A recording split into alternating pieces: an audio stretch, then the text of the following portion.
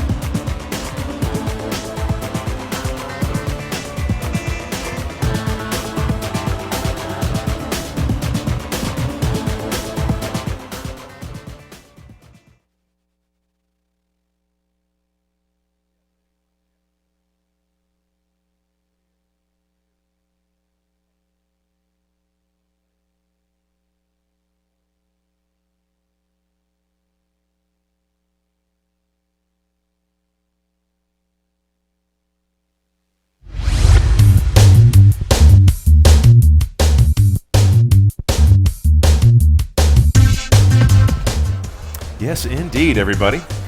Welcome to the 2017 SHIFT Awards from Roadshow by CNET. Welcome, everybody. This is our second annual SHIFT Awards. Last year was the first time when we launched the site, and now we're going to be giving away and recognizing the greatest progressive technologies and people in the industry. My name's Tim Stevens. I'm editor-in-chief of Roadshow. I'm Brian Cooley, editor-at-large at Roadshow, and we're about to go through a series of very compact categories. We've whittled it down to the absolute essence of what's bubbling up in the industry in the last year. We have 4 categories and 1 award for Disruptor of the Year. Right. What is Disruptor, real briefly, Tim? Disruptor is the individual or team of individuals who made the biggest impact on the automotive industry this year. Last year we gave it away to the team at West Virginia University who basically discovered Dieselgate and kicked that whole thing off. This year, a different individual. We'll have to wait a little bit and see who that is. All right, let's get started then with the first of our categories, which as you can see on the screen there are driveline technology, safety technology, cabin tech, our Disruptor Award that we mentioned, and of course we'll finish up with our Vehicle of the Year from the Roadshow team. So let's get started with our nominees in our first category, which is driveline technology. And the nominees in there are 3, and they include BMW's Proactive Driving Assistant, Chrysler Pacifica's plug-in hybrid technology, as well as the Chevy Bolt EV powertrain. And the winner in driveline technology. A lot of great technology there this year. Certainly is. Chevy Bolt EV. Chevy Bolt EV.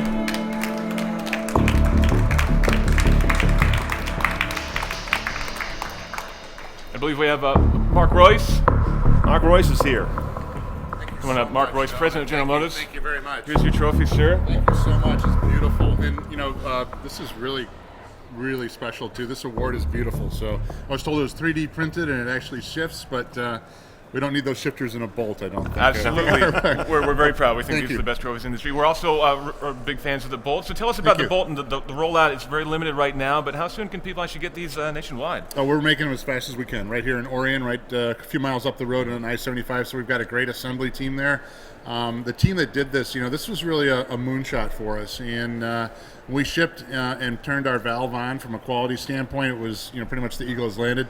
We didn't know exactly how much range we could get out of this propulsion system or the battery system itself, so we partnered with LG, and we own our own battery chemistry and our own power control systems. And we really, I'm just so proud of the team. They did a wonderful job. So Pam Fletcher and Josh Tavel and the team, I'm so happy for them. So this means a lot to them. Thank you. Awesome. Well, congratulations on the award. And again, we're big fans of the Bolt, and we're looking forward to see how it Thank you so much. I really appreciate it, guys. Thank you for having us. Congratulations, Mark. And Mark, being one of the great, real car guys in the industry, he's going to wear out that shifter. I just know it. He's going to sit on his desk and he's going to go through the gears. Nice gait. Okay, let's move on to our next category here, Tim. And now we're going to get into safety technology, which is another area that bubbles up in a lot of different directions, from autonomy to driver aids and driver assist. The nominees this year for the 2017 SHIFT Award include Audi's laser headlight technology, We've also got another Audi entrant here that made the cut, and that is Audi's traffic light information system, relaying the status of traffic lights in an information basis on the dashboard of your car, just coming out. And Cadillac's full display rear view mirror in partnership with Gentex on that part. So we got some technologies that give you more information about what's going on the road, and some technologies that let you see more about what's going on the road. Yeah, a lot of visual going on there, isn't it? Absolutely. And the winner in the safety technology category is... It's Audi's traffic light information system. Congratulations, Audi. We've got Mark Danke for Audi of America. Come on up, Mark, and accept your pretty awesome 6-speed shifter. Mark, thanks very much. Thank you so much. So tell us a little bit about this system. How is this like basically a precursor of some of the great VDV stuff we expect in the future? I think we see it as a first step, and it is a pretty important one. It's kind of interesting when you see customers and, frankly, journalists getting behind the wheel. You tell them about the technology, and they think, okay, that's neat. But then when you actually experience it, you sit, and you see what information is in front of you, that your light's turning green in 90 seconds. You take your hands off the wheel, you relax, you know how much time you have remaining. You can maybe hand something to your child in the back seat, or maybe you take a little time to input some navigation data. It really does change the way you drive. In the future, it will be literally that you'll be able to link up cars to each other, you'll be able to link up with the infrastructure, get more information. Will you make that next light if you drive 25 miles per hour? It obviously won't tell you if you need to accelerate to make it. But it does actually tell you today that the light ahead that you see is green is red on your dash because you're going to wait 90 seconds, you're not going to make it in time. So it generally changes the way you drive, gives drivers more information, and it's something that the Audi brand stands for, that we continue to push forward on a lot of the technologies. And that could also help to boost the economy as well, because you won't be accelerating to the light, because you'll know, I'm not going to make it anyway. You genuinely do. You see that you're not going to make it, you take your foot off the accelerator, that's one. The second is it'll be linked in with start-stop, and it will get linked in with your navigation data, so if this light takes 3 minutes to turn green, the system knows that you can turn right here and then a left, and you'll be further along and faster on your way. That's great. Well, congratulations on the award. Thank you. Thanks very much. Thank you. We'll stop and get a picture here before you go. Big congratulations for Audi, please. And this is an early slice of V2I implementation on the road, where the vehicle and the infrastructure will go back and forth and confer, if you will, so that the vehicle and the road actually live together with some foreknowledge, as opposed to it being as random and unknowable as it is right now. Right, and hopefully, down the road, 5-10 years, we'll have all cars talking to each other and talking to all the traffic lights out there and the DOT and every plow that's on the road, so you'll know exactly what's been salted and bicycles and when, and pedestrians, everything else, and every dog and every running deer. Put a little badger on every deer out there too, so when it jumps out, you'll know. So kudos to Audi for really getting out early on a real credible and real tangible early initiative on V2I technology. Let's go to our next category now, which is cabin technology, one that is often some of the most fun to get your hands on, a lot of very gettable, very seeable, very play-withable type stuff. Our nominees in this category include Chrysler's Uconnect Theater, second row theater system in the Pacifica. This one's really got a lot of great benefits for kids. There's a map that they don't have to ask, are we there yet? They can see if we're there yet. We also gave a nod to Ford's Sync 3 system, a very impressive latest iteration of the Ford Sync platform, and also to a derivation of Android Auto, one that can run on a phone solely without having to have integration with a dash for cars that don't have a retrofit or a factory fit pattern. And that's our cabin technology nominees, and the winner in that one, Chrysler Uconnect. Chrysler Uconnect in the Pacifica. Congratulations. And Bruce Leslie's here from Chrysler. Come on up. Congratulations, sir. Thank you very much. Take your 6-speed. Thank you. So this was one of the really interesting applications of technology in a minivan. One of the first ones we saw that really took advantage of the minivan platform and really gave kids in the backseat a little bit more control, a little bit more insight. What was kind of the thinking behind creating this navigation system for kids, basically? Obviously, the rear seat entertainment for kids is important, keeping them engaged. It's not only an entertainment tool, but it's also educational with the embedded apps and games for the kids. There's math flashcards. There's a lot of things for them to engage with. But it can also be used for adults. I mean, we see a lot of real estate agents, putting homes and videos that they've taken with their clients throughout the day using the rear seat entertainment for that as well. So, it's an outstanding system. We think it's the best in the industry. So we're really excited, and thank you for this. And we've seen the portal concept as well, showing a little bit more further forward-looking idea of a minivan. Is a minivan kind of like the closest thing to an autonomous platform we have right now, the living room on wheels ideal? Well, it really kind of, we see that as the third space between home and work, and we spend a lot of time in our vehicles and creating an environment that's fun and comfortable for people while they're traveling, we think is important and the trend for the future. Great. Well, congratulations on the award. Thank you. Congratulations to Chrysler on that. And to finally see someone crack the code on moving second row entertainment beyond just media playback. Absolutely. Something really rich and interesting. Yeah, and solving a bit of a pain point for parents, which is, are we there yet? Yeah. Get rid of that question altogether. I think that right there sold a lot of minivans. And I was intrigued by his comment about the real estate industry as a vertical that's finding another way to use this platform that can really be something interactive for second row passengers, clients in that case. I guess sometimes your child feels like a client as well. Before we get to our vehicle of the year, we're going to go to our interesting award here that has no nominees, but is one person that we picked, Tim, as you mentioned, from the array of automotive executives out there. Right, there are a lot of people out there who are doing a lot of really fascinating things in the industry, but ultimately there was somebody who stood out to us who really has helped to push the industry forward in a very different way and ultimately move us all forward, move us closer to the future that I think a lot of us are pretty eager to get to. And that person is John Krafchick of Waymo, the Google Home self-driving division. Right. So Waymo is basically the former self-driving car project that Google now spun off to be its own entity as part of Alphabet, which is the larger parent company of Google.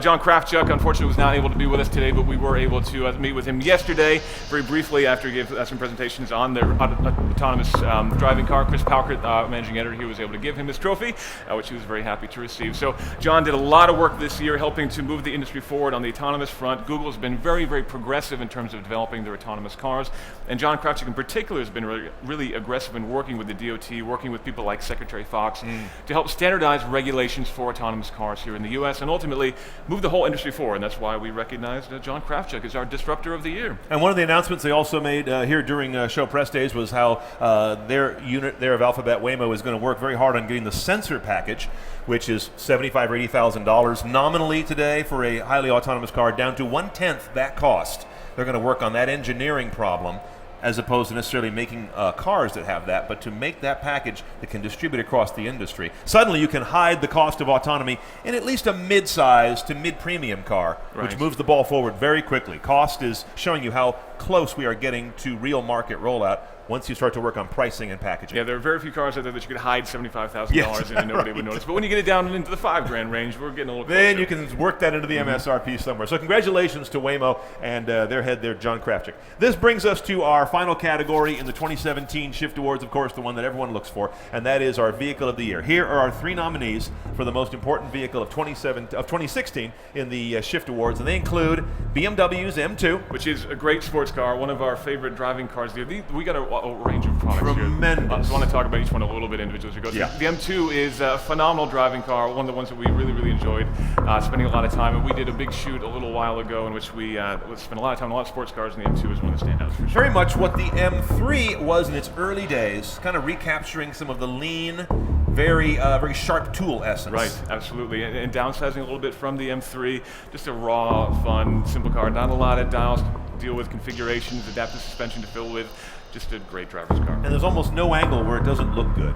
It's pretty aggressive. Whether it's in a drift or not. Absolutely. And I did have some fun drifting one, I must say. Yeah, I think you did. Okay, our second nominee in this category of 3 is a name that we've seen before earlier in the show, Bolt EV. Right, this is the Chevy Bolt EV, which has already won our Powertrain Award of the Year. Really great EV, bringing the cost down. We're talking about around a $30,000 entry point for a car that will do well over 200 miles on a charge. I was lucky enough to do an early drive in this, driving down the California coast, which is a nice thing to do anyway, but doing it without burning any gasoline at all. I made it, I think, 224 miles on a charge, and there was still at least 15 miles left on the thing. So that was really impressive. Just driving normally in a car that looks like a normal car. It doesn't look like some freak on wheels. No, great looking car, great cabin tech, which often doesn't get mentioned as much as its electric role. Right. And to have all those bases covered off at the same time, it just shows a multi-headed message is so important in this industry because these are real products for real mainstream millions of buyers. And our third nominee in this category of 3 is the Chrysler Pacifica minivan. Right, this is the minivan that made us think, hey, maybe minivans aren't dead after all. You know, that segment's been declining, but ultimately when the Pacifica came out, I think everyone in the industry was like, nobody cares. But then we saw it, like, wow, this actually looks really Yeah. nice. And then we learned about the technology, and as we were talking about earlier, the rear seat infotainment system for kids, and a lot of the other innovations that this brought to market. And that was all really cool. And then the plug-in hybrid technology as well, which just makes it up First, another level. yeah, first in class. Absolutely. I remember I found myself shocked when I was at the unveil of that at Auto Show earlier last year, and I found myself on camera actually saying the phrase "sexy minivan," and I meant it because it looked so good. And the technology was so right on. It really got a lot of things going. So those are our 3 nominees in the category for Vehicle of the Year. Of course, only one can win. Absolutely. We've only got one trophy left. That's right. And that winner for the 2017 Shift Award is the Chevy Bolt. It's the Chevy Bolt. EV. Congratulations to Chevy and General Motors. Mark Royce, President of GM again. Welcome back, Mark. Thank you very much. Let's smile for the camera here a little bit before we start. Yeah, no, it's easy to smile. So thanks, you guys. They're great competition as well. You know, Chrysler in their van is spectacular, and the Emme is really a nice car too. So we were really proud again to have it, and appreciate your comments on it's not some sort of a freak on wheels. That's a good. I mean no, that in the it's kindest not. way possible. Yeah, no, I know. I get it. No, it was designed by some great people in our company that really wanted a very clean, attractive car that everybody can access and get that kind of one purpose range, you know, which is you drove the car and your mileage estimates of what you got are real. And so I think there's more to do there, and we're going to work on it. But the team that did this, we didn't have all those things known when we started it, and that's the kind of stuff that, you know, our company is going to be known for. So we're going to take some chances and risks, and we're going to see the big payoffs too. So I really appreciate the award for our team. Congratulations. Thank you very much. Appreciate it. Another hand for the Chevrolet division and the Bolt EV, our Vehicle of the Year for the Roadshow Shift Awards. Also a great American innovation story. I mean, there's just some Absolutely. great thinking coming out of the Chevy division and General Motors and this city in particular that brought together a car that is so smart on so many fronts. And there are so many interesting EVs that we see at auto shows we go to, and a lot of talk about high horsepower, high performance, huge range, but very few of them actually ever come to market, and certainly none of them are going to come to market, at least in the near future, at the kind of volume that we're talking about with the Chevy Bolt. This is going to be a car that you'll be able to go into any dealership in the U.S. eventually and buy, and that is really encouraging to see Real that we are volume, at that point. great pricing. Yep. And a balanced array of attributes made the Bolt such a winner. So that concludes the 2016 Shift Awards here from Roadshow. Our winners, please stay around for a group photo here at the end. We want to thank you all for being with us and continuing coverage here at the stage. We're going to take a very short break here to get some photos and turn the stage over. And then we've got a second full day of live coverage with more press conferences coming up and live interviews with a number of industry executives with our own unique view of how this industry is moving forward, as well as hands-on video of many of the newest cars and more booth tours with our Roadshow team coming in here beamed into the stage and going into our live stream. We have a lot going on here on day 2 of the press days here at the North American International Auto Show. Don't go away. We'll see you back here in just a moment.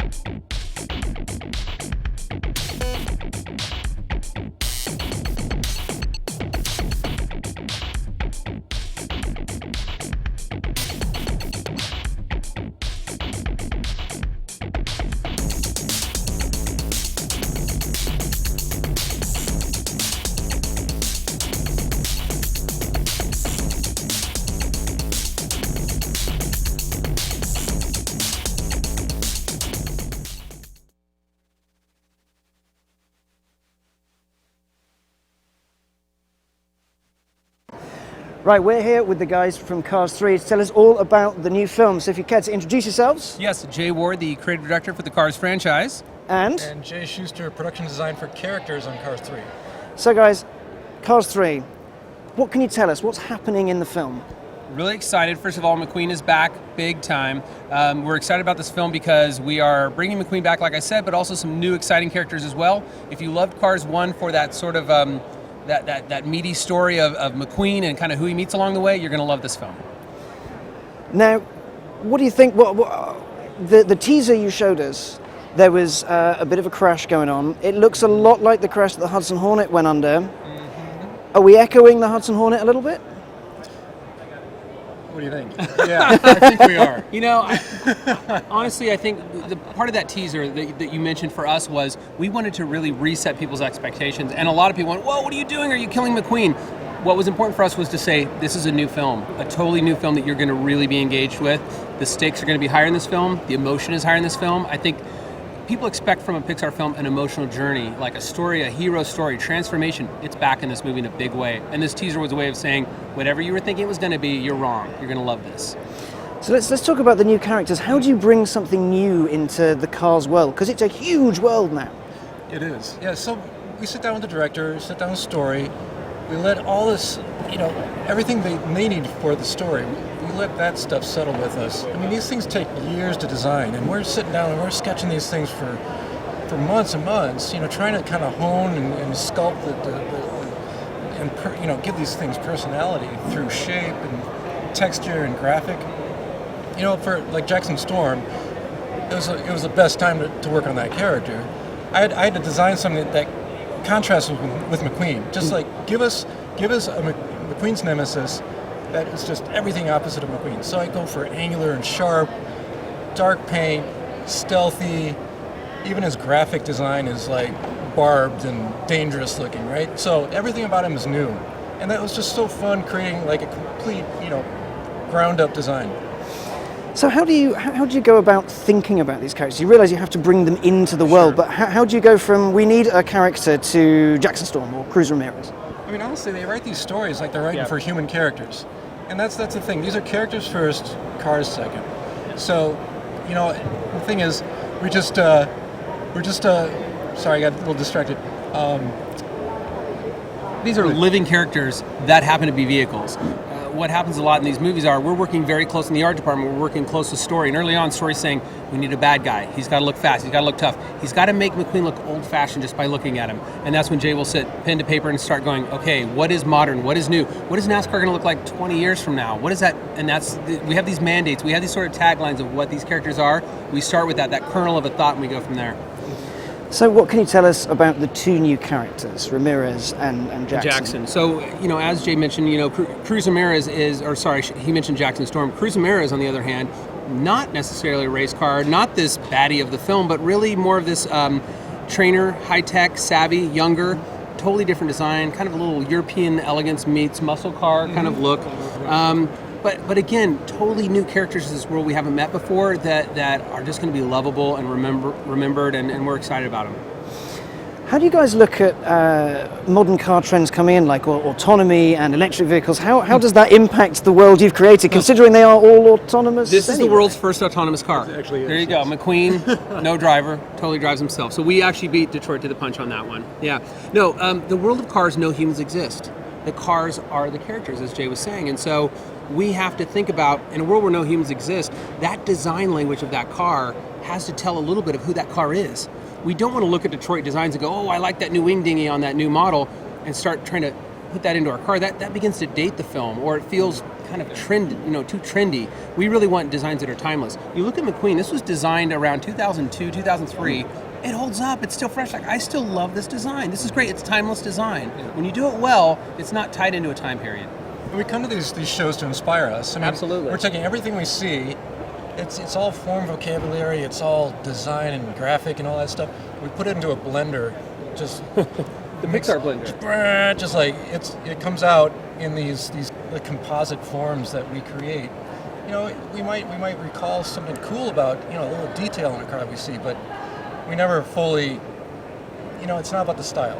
We never fully borrow a front end of a Buick or whatever, but Yeah, and an important point too is in the world of cars, we have real vehicles. Like we have the 49 Mercury that is Sheriff, or the 42 Jeep that is Sarge, or Doc Hudson 51 Hudson Hornet. They're real cars, but we also design our own in-house cars. We really like that combination. If you go back to Toy Story, Buzz and Woody are Pixar-designed toys, but then we really had a Barbie in there. That's a real toy. So we try to find that combination of in-house design versus real world. So we have that authenticity, but we have our own characters. So you have these characters, these autonomous cars in the world. How do you design a world around them where everything works as it would in reality? Like, what challenges do you face making that happen? Because it must be difficult. Well, in the first movie, it was like, okay, there's no sidewalks, everything is street, everything is a road. Yep. You think about a house design. Does it have the garage? No, wait, the house is the garage. Right. So it's just this. Everything's turned upside down. The second movie kind of went overboard on carifying a lot of the environment, like just putting the essence of like a spark plug in that column design, or just letting kind of car culture inform all these shapes and designs. But we kind of play it every so often. We want to pull back on that a little bit, let the cars kind of be featured a little bit more in this environment. We're still doing a lot of playing with landscapes, rock formations, and even cloud shapes. Like there's like a tire tread going across the sky at times. So just anywhere where it's tastefully peppered in as a car culture reference, we dial that in there. Yeah. Now you guys are proper car guys. You have to be. So I've got to ask, what do you drive? Right now I've got a GLA 45, the little AMG hatch, which is a little bit of a Jekyll and Hyde, but I'm really a vintage car guy. I've got a 29 Model A Roadster that I built with a Cadillac 331 in it.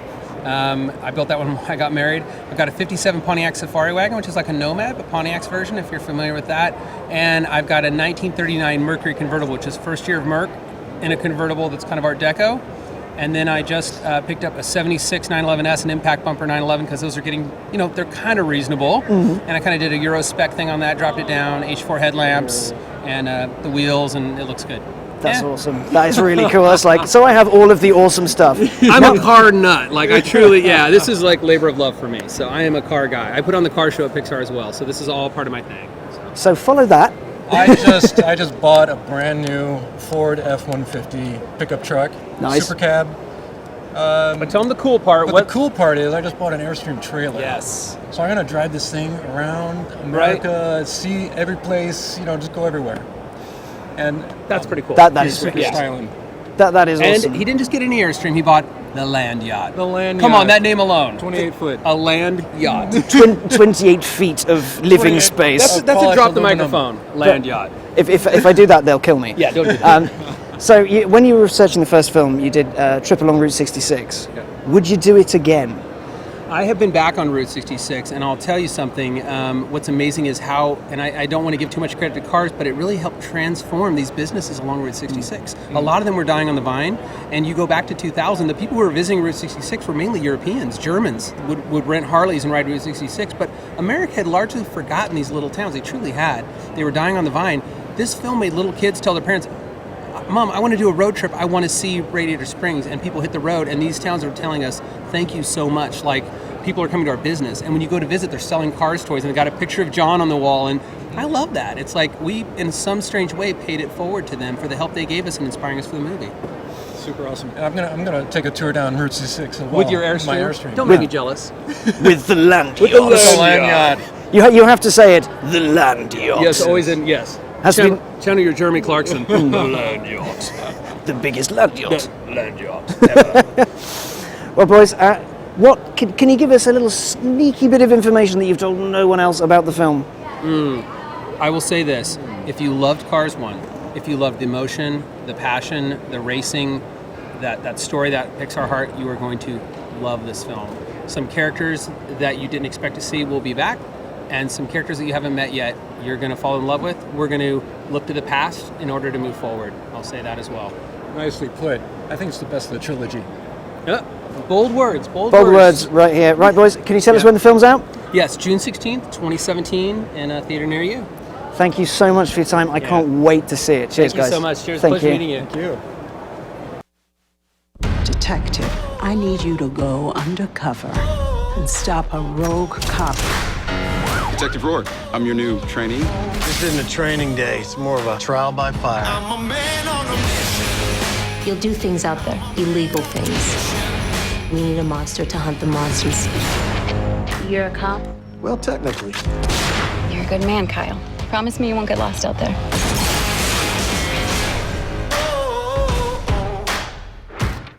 And the grand cheese, the big fromage over at Alfa and Maserati. Now, okay, I have to ask you, and please do not take offense at this, but you built the 4C. Yes. Can you fit in a 4C? You're can kind fit of a wide guy. I can fit in a 4C. We brought that to the U.S. market here about a year ago, and what a great car that is. Carbon fiber chassis, aluminum subframes, mid-engine setup, truly a supercar setup. And I can fit in the 4C and I can get out of the 4C as well. Right, that is paramount. You can get in and you can get out. Getting in is easier than getting out, yeah. So the 4C's been to market for a while, the Giulia's coming onto market, but you guys haven't sold more than 100 units of either car in a whole month. But they're so beautiful and they're so well received by the automotive community. So what are your plans to really snatch that piece of the market that frankly Alfa really does deserve? Well, here we go with the Giulia. And the Giulia, we feel, sets an entirely new benchmark for the premium performance sedan market.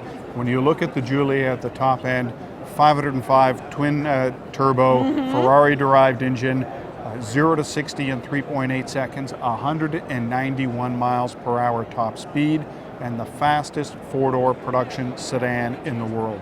And even though that premium midsize sedan is under a little bit of pressure, it's still the largest premium segment in the country, representing right around 22% of the total market. So now we're entering into the market, leaving some of the niche segment that the 4C was competing in off to the side. And then we've got the Giulia's big brother that'll be here mid this year, the Alfa Romeo Stelvio.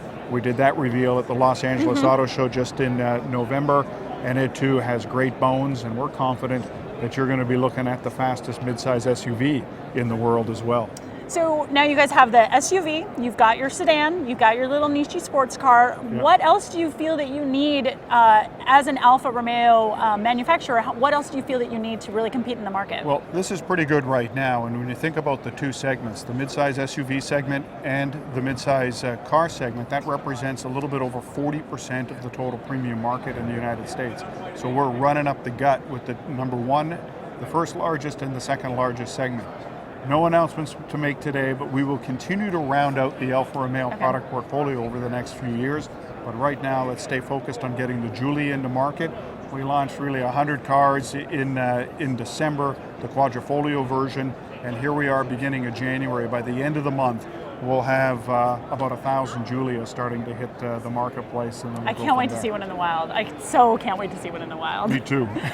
So, unfortunately though, Alfa kind of has a little bit of a reputation as maybe not having the best reliability, and FCA lately has just kind of been hammered with reliability issues. Like, what do you plan to do to make sure that Americans know, hey, this is a brand that you can count on? Well, ideally the car should have been in market about 6 months ago, the Giulia, but we understand the fact that the car has to be right. You never have that second chance to make a positive first impression.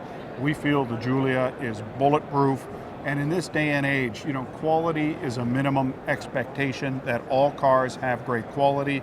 The Giulia has great quality, and when you talk about the reputation of Alfa Romeo, it certainly has a reputation. It's a 105-year legacy with Alfa Romeo. Hey, we've had some great Alfas over the years. We've had a few Alfas that we would rather forget about, but the Giulia really is the culmination of an all-new platform and all of the greatest technology that exists within FCA, Alfa Romeo, and Maserati, and Ferrari to a certain extent, coming to bear on this product.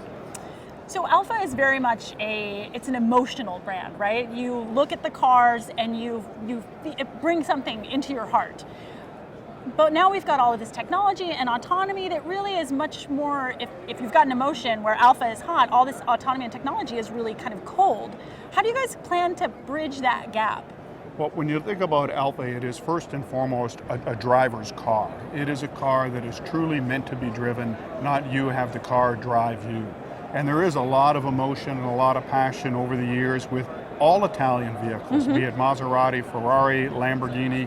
I've often said, if you think about the Germans make and the Italians create. The Italians are filled with emotion and filled with passion, and that's one of the differentiators, I feel, of the Italian sports cars in the marketplace. But the technology in the Alfa Romeos is truly state-of-the-art from the infotainment perspective, but really from the powertrain, the driving dynamics, the setup of the car, as I previously mentioned, is really a cut above. The technology in the chassis and in the performance of the vehicle is really where the technology is, and this autonomous driving movement, I think commoditized type vehicles are going to be a little bit vulnerable, but a 505 horsepower, 191 mile per hour top speed Alfa Romeo, that's a car that is meant to be driven. I don't want anyone to drive that except for me. You want to drive that yourself. No, it's just, I would like it to be. So let's go put some winter tires on these guys and we'll go out and have a little bit of fun out here in Detroit. You put some winter tires, and it also comes in all-wheel drive, so you're going to be a little bit more planted. But in Detroit, winter tires and all-wheel drive is probably your ticket this time of year. Well, Reed, thank you so much for taking the time to speak with us. This is Emme Hall with the Roadshow here at the 2017 North American International Auto Show. Back to the Roadshow desk. I'm here at Volvo to take a look at what it has brought to the 2017 Detroit show, and I'm right next to an S90. Yeah, it was here at last year's show, but man, it's worth taking a look at this thing again. First and foremost, the detail I love about this thing, the hammer headlights. That's Mjolnir, that's Thor's hammer. And then it's just a beautifully proportioned, good-looking car. When you see one of these on the road, you know you're seeing something that a lot of time, a lot of love, a lot of effort has been put into to make it just pretty, but it's still through and through a Volvo, so it's covered in safety tech and lots of toys and lots of things to make your life a little easier. So the front is pretty, but what about the inside? Well, let's take a look in there, shall we? Whew. Look at this! How cool is this?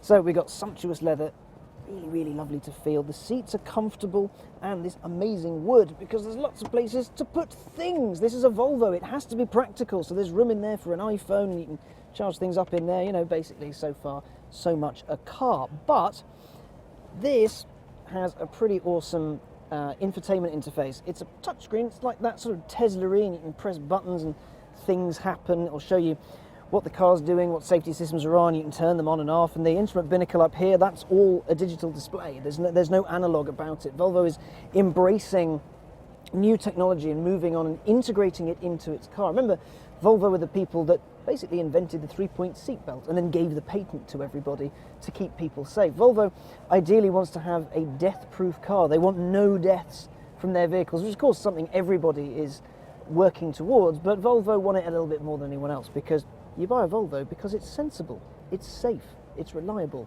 and it's oh so Swedish, hopefully like this would. Anyway, jump out of here. Now, the S90, that's the least graceful dismount from a car I've ever done. Now, the S90 is the sedan, so you sweep down to the rear and you get a rear end that isn't quite as pretty as the front end, is it? It kind of finishes, what's this, sort of hammery things, and it's okay. This is the T6, so it's got all of the power, all-wheel drive, but Volvo's brought something a little prettier to the party. Meet the V90. It's basically an S90 with more of a trunk on it. So the front is the same, but what you do is you just walk a little bit further down, and you think, well, about now the roof should be going down, but no, there's an enormous trunk. Check that out. Look at this, and the rear looks a lot better for it, because you don't have that awkward kind of rear light situation. It flows up and around the car. And it's so pretty, and this is a brown one. Brown cars are cool now, I'm told, especially Porsche 911s. And check out the space in here. Look at that. Actually, I'm going to see, hang on, I can fit in it, I think. Right, ow. Yep, I can fit in the boot of this. So if you want to kidnap me, use one of these. There's plenty of space. I'm getting some dodgy looks, so I best get out. And push to close. Check that out. Technology and stuff. So this is here, but the big thing about the V90 is that you can't just go to a dealership and get one. You have to order it European style. So you go in, you give them money, you spec your very own car, and then what you get is a wait until it's built, and then you get it. I like to think it adds to the suspense and the joy of buying a new car. Some people may think it's a bit of a pain in the bottom, and I don't blame them, because just being able to go and buy a car is a lot easier. But still, let's have a look at the last thing Volvo has brought to the party. This is an XC90. So you say. But it's not any XC90. This is the first autonomous XC90, and the first family to have one appeared at the show. They said they were very excited to have it. They're looking forward to just having a car that will do all the work for them. But it's still an XC90 at heart, and we at Roadshow absolutely adore this thing. It's practical, it's comfortable, it's safe, it's just awesome, and it looks pretty cool as well. Though I can't help but think that with that big grille and this white paint, it looks a little bit like Snoopy. Anyway, that's all for us at Volvo. If you want to hear more about the 2017 Detroit show, keep it locked on theroadshow.com. Back to you. Mercedes is pretty predictable. When it unveiled the GTC as part of the AMG GT Roadster lineup, I figured it was only a matter of time before it would make its way to the coupe as well. And what do you know? Here we are, at an incredibly busy 2017 Detroit Auto Show. There are a few changes to the 2018 GT lineup. Most notable is the introduction of the GTC, which puts out 550 horsepower and 502 pound-feet of torque from its 4.0-liter twin-turbo V8. GTC takes the wider bodywork from the more hardcore GTR, as well as its rear-axle steering system. At launch, GTC will only be available in the Edition 50 trim you see here, which is meant to commemorate AMG's 50th anniversary. This fancy pants package promises matte paint, black chrome highlights, a black and silver interior motif, and as you might guess, tons of badging.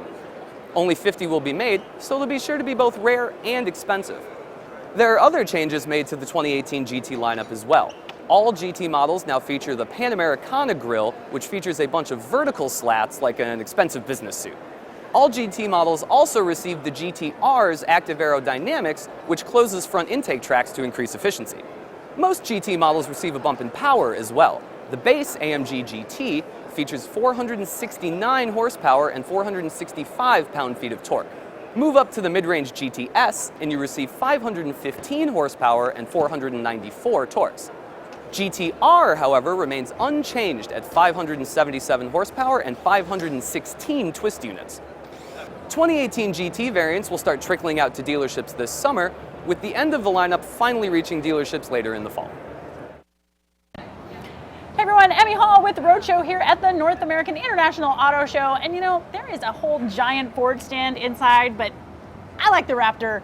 I'm gonna show you guys the Raptor. And this one is special because this little guy not only won a desert championship, it also finished the Baja 1000. And then it drove back home to driver Greg Fouts' house in Arizona. He really doesn't like it when you call him little, though. Okay, this is a Raptor. There's nothing little about the Raptor. Now, this Raptor's looking pretty clean after having finished all of these desert races. What's going on? Well, obviously we cleaned it up a little bit to bring it to the show, so it looked pristine. But the reality is this bad boy's got 2,500 hard race miles on it. Like you said, including one of the hardest Baja 1000s we've ever done. Yeah, yeah. The Vegas to Reno 2-day race, which was another 650 miles. So it's got a lot of miles on it, but man, it's a Raptor. I know. It's badass. I love it. I love these Raptors so much. Now, I did get a chance to drive one at the press release. I sent it a little bit. Yeah. I mean, just a tiny bit. I did have a guy in the car with me, and he was like, "Hey, don't send this." I'm like, "Hell yeah, pachow!" It's great. So much fun. I love it with the suspension, the shocks, the Fox shocks that are on it. You've got a ton of travel, like over 11 inches of travel in both the front and the rear, right? Correct. Yeah. So being able to drive that car, or drive this truck, race this truck in the Baja, and then I couldn't believe you guys drove it home. Yeah. Well, that was the cool thing. You know, we did the race. And we finished with like 40 seconds left in our time limit. No, really? Yeah, so it was right up to the wire. And we were being smart about it, trying to make sure that we took care of the truck and got it around to the finish line. But the thing was, it was perfect when we got there. We finished on the same tires we started on, and then drove it home on those same BF Goodrich tires. So you had no tech issues, no pit issues? We had just a couple of minor things, like we updated the transmission right before that race because they had updated some of the calibration getting ready to go to production, so they wanted us to test the new calibration. So we put an updated transmission in it. It was built on the assembly line. Well, when they put them on the line, they overfill the transmissions enough to fill the coolers and the lines when they do the final installation. Right. Well, that doesn't happen until the transmission gets up to temperature because it's got a check valve, so it doesn't send any fluid until it's all warmed up. Okay. So long story short, 15 miles into the race. There's trans fluid all over the place. So we stopped to figure it out. We're like, pulling our hair out and pull the skid plate underneath and look and figure out it's just over full. Right. Button it all back up and send it along the road. Oh my gosh. And really, that was the only problem. We had one situation where we hit a rock with the lower shock mount on the axle on the driver's side, and it started to peel, so we had to pull a weld on it. But I mean, that was a driver error. Yeah. But driver error. Yeah, I just like well, to say driver you know error. how it goes. So can I sit? Can I sit in it on the driver's seat? Yeah. So you know how this works, right? Yes, I do know how this works. So full roll cage in this, but other than the roll cage and the fuel cell, what else? This is just stock, right? It's about 95% stock. I mean, this is by far the most production stock truck we've ever tried to race. Dude, it's got the stock air cleaner in it. That's stock crazy. radiator, stock tie rods, ball joints, A-arms, axle. I mean, it's stock. So this really is a vehicle that you can go around, bomb out in the desert as much as you want, and it's pretty indestructible. They're very, very impressive. Yeah. You know, the Ford guys and the engineering team did a phenomenal job doing their homework. Obviously, they had the Gen 1 Raptor to learn from, so then when they brought forward the Gen 2 Raptor, they already had all these lessons, and they knew, hey, we could improve this or we could improve that. So as good as the first Raptor was, the next gen, this new 17, is just that much better. If you just do the math, right? So more horsepower, more wheel travel, it Less weighs weight. 500 pounds less, Right. 10-speed transmission, a 3-inch diameter Fox internal bypass shock. So it's just better just in every way. Right. And it shows up in the handling, it shows up in the power distribution. Right. It's a great truck. Now this is kitted out just a little bit for off-road racing. I got a 5-point harness on each of my seats here. Seat for the driver, seat for the navigator, and also a third seat, which sometimes is for a mechanic, but for you guys, I imagine you were running a lot of press people. We did some media people Yes, the way we met. I got to do it. Yeah. But at the Baja 1000, actually what was really cool, we actually put some of the calibration engineers, the engine engineering guys. Oh, really? So they were with you guys on the 1000. Well, they went with us on the trip, and I put some of them in third seat so they could get a real feel for what we're putting the truck through, just to tie the pieces together. So when they hear of something or they hear us saying, hey, we had some little problem. Right, then they have an idea of what it is that you guys They were know feeling. just how hard or how rugged the terrain really is and what we're putting the truck through. Right. And it just builds the story. It gives them more information to take back. So the whole technical exchange loop just gets a little bit better every time we do that. Cool. Well, let me go around to the passenger seat and I'll show you guys some of the cool stuff that they use to help get them around the desert and get them around the Baja 1000, which is an amazing race. If you guys haven't done it, I highly recommend it. Hey, Greg, did I tell you I'm going to do the 1000 this year? Woohoo! Yeah, in a stock Volkswagen. You're crazy. I know. I thought we were crazy. Nope, we're going to be insane. All right, so the first thing that you really need as a navigator here is your fantastic GPS. So this you can upload the course and you can do what's called pre-running. So you go through, you do the entire course at a slower speed, you take some of your notes, and then you can input that information here into your GPS. So you never have to have written notes. Like you see rally drivers, they're calling corners, they're saying L3, a 100 over crest. In off-road racing, we don't really have to do that. All we need to do is input it all into the GPS, and then it's all right there. What is this? I had a GoPro camera that was wired so you could see behind the truck, so you could see if another vehicle was coming. Behind you. Okay. And then I had one in each wheel well. So if we thought we had a flat or something was feeling weird, then you could switch to that camera view and you could see what's going on before you stop to figure it out. As opposed to in my off-road car where I'm like, is there someone behind me? I don't know, I can't tell. Are we gonna make it? I don't know. So they've also got a PCI race radio system here, and you're wired up through your helmets. So when you put your helmet on, this goes for your radio, so you can talk to not only your driver and navigator, but also to your pit crew. And then this is not to vacuum. This is called a Parker pumper. And you put it into your helmet so that you're always circulating fresh air, so you're not breathing dirt. And it just makes your ride just a little bit more comfortable. Let me see, looks like they've got a CB radio here. Like I said, the 5-point harnesses. And of course, safety is paramount. So you always have to have your safety kit, your fire extinguisher, and of course your triangles. Not that the Raptor ever breaks down, but if it did, they would be able to be safe and make sure that no one comes up on them. This has got to be one of my favorite trucks that Ford has ever produced.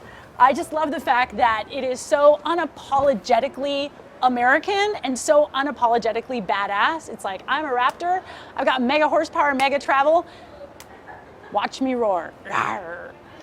Thanks so much to Greg for helping me out here. Back to you guys at the desk. Practicing the law, you don't go on instinct. You wait, you listen, and watch. Eventually, everyone reveals himself.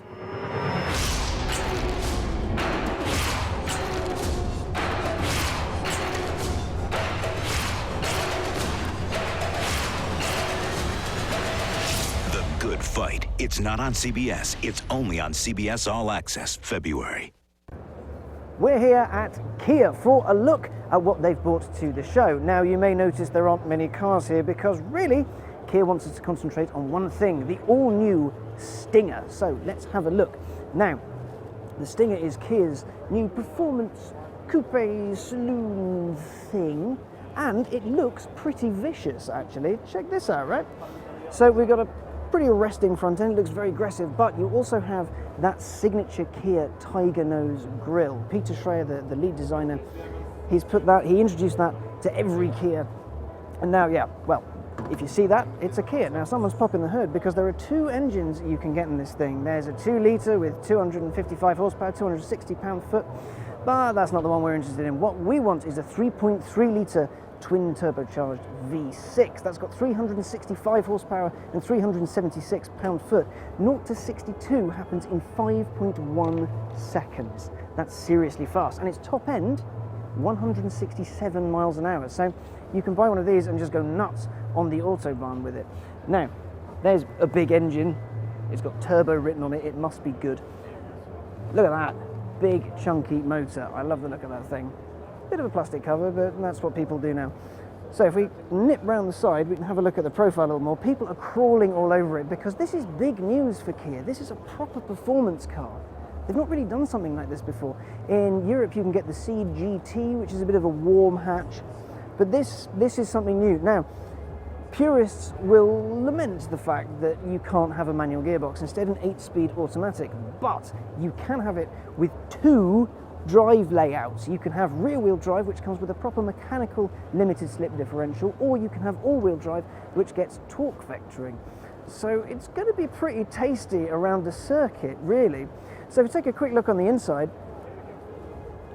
it's not the most exciting thing in the world, but it's not the most boring either. Just check that out. There's lovely leather in there, got a big screen for infotainment. There's lots of all the consoles kind of pointed towards the driver, so it's a very driver-centric car, the Stinger. Now, we do maybe have to get on to the name a little bit, because how happy would you be walking up to someone and say, "Oh, so man, what do you drive?" "I drive a Stinger." I'd feel a bit uncomfortable about that, because yeah, anyway. But people have been commenting on the look of it. They're saying a little bit of Alfa Romeo, a little bit of Jaguar, a little bit of this, a little bit of that.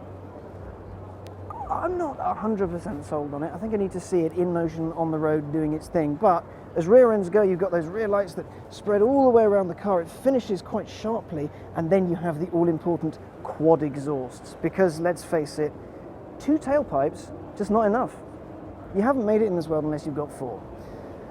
Anyway, that's all from Kia. Quite literally, there are 3 of the same car. Back to you guys.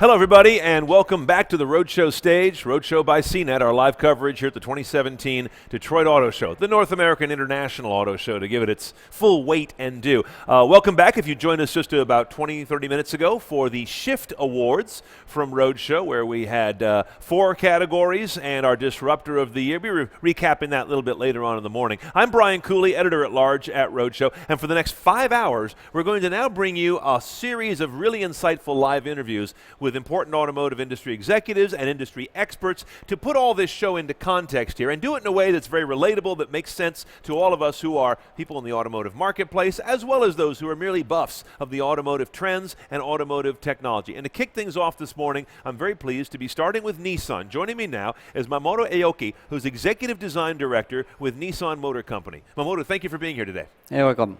The Nissan Rogue Sport was the big news here at the show. Describe to me where it fits from a design point of view in your line and related to the main Rogue that we already know. Okay, starting from Rogue.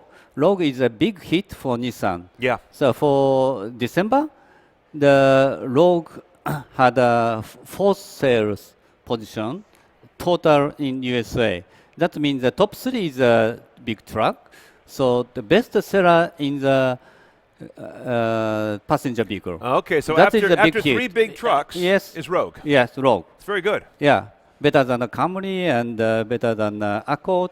It's a big, news for us. A major seller. Yeah. And so you come along with another model now, the Rogue Sport, that is a derivation of the main Rogue. How do you want consumers to see this slightly smaller and little different looking and feeling Rogue? Yes. Rogue is a very roomy vehicle, has a 3-row and a 2-row, and then for the family, basically. But the Rogue Sports will be slightly shorter and lower and a very compact 3-segment crossovers. That's fit for more empty nesters and the younger generations because it's a compact, also affordable cars. So very fit to those peoples. How long was this in development? When did you first get the indication from corporate, I imagine from product planning, when they first came to your department and said, we need something to fit this category? How long did it take to bring this car to market? Yeah, those two cars developed at the same time. Because, Rogue is for mainly US and China. And at that time, we called Qashqai. Qashqai is for Europe, yes? Originally, the Rogue Sport is a Qashqai for Europe. So the developed at the same time, and now we decided to bring this car to US. Okay, that's right. So this was a matter of bringing to the US a car that already had a base in many other regions. Yeah. So when you do that, from a design point of view, what did you have to adjust and modify to make it right for this market? Because this is such an important market, obviously. You want to get it right. Yeah. How did you reinterpret it for the US? The basically design is the same as European Qashqai. But we modified the tail lamp and the headlamp and the grille slightly. And for interior, we add lighter color interiors. In Europe, doesn't have a lighter interior. Just Qashqai have a black interiors. Okay, so just black. Just black. Okay. So to fit to the US market, we add very light color interiors. Now, so I'm fascinated by this. What is it about the US that requires or demands some lighter interiors and a different face, it sounds like, as you redid some of the lights? Why is that changed from market to market? Yeah. What do you know about what a different market thinks? This is basically according to the customer demand. The European is rather cold, basically, the temperature. So US has a warm place. Yeah. So people like lighter color interiors, basically. They want a lighter interior to reflect a warmer climate. Yeah, 50-50, yes. Yeah, of course. Yeah. And then what about taillights and headlights? I'm always intrigued by that when you redo the face of a car or the tail of a car for a different market. What is it that Americans want in a headlight array and in a grille that is different from other markets? How do you establish that? For the grille, the main difference is we add the radar in the grille. Forward looking. Yeah, yes.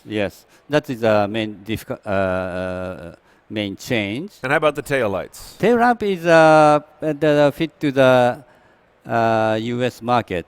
The European has LED type of tail lamp, but we modified the tail lamp using more, the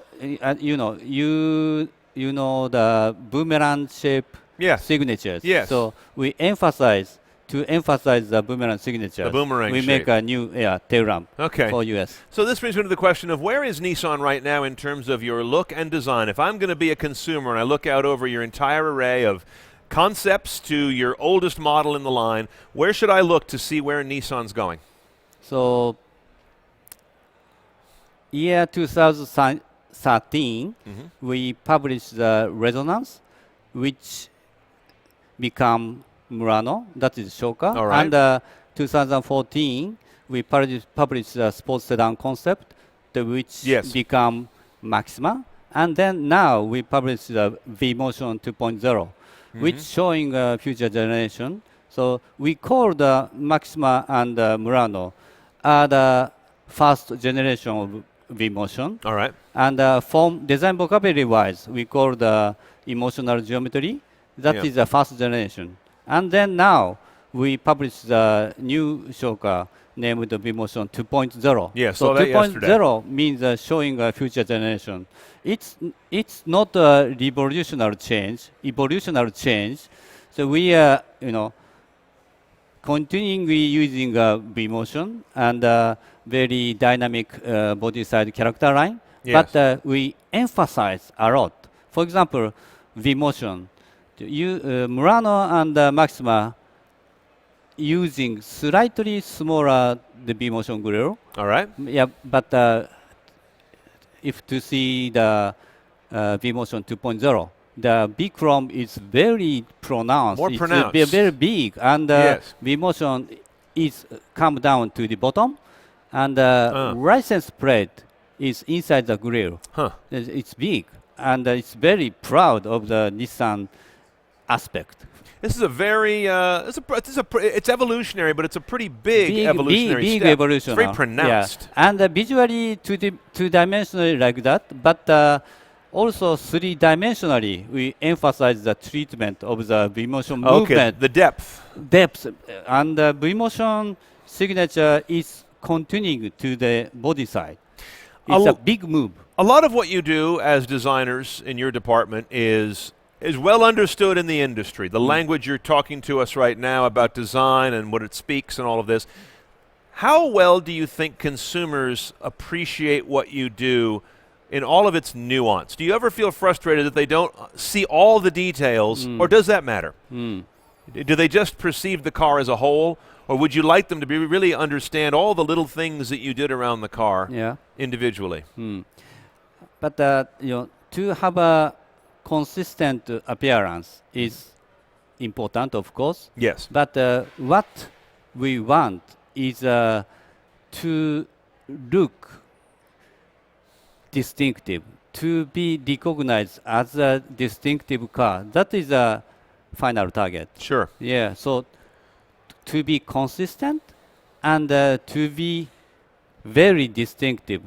So both together is our target. Yeah. So to do that, and especially with all the challenges you have to meet today, we were talking, you have to meet regulatory standards, pedestrian impact, aerodynamics, lighting and bumper placement, and all this in different regions. You can't just do whatever you want as a designer. You've got a lot of bounds, don't you? A lot of limitations. Yes, but it's a challenge. But for designers, it's a fun, of course. That's part of the fun, isn't it? That's part of the challenge. Yes, like a puzzle. Yeah, like a puzzle. Yeah, how to make a puzzle. Yeah. Yeah. Of course, we need to have a strong intention what we want. But to as get you there, said, there are many restrictions. But how to avoid those limitations is the challenge. Very interesting challenge. Yes. Last thing I want to ask you, I get a lot of email from our viewers, from younger people who would like to be automotive designers like you. Yeah. In this modern era, here we are in 2017, well into the 21st century, what are the one or two or three skills that you think a person needs to have to be a successful automotive designer? It's not just about sketching beautiful shapes, right? No. Yeah. Designer need to know many things. Of course, as you said, what's happening in the market and what's happening in the technology side. And recently, EV and autonomous and connectivity is a big issue for the car industries. Right. So to have electrical information like connectivity ITs, to know those issues are very important for the young designers. Otherwise, they can't design.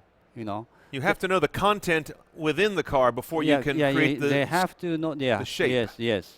Yeah, it's very interesting. It's not only shape. Yes. A lot of people think it's mostly an artistic pursuit, but it's very much an engineering pursuit. Artistic is of course important, but yes, as you said, technical and those information are necessary. So both together, as I said, like a puzzle. Now you students know what you need to study. You got it from one of the senior people in the industry. Studying, not only as this aspect. Yes. Yes, you have to know a lot about the industry and about people's appetites and where they're going. Yes. Especially what's happening in the market. Yes. Before I let you go, I always like to ask senior executives, what are you driving these days? What's your current car? X-Trail in Japan, so Rogue.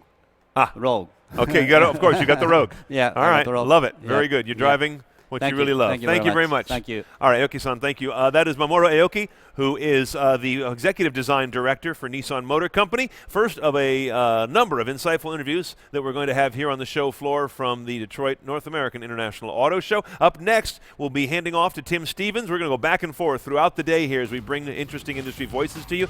He will be talking with Danny Shapiro, Senior Director of the Automotive Division at Nvidia. Sit tight, that's coming up next with Tim Stevens, continuing coverage from Roadshow.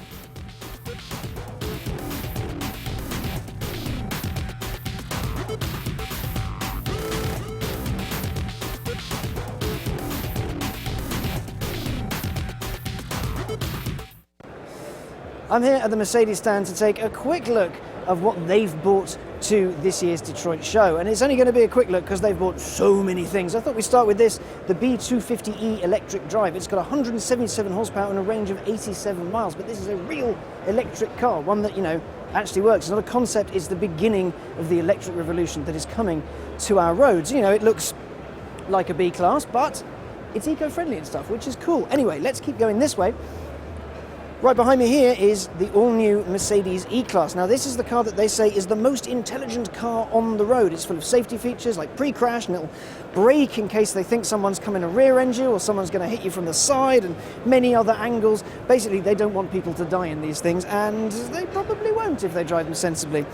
It's a really, really good car to drive. It's comfortable, it's smooth, it's fast, it's full of technology. We'll have a little bit of a look at that a touch later. Before we move on from here, there's a Formula One car up there. How cool is that? Mercedes is actually quite good at Formula One. They seem to keep winning the World Championship, usually in those or an iteration of it. And later this year, they're going to be putting some of that Formula One tech into a hypercar. It's not here, but we'll see it later on. Anyway, let's head down here and have a look at the GLC 43 AMG. Now, the 43 cars, so the full fat, proper hardcore AMGs, those are the 63s, 65s, they come with big V8s and turbochargers. This is a turbocharged V6. And you know what? It is pretty potent. It's not to 60 in 5-ish. It's quite fast, 155 miles an hour. It's mid-size. You can put enough people and enough stuff in it. It's not quite the full fat car yet, but impressive enough for me. Now if we take a little look over here, we have a full fat AMG. This is the C63S convertible cabriolet. In there you've got a twin turbocharged 4-litre V8 with a stupid amount of power, and basically all this thing wants to do is make smoke, go sideways and have a lot of fun and make a hell of a lot of noise. And it's a mighty fine looking thing. White may be a touch overbearing, but imagine that kind of a deeper hue like a red or something like that. With the interior, as is Mercedes' want, what they do is they get an interior and they just make it beautiful. The inside of this thing is stunning. We can't get to it at the moment because everyone else is appreciating the inside of it, but we'll have a look at the inside of another one of Merc's, well, crown jewels in just a moment. So let's head over here and take a look at the new cars that they've brought to the show. The GLA has been given a little bit of a facelift. And when I say a little bit, it's like really small, blink and you'll miss it, but it's enough to make people who bought one last year feel really bad about themselves. Probably a good thing. This is the GLA 45. It's been given a power bump. So now you've got 375 horsepower and a nice big middle finger to the likes of BMW and Audi. The horsepower race in the hyper hatch segment is really hotting up. Imagine a car this size with that much power, say, 10 years ago. You just couldn't. Now, this has the AMG Performance Styling Pack thing on it, which means you can have matte black stripes and yellow bits on it and yellow bits on the wing. It does, to me, look as though it drove headlong into a beehive, which is, well, a little bit silly, but it will appeal to some people. Maybe not my taste, but could be yours. The interior has been given a little bit of a nip and tuck as well, but really, it's not that massive. However, the big car for this show is this, the E-Class Coupe. Now, underneath, it is all E-Class all the time, but the springs are a little shorter and just a touch softer. So it's made for people who want to waft, who want to get from A to B comfortably but quickly. It's bigger than the car it replaces in pretty much every dimension, so there's more room for stuff and things. And I think it's something of a looker, frankly. The front's nice, the rear is particularly special. Now, if we just sneak around here while that man over there is talking to a camera, let's have a look at the inside of the car. Now, take a look at this. Mercedes knows how to do interiors, and wow, just super, super wow. You've got a Burmeister stereo in there, you've got those two screens, so the middle one, that's for your infotainment, so your passengers can see what's going on, and then that extends all the way to the instrument binnacle. So what you get in there is everything you could possibly want, all the information you can need, and you can customize that with different profiles to show different things depending on what driving mode you're in. Now, this is the E400, the most potent you can get from launch.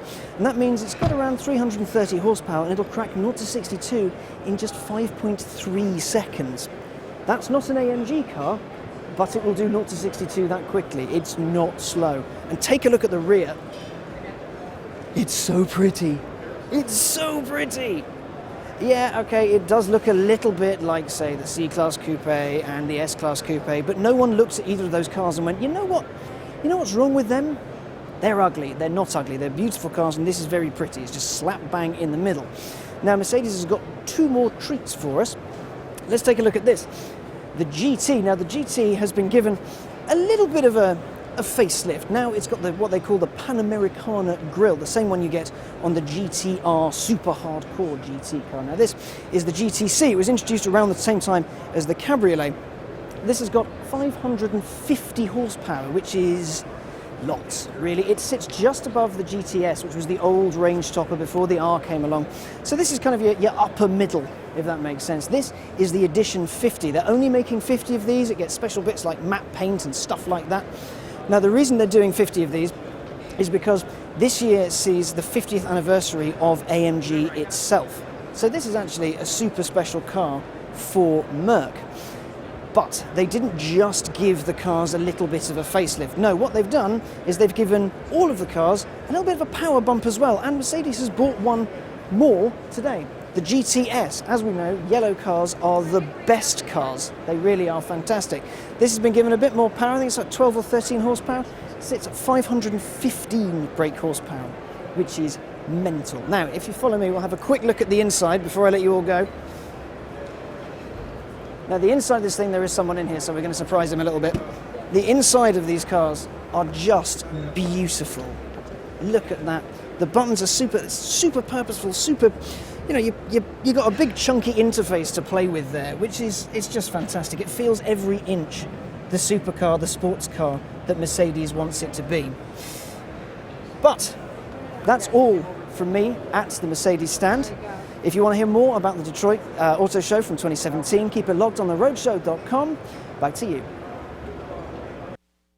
For comedy star Matt LeBlanc. Headphones off, everybody line up. Raising kids. You're gonna hang your backpacks up and close the door. Any questions? Isn't a one-man job. Lowell, what do you think I should do? I managed to get my girls addicted to lottery scratchers, and I simply withhold them when they don't do what I say. Well, first of all, good luck with your future exotic dancers. The new comedy Man with a Plan. Where are the regular moms? Mondays, only CBS. Brandon Peters accused of murder. Can you help my son? Absolutely. Dr. Bull profiles every juror, their behavioral patterns. We know what they're thinking from the beginning. It all gets plugged into a matrix. Then we create a mirror jury that is scary in its predictive efficiency. I hate surprises. Innocent until proven guilty is the old jingle. Where are you going with that? I'm gonna bring your boy home. Hey everyone, Emme Hall here with Roadshow at the North American International Auto Show of 2017, otherwise known as the Detroit Auto Show. I'm here at the Chevy stand, and behind me is their new offering for this year. It's the 2018 Chevy Traverse. Now, under the hood, I've got a standard engine of a 3.6 liter V6, or you can also get a 2 liter turbocharged engine, but that's not really the big story. The big story here is that this should have class-leading utility and cargo space. So, looks like the back seat's a little full. Let's check out the front for just a quick second here. Yep, looks a lot like a Chevy. Now, in this 8-inch touchscreen, I will also have Apple CarPlay and Android Auto, which are standard. Also, it's a Chevy, so you know you're gonna have 4G LTE and a Wi-Fi hotspot, plus all the OnStar stuff, which is pretty cool. You know, if you wanna make sure that you've got all your bases covered in terms of safety and emergency services. Let's check out the back. Let's see what's going on. Oh, you opened it for me. Thank you so much. You're awesome, man. I love these guys. These guys are the hardest working people here. Every time we touch a car, they come by and they make sure that they take all of our fingerprints off. So in the back here, even with these third row seats up, look at that. I've got a ton of space. Now, when I take these things down, oh wait, how do I? Oh, there's a button. There's a button. Doesn't matter if there's a button. Not working. Not working. Ah! Bummer. Bummer. Can't get anything right these days, you know? All right, let's go over to the other one and see if we can get into the back seat. Come on. Come on.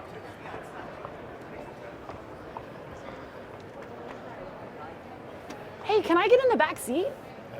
Yeah, because I'm on camera. See how when you have a camera, you can do whatever you want. Thank you so much. That's wonderful.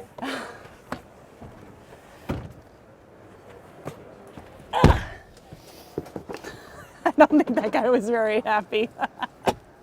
All right, so in the third row seat back here, I actually have a good amount of legroom. I mean, I'm 5'9" and I've got plenty of room back here. Well, not plenty, but there certainly is enough space to put in maybe 2.5 full-sized adults. Okay, I'm just gonna go out this way.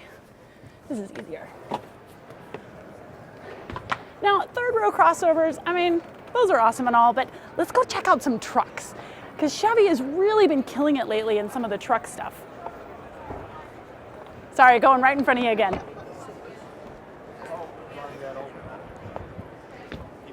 Now, when they first came out with the Colorado a couple years ago, it was a really big deal, right? They finally came into the mid-size truck segment with a bang. Then they started offering a diesel, which was even better. Then they offered the Z71, which you can see right there. I mean, that looks pretty awesome, right? But I'm super excited for this new ZR2.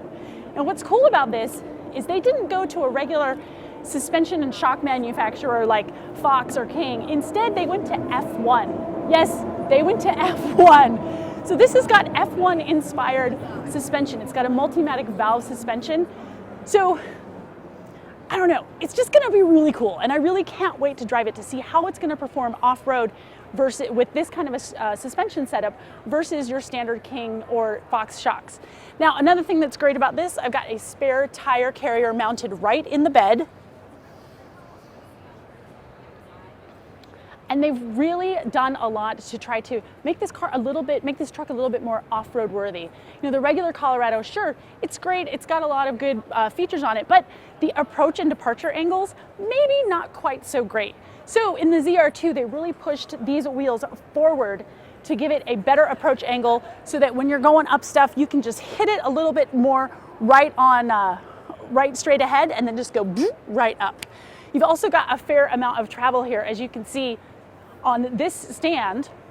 And check it out, you can see these little multimatic shocks. It's crazy. I know, it's like engineering magic underneath there. Now, I'm a little worried about these wheels and tires. They look to be a little small for me. I would prefer maybe a 17-inch wheel with a bigger tire, but you know, I haven't driven it yet, so I can't really say. But that's all we've got for now at the Chevy stand. Hey, it's Emme Hall for Roadshow. You can go to theroadshow.com and check out all of our Detroit Auto Show coverage. We've got photos, we've got videos. Oh my gosh, we even have words that you can read. I know, it's crazy. Back to you. I'm here at GAC. Now this is a debut for Detroit. This is the first time they've actually been on the show floor. It's a Chinese state-owned manufacturer and they have enormous experience in building cars. They build Hondas for China and all manner of other things. So they know how to build a car, but they've brought some of their own homegrown product here to the US. And apparently they want to get here with cars on the road by about 2020. So right here we have the GE3, which is an EV. It looks all electric and stuff, and it looks quite smart, I think. It's quite angular, a little bit kind of tall and podgy, but it's a nice looking thing. It's got a tiny shade of BMW i3 about it, especially from front three quarters, just like that. It's a little bit, don't hold that too much against me. Then let's take a look at this bad boy. Now, SUV is enormous in America, and this one is no different. This is the GS7. The look reminds me of some of those really old Infiniti cars, the enormous SUVs they did. Their names escape me at the moment because, well, we're at Detroit, we've been talking about a lot of cars. And what do we think? Personally, I don't think it's too bad, actually. It's a good-looking car that I think some people will enjoy to drive and to look at.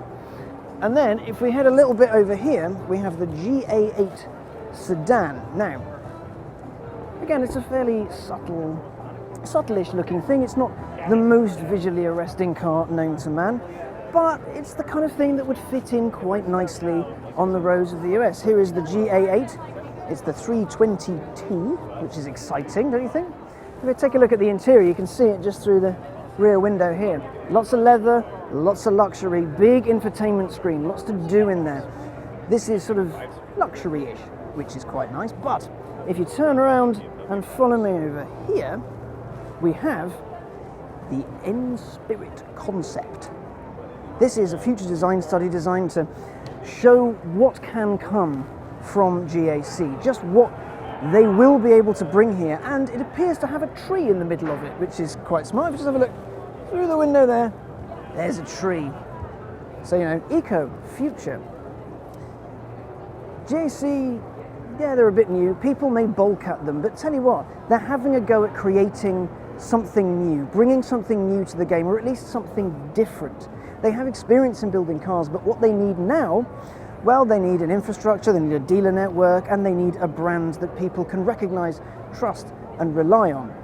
They may not have that right now in 2017, but give them time, give them energy, and maybe a little bit of space, and if you're here, come and check them out, see if you like them. You never know. 2020, 2021, your next car may be a GAC. Now, for more from the Detroit Auto Show, keep it locked on theroadshow.com. That's all for now. Back to you.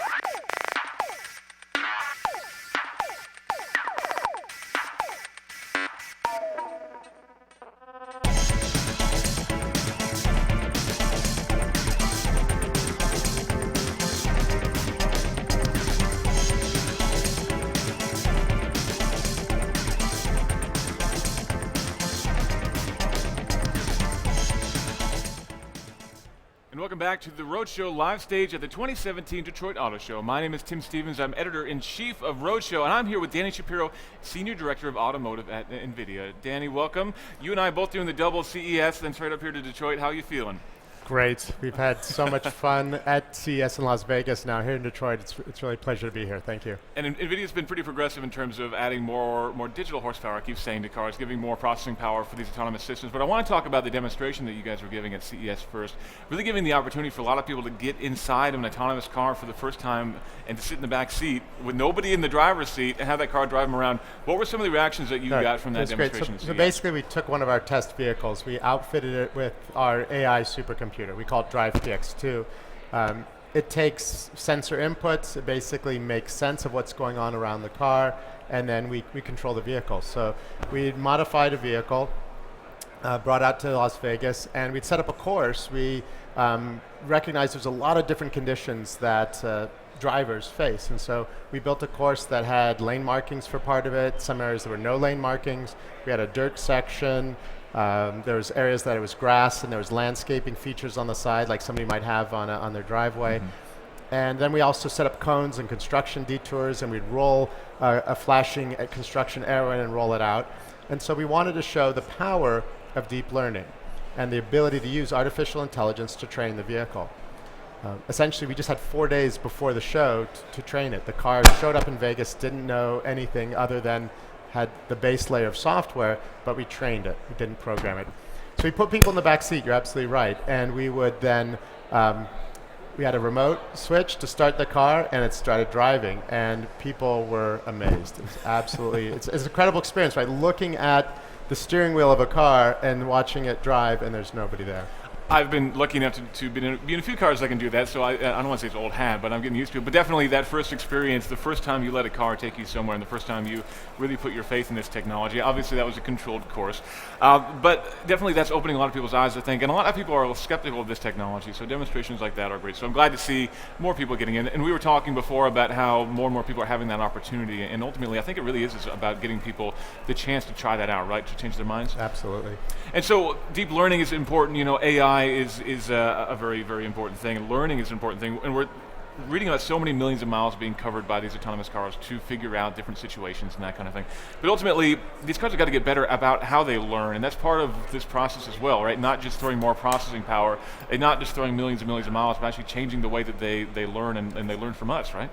Well, absolutely. I think what we're dealing with, of course, is a car.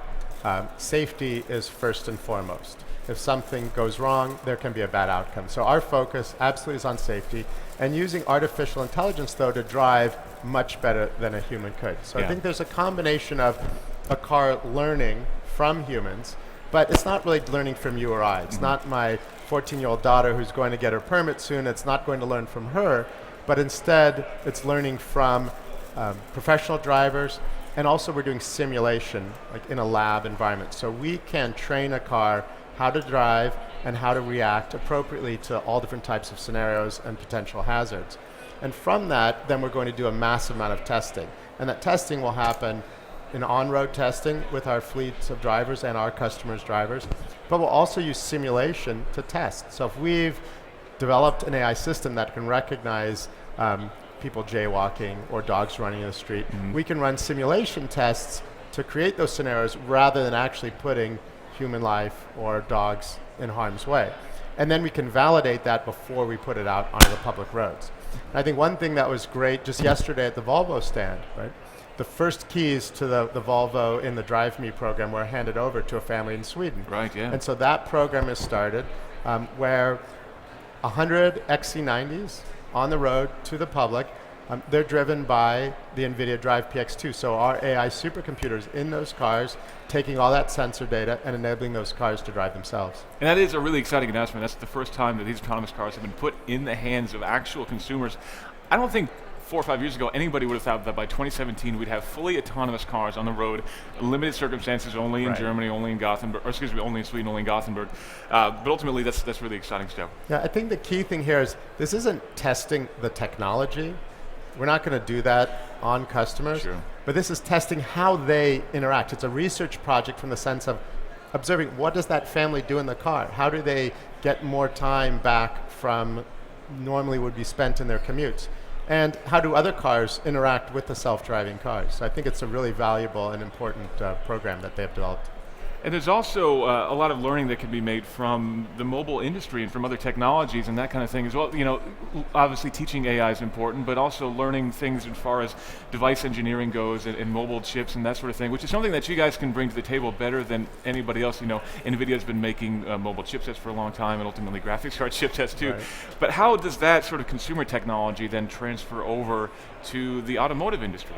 I think what we're seeing is a compressing of time cycles and development cycles. Consumer electronics move much more quickly than the automotive industry, and I think we're seeing then the automotive industry not necessarily go on the exact same timeline, but compress that. I think it's critical, of course, in the automotive space that we go through the testing and validation that is so important to the auto industry. And so I don't think you'll ever see these two different industries in lockstep. We go through an incredible amount of validation on the product.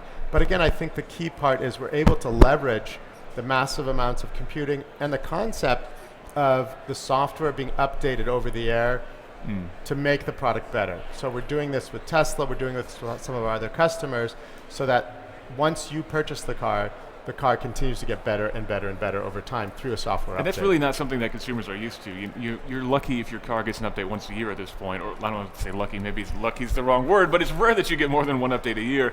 But as we're talking about cars getting smarter and also more secure, that's got to be something that happens more often, and that's something that I think the automotive industry could learn a lot from the mobile device industry. I think the security point that you raise is key. In many cases, the cars that are on the road today were not the computing systems were not architected with security in mind. They were an incremental approach where more and more things start getting added to the cars, and then all of a sudden now they're connected. What we focus on is building a secure system from the start and then building the car around it. And so encryption and authentication and other computing techniques that are used in the data center to ensure the data is secure are what we focused on. So let's talk about the actual hardware of this system. You know, I've been in a lot of prototype autonomous cars, and you pop the trunk and it's just a mess in there. There's computers everywhere. But how discrete and how compact are we talking about getting these systems down to? Well, so our current Drive PX2, it basically has the power of 150 of your MacBooks here. It's about the size of a license plate today. Wow. And this is what over 80 different automakers and tier 1 suppliers and other startups are using in their self-driving car efforts. That was what was in our test vehicles. We also put one in an Audi Q7, and we were doing similar tests in Las Vegas. We just introduced our next generation that will come out at the end of 2017, and so we're shrinking down from a license plate to a module, a little bit bigger than a deck of cards. And what do you have to worry about as far as cooling goes? Because obviously the deployment in a car is very different than the deployment here in a laptop. We're talking about circumstances where you might be up in northern Alaska, let's say, very, very cold, or in a very hot desert environment. It's got to work across this range of temperatures. How does that get affected? Everything we do, it needs to be automotive grade. The processors we put in PCs or we put in mobile devices are consumer grade. So we have an entirely new developed process over the last decade to make them auto grade, to ensure that at those freezing temperatures in Alaska to summers in Arizona, your car will start and everything will power up. I think we've probably experienced some situations, maybe even here in Detroit, if you're trying to use your phone outside eventually, after a couple of minutes, it's just going to shut down because it's too cold. Absolutely. We ensure that our products are auto grade from a temperature perspective, from a dust, shock, vibration, all of these different characteristics go into building our solutions for our Drive PX computers. And a lot of gamers are very familiar with the idea of upgrading their Nvidia graphics chips, especially as we're moving to a VR world. A lot of people are pulling out their old GFX cards and popping in new ones. Is that something we might ever see in the automotive world? Might I someday pop the trunk in my car and pull out the autonomous brain in my car and pop in a new one to add new functionality? It's possible. I think the notion of having modular components in the cars is nothing new, and many of our customers, Audi and the Volkswagen Group and others, have a whole modular design. Whether you do it yourself, whether you do it at the dealership, I think those are all potential options. But I think at the same time, when we're talking about infotainment system, it's one thing. We're talking about the self-driving car. Human lives are at stake here. And the testing and validation, I think, as we talked about, is critical. So I'm not sure that we would want to be messing around with the electronics of a self-driving system. I think you could put yourself. stickers on the side to identify what kind of graphics horsepower there is in your car. It'd be pretty sweet. I think this is a new marketing opportunity for you, Danny, so maybe you can take that back with you and we'll see how that goes. Danny, thanks so much. We had a panel earlier this week as well, which was great to speak with you then. Awesome updates from Nvidia, and we're really excited to see how this technology comes to fruition and comes to the market. It's great to see. All right, we're going to move on now to Brian Cooley. We'll be back a little bit later on, who's going to be talking with Stefan Jurasik, head of electric powertrain at BMW. But first, here's Emme Hall speaking with Ford's Raj Nair. That was it. Thanks, Danny. Hey everyone, it's Emme Hall here at the North American Auto Show at the Ford booth with the Chief Technical Officer for Ford, Raj Nair. Raj, thank you so much for taking the time to talk with us today. My pleasure. Now, big news. Ford's just announced 13 EVs by 2021, plus an autonomous vehicle. What prompted that announcement, and how do you guys plan on meeting those goals? Well, you know, the electrification strategy has been out there for a little bit. $4.5 billion we've been putting in electrification. It's a reflection of consumer desire as well as what we need to do to meet federal regulatory requirements. And it was great to announce that part of those vehicles will be the F-150 hybrid and the Mustang hybrid, and some pilot vehicles doing transit connects and taxis, and the autonomous vehicles. So it's been a fun day finally getting some of that news out there. So can we go back a little bit to this hybrid Mustang? All right, so please tell me that this hybrid is going to be more like Porsche 918 than Prius. I mean, how are you going to use that hybrid technology to give the Mustang the performance that consumers and fans are expecting? That's exactly right. We're talking about using electrification to give our consumers more. And in the Mustang, it's all about performance. Right. So we're talking about V8-like performance. At the low end, even more torque available with the electric motors. Yes. So it's going to be a very, very fun hybrid to drive. So maybe like an all-electric launch? Come on, you can tell me. I wouldn't say all electric, but the great thing about electric motors is they make torque at very low RPM, instant torque. So you couple that with an EcoBoost type engine, and you have a great combination. Well, we'll see if that crosses over to any of the other muscle cars, if we're going to be seeing now hybrid Camaros, hybrid Challengers. I mean, who knows? It could be, because guys could launch a whole new segment. Yeah, well, hopefully we'll be the first in that segment. Now, also speaking of hybrids, hybrid F-150. Now, will that truck be able to drive on its own on electric power only at all? No, it's a regular hybrid as well, Okay. so made it to a gas engine. Okay. But again, it's all about what our customers are looking for. In the truck, they're looking for capability. So we're talking about a hybrid that can tow and also serve as a mobile generator on a work site. Yeah, so explain that. So it just means that I have all of my 110 voltage power that I could possibly need to run any of my power tools. Exactly. On the work site, you've got a 110 volt generator built into your truck. You know, I don't know why more people don't do that. That is awesome. That's one of the things that I'm super excited about that hybrid F-150. Yeah, and I think our customers will be too. Yeah, definitely. So tell me a little bit now about this autonomous vehicle. Is this going to be launched just for car sharing, or will it be available to consumers as well? We think the initial launch autonomous vehicles is going to be something like car sharing or make a baby package delivery. I mean, they're still expensive vehicles to start out with, and so it's going to have to make business sense. And in those two areas, it will. But it'll be high volume, you know, serving a lot of customers versus just luxury customers. So Raj, you have your pick of any car in the Ford fleet. I know you do. So what are you daily driving right now? My daily driver is a Mustang GT. Yes! Awesome! That's Even in the winter. Even in Detroit? Even in the Detroit winter. Throw some winter tires on Exactly, it and you're good to go. exactly. That's right, you know? Well, thank you so much for taking the time to speak with us today. Again, this is Emme Hall here at the Detroit Auto Show for 2017 at the Ford booth, talking with Chief Technical Officer Raj Nair. Henrietta Lang knows the game. Activate isolation protocol. She can even the score. Never a dull moment, is there? Never. And when her team makes a move, This is our investigation now. you can't lose. We'll be there in 6 minutes. 4, 5, err on the side of caution. I'm gonna hug you. No, you're not. We're all just one big, happy, slightly dysfunctional family. I believe that's called a win-win. NCIS Los Angeles, CBS Sundays. I brought my famous spinach dip. Thursdays, join the fun on The Big Bang Theory. Is this not a dress-up party? No. Was it ever a dress-up party? No. Howard, didn't you tell me it was a dress-up party? Yeah. So get ready to celebrate. Why did you get a party sub? People are coming over. It looks fun. A party sub implies it's a party. Your attendance implies it's not. With TV's #1 comedy. I like a party as much as the next man, as long as the next man doesn't like a party. Don't miss The Big Bang Theory, CBS Thursdays, or stream it live or on demand.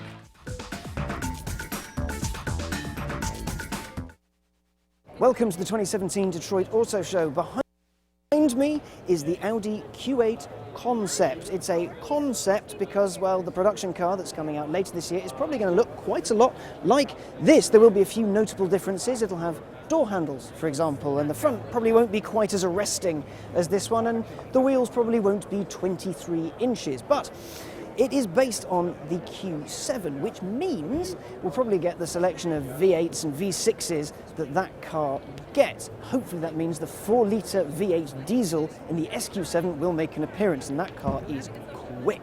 It's awesome.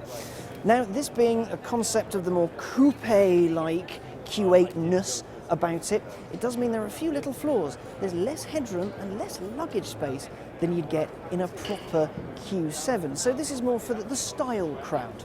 Now again, this is a concept, but it does have a concept powertrain. It's got a hybrid setup, so we've got 442 horsepower and 516 pound-foot, which of course it means it'll be very, very fast in imaginary land where it currently exists. But as a concept, it's pretty good looking. Anyway, that's all from here. If you want more from the Detroit Auto Show in 2017, keep it locked on the Roadshow.com.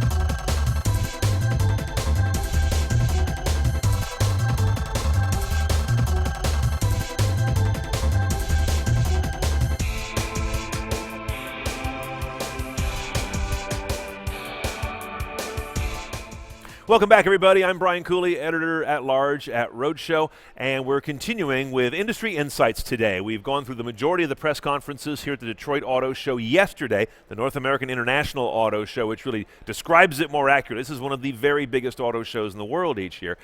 Continuing now, discussing in a topic area that is one of the biggest talking points coming out of this show. Not a new one, but one that is really ascending to the top of the headlines across all automakers, and that is electrification of their powertrains.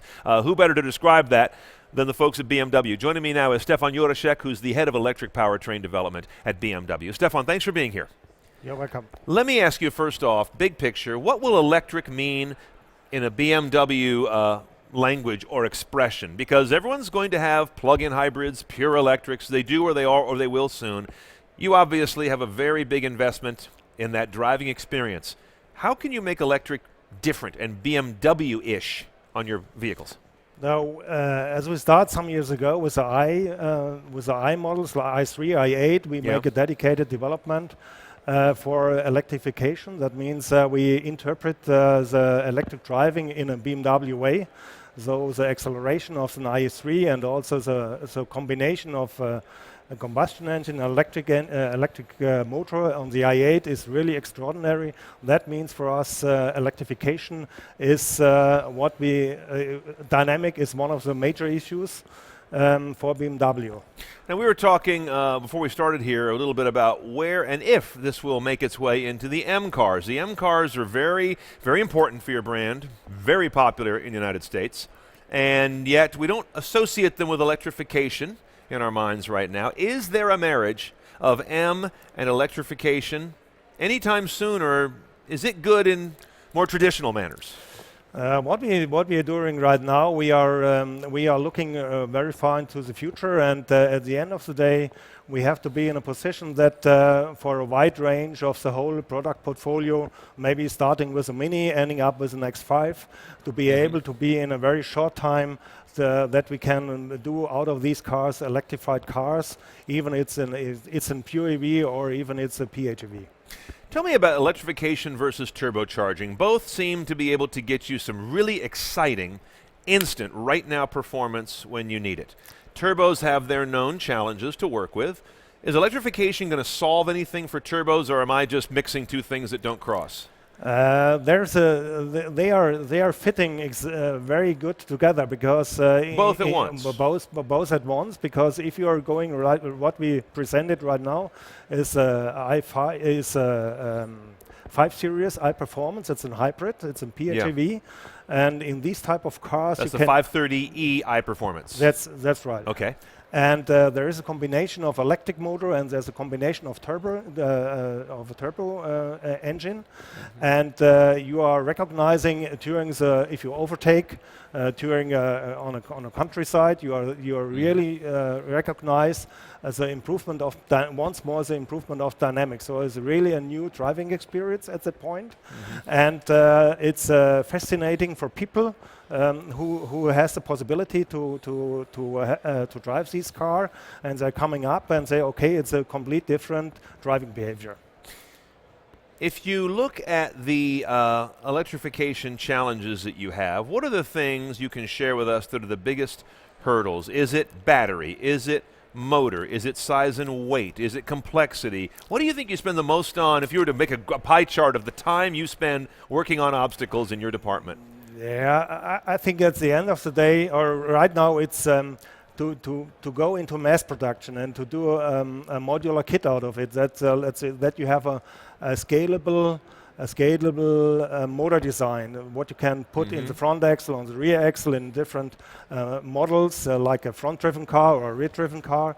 That's one of the biggest issue to prepare the next architectures. That electric motors are fitting into the existing architectures. The battery itself is anyway an issue because in terms of designing, we have to keep care on the, let's say, on the lifetime. We have to keep care on the safety. On the safety. Though I would say both activities are on the same level on the engineering side. What we have to do right now. A lot of consumers will look at BMW and they'll see the main line that we've always known. Then there's the I cars, the 3 and the 8, and they see that as I guess an adjacent series of vehicles. Yeah. They know that they're different from the main number cars. What's coming next to I that will tell us about the future of BMW? So we take the I not only as an electrification issue, we take the I as an innovative. It's an innovative brand, and we announced already for the year 2021 the iNext. The iNext is the next big thing at BMW, I would say. It's an electric car, and we try to establish in this car autonomous driving, and that's the reason why we are looking forward at the year 2021 for the iNext. All right, that'll be our next chapter of the I line. For the I-Line. Now, in your department, working on electric engineering, is it all powertrain you work on? Do you have to get involved in the autonomous side as well? Where do you draw the lines within your teams?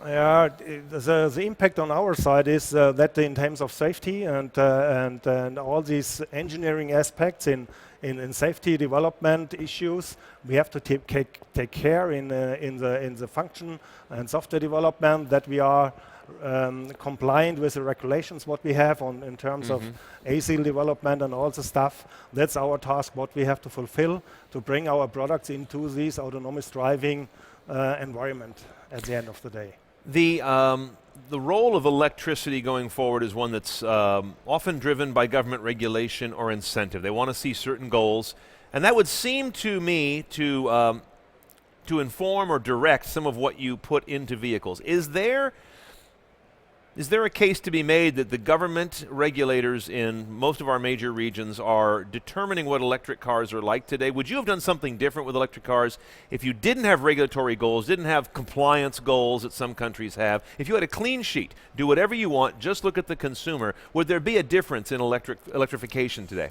I think we as BMW, we are on the right track because the driving behavior of the different models what we have on 3 Series, 5 Series, 7 Series on the hybrids, they're very, very, let's say, convenient in driving for the customer. If you typical driving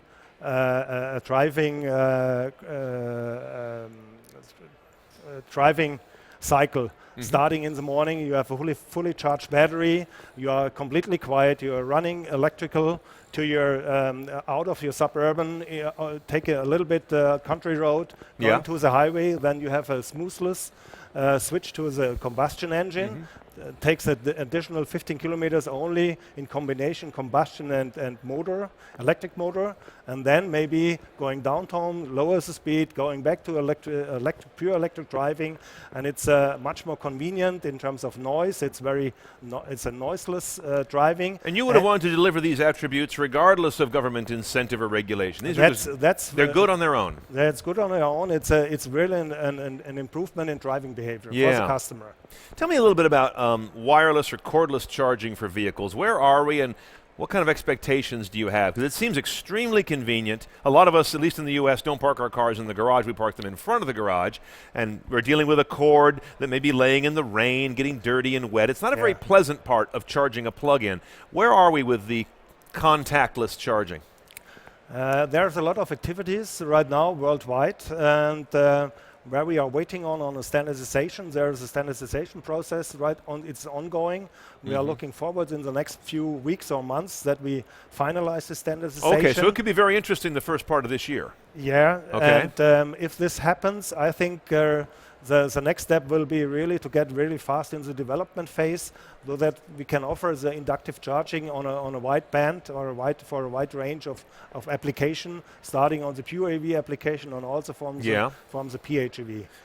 But right now it's a little bit difficult because there are different solutions available and they are not compatible, and that's the reason why we try to find a standard. Okay. That you have an interchangeable going from one ground plate to the other one, and that's very important. That doesn't scale. You need to have a universal drive-over inductive charger for the global market, really. Yeah, you don't even want national standards, global. Yeah, okay. you need it global. Do you think it can ever approach the efficiency of a plug-in, or is that just a physical impossibility in terms of transfer of power? Can you repeat is it ever possible for inductive charging to be as efficient as a wired solution? No, I think we will have some, maybe maximum 5%. It depends on the positioning. It depends on the positioning of the vehicle on the ground plate. So we have anyway. So 5% as efficient or 5% less efficient? Less efficient than conductive. But I think that might be the range. And it depends anyway. It depends how you locate the car above the ground plate. And there might be a jitter.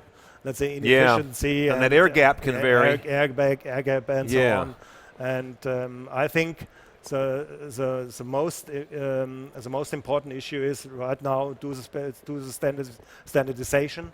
Interesting. And then everyone can go ahead. All right, that's exciting to know that the next few months you think might bring some standards to then unlock development. Yep. Okay, very good. You've been at BMW 30 years, you were telling me. Yep. Obviously a dyed-in-the-wool BMW guy. What are you driving personally these days?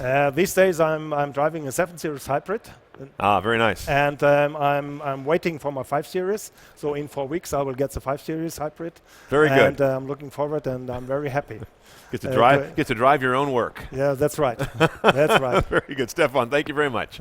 You're welcome. All right, ladies and gentlemen, Stefan Jurasek, who's the head of electrical development there at BMW, and this is an enormously important area for all car makers. It's no longer a green-only story. It's a performance story, an efficiency story. It's also an environmental and low-emission story, and it's just becoming woven into and breathed into so many powertrains from so many car makers today. We've crossed the tipping point for sure. Going to take a break right now, catch our breath, and be back live from here in about 60 minutes, a little less than an hour or so. In between, we've got a lot of videos we're going to round up now from the Roadshow team that have been shot this morning and yesterday. You are right in the thick of things. This show's not even open to the public until this weekend, so you're getting an early taste. Continued coverage of the Detroit Auto Show from Roadshow here in Detroit.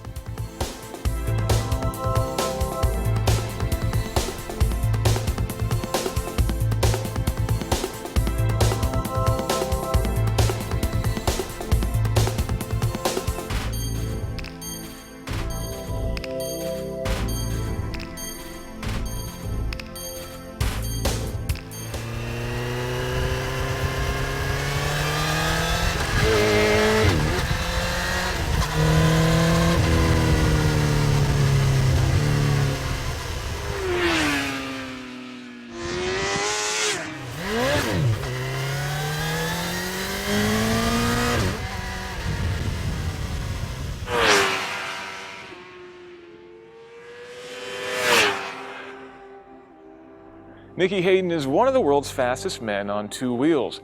Wearing the number 69, the Kentucky Kid has won championships at nearly every level on the way up, including the pinnacle of the sport, MotoGP.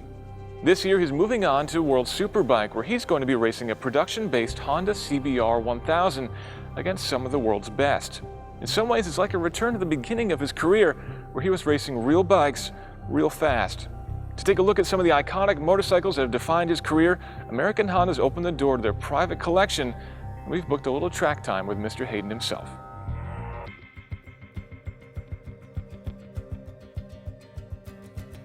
All right, we've got Nicky Hayden on the pit wall. That's right. And a couple of pretty good-looking bikes back there behind us. Now, you were telling me earlier, that's the Honda RC45. You were riding that in high school, is that right? Yeah, it's the first ever superbike I ever ridden. I remember riding for the first time at Willow Springs. Remember rolling out onto the track and just feeling the power and how smooth it went through the gear. So yeah, a few things have changed since then, but that was a great experience for me. This is a 1994 Honda RC45, also known as the RVF 750. The 750 is the displacement of the engine, a 750cc V4. This bike was meant to go racing, and indeed Honda only ever sold 200 of the things, just enough to qualify for production-based superbike competitions. Only 50 RC45s came to the US, and this is one of them, a bike that spends most of its time locked away in the American Honda Museum. A bike like this would make for Nicky Hayden's first entry into professional superbike racing. Yeah, it was a good period for me. It was my first year with Honda, and that was a good opportunity. Won the 600 Supersport title that year on 600, and was the beginning of something special for me. And it still looks fantastic. I love the twin headlights. I think that is such an iconic look. I kind of miss it, to be honest with you. Within the domestic AMA series, it's not unusual for riders to race in both the Superbike and the slightly slower Supersport series, meaning multiple races per weekend. On a CBR 600, Nicky Hayden won his first AMA championship in 1999, and this is the bike he rode in 2000, which still bears his #1 championship winning plate. Nicky would continue racing in AMA through the new millennium, and this would be his new superbike. This is a production version of Nicky's RC51, a 999cc V-twin.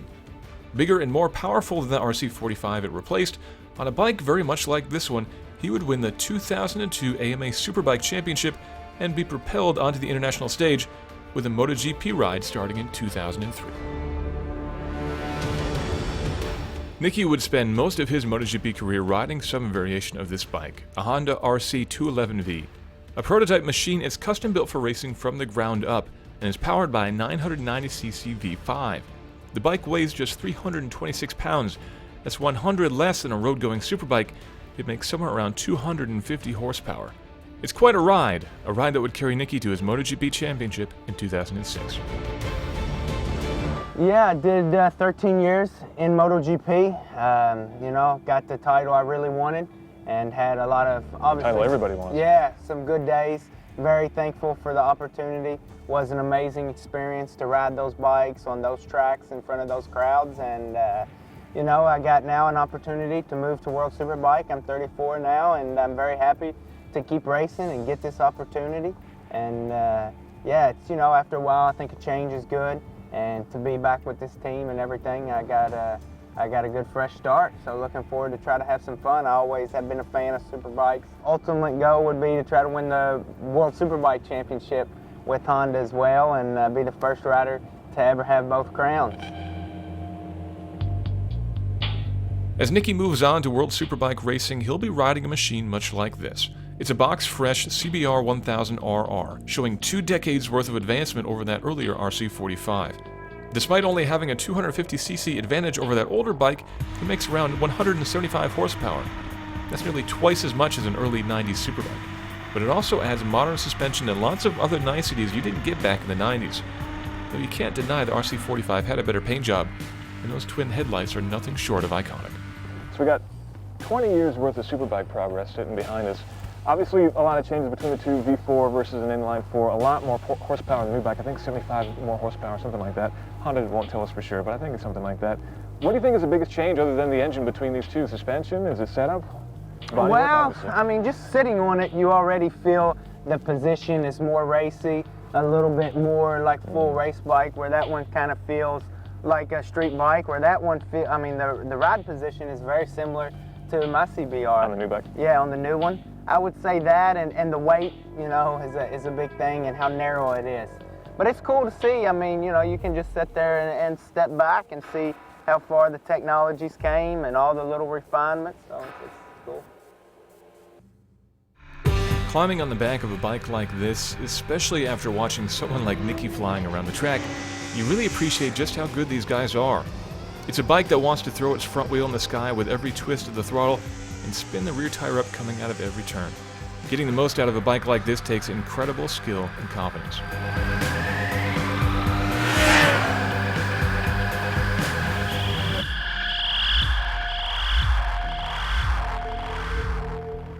What's the difference between that guy and the bike that you're going to be racing on this season? Well, I mean, my bike, that's the base. You know, they, as you say, they take a production bike, and a lot of the rules have to stay the same, obviously with the frames and different things, but they can modify it. Obviously, the suspension can be modified, but, you know, you can't change a lot of stuff. Yeah, the engine can be hopped up with different, believe it's pistons and different things, and the electronics, you know, we can work a lot with those. And adjustment, but the bike must be, as you say, production, and any part we use can't be prototyping. You have to be able to buy it, and there's even a price cap on it. So it keeps it fair for some of the teams that they can't go out and buy, you know, $200,000 suspension setting that, you know, nobody else in the paddock can afford. So I kind of like that part of it, you know. In MotoGP in the last years, the difference between the factories and the supported teams got so big that took a little fun out of it. So in Superbike, they're closing that gap. Well, Nicky, it's been a great privilege hanging out with you at the track. I wish you the best of luck this year. I hope you have a lot of great success, and I hope you have a lot of fun out there on the track too. All right, well, thanks for having me out here. And yeah, I'm looking forward to a new season. You know, like I say, very fortunate to keep going. I'm ready, you know, I still like racing. I still have a lot of support, especially here in America. And yeah, let's go have some fun. In a lot of ways, World Superbikes is a purer form of motorsport. It's certainly a lot closer to the bikes that you and I can buy anyway. And if Nicky plays his cards right this season, he could become the first man to win both the MotoGP and the World Superbike Championships. And I, for one, wouldn't bet against him.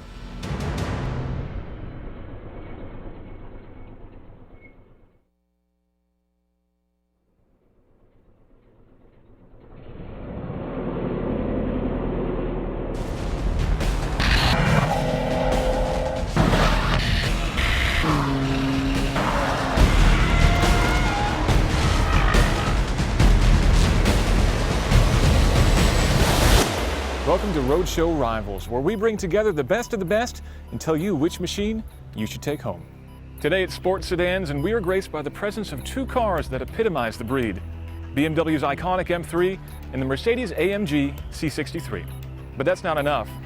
Not for you. We've also brought the Cadillac ATS-V, a car that was seemingly purpose-built to knock these Teutonic titans down a peg or two.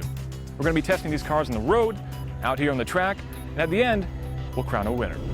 We'll start with the youngest of the bunch. This is the Cadillac ATS-V. It's powered by a 3.6-liter twin-turbo V6 with 464 horsepower. That'll get you from 0 to 60 in just 3.8 seconds. At least it will if you have the 8-speed automatic. We're running the 6-speed manual transmission because, well, it's more fun that way. Now you can get in this car for as little as $61,000. Ours, as configured, will set you back just over $70,000. And if you think that's expensive, wait till you hear how much the other two cost. Well, yes, if you're going to go straight for the jugular, then yes, this 2016 BMW M3 is more expensive. A baseline of $63,000 expensive, and this one is spec'd all the way up to $81,425. But for that, you're getting a badge with the most proven track record in this sector and the best German engineering money can buy. Yes, it is slower to 60 at 3.9 seconds with the optional DCT gearbox, and it has 40 fewer horses under the bonnet at 425 from its 3-litre inline 6-cylinder engine. But you just can't beat a Beamer, can you? Actually, Drew, I think I can. Now, you may remember the last C63. It's one of my all-time favorite cars. Loud, Larry, really happy going sideways and just shredding tires. I know the other guys are going to give me a hard time. They've been talking about it all day. This is the most expensive car here, and by a significant margin. This is the high-end S model, and I'll be honest, it's 92 grand. 92 grand. Game on indeed. Let's start things where you should always start things, with a drag race.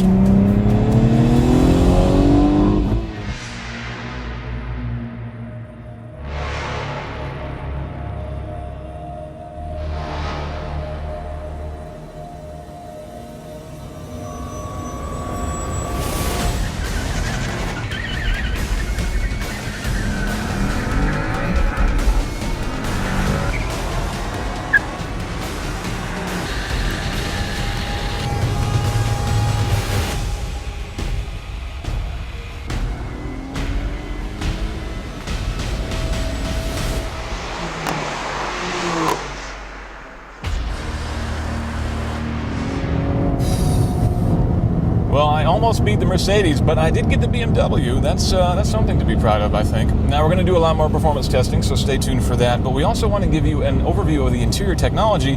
Drew is going to go through that, but first, Chris is going to give you a walkthrough of the design of these cars.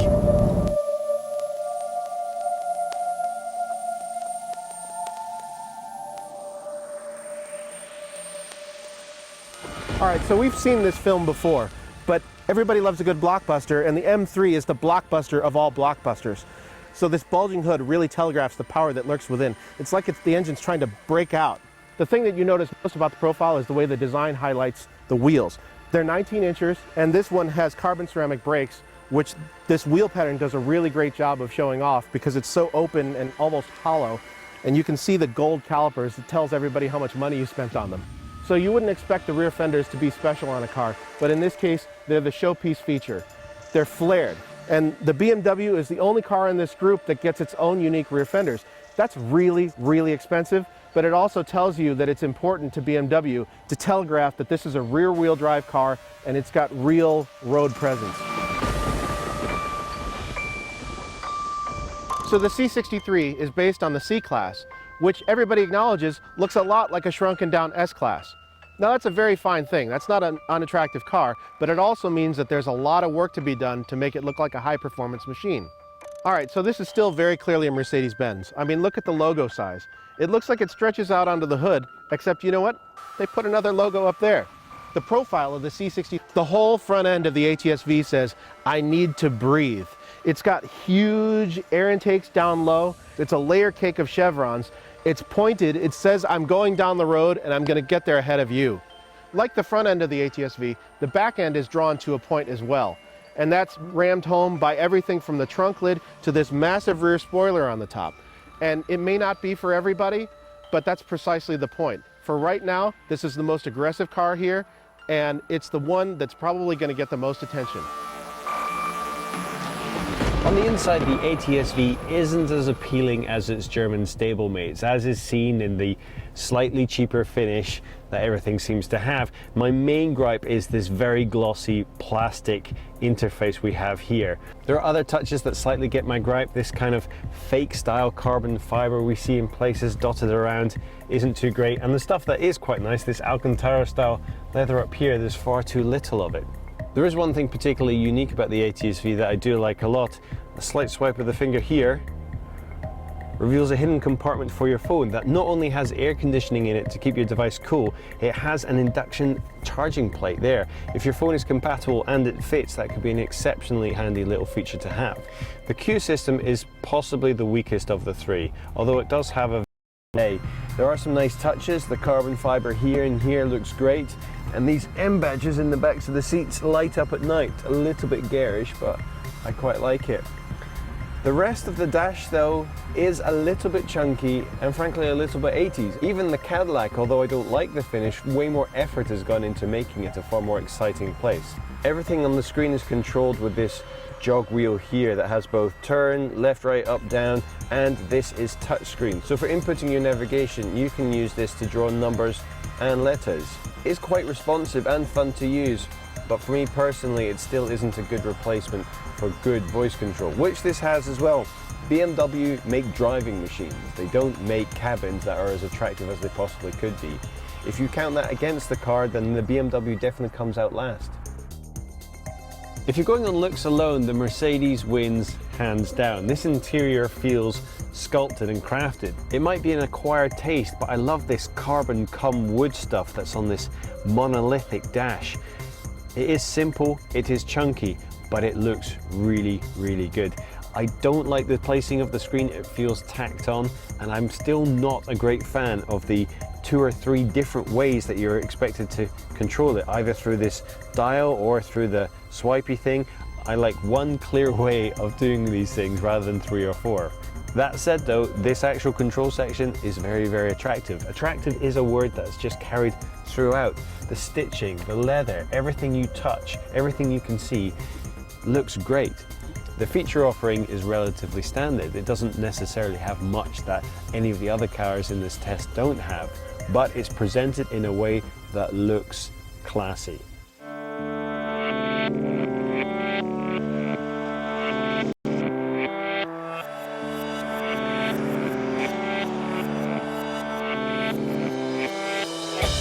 All right, so we're on a winding road in the ATS-V, and the first thing you notice, it feels tight, it feels light, it feels good. And while it has plenty of power in all the right places, one thing it doesn't have compared to the competition is noise. It's really quiet. Even when you get on it, in isolation, it sounds all right, especially from behind you, but inside the car, it really doesn't have that auditory feedback that you want. It's got good chassis feel, it settles down very well when you go over rises just like we just did, and it also has good steering feel. You can point the wheels and they go exactly where you want them to, and you can also feel what the tread blocks are doing. Sometimes it's easy to fix a problem when you're developing a car. If you have a cheap interior, you throw more money at it, you get better plastics. But when it comes to chassis development, that's sort of a black art, and it's something that not everybody gets right, but Cadillac has nailed it here.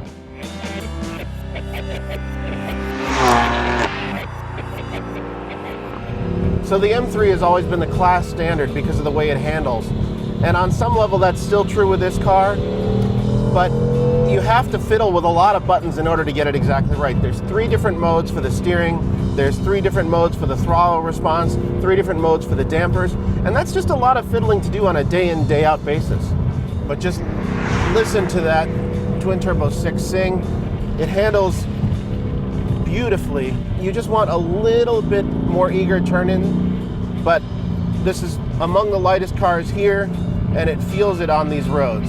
So let's talk about chassis balance for a minute. The M3 compared to most any other vehicle is great, but then when you put it next to the Cadillac, it's just missing a little something. And I don't know if it's just that the Cadillac is a little bit tighter of wheelbase and a little bit more eager to change directions, but the transient responses with the M3 aren't quite as good as with the Cadillac, and that's a shocker. So I tell you what, the M3 sounds great, but I prefer this. There's nothing like a V8 sound, forced induction or no, and this has it all going on all the time. It's never quiet. Even when you've got the exhaust switched off, it's still loud, it's still there, and it's just a reminder that you're in something wonderful. So on the track, as we discovered, this is not the finely tuned scalpel you might want all the time. It's sideways, it's loud, it's shredding tires. On the street, that is kind of what you want, honestly, because it lends a sense of occasion to whatever you do, whether you're pulling away from a stoplight and you're smoking the tires and you're making the engine sound as great as it can. I mean, listen to this. It's fantastic. And the brakes are really good in this car. So listen, this is the biggest car here. You might think it would be clumsy on a mountain road or on a winding road like this one, but it actually sits really well. Because the suspension is so firm, everything feels pretty dialed in, and you can go around a corner and you can actually feel as you go around the corner what the tires are doing in a way that you simply can't in the M3.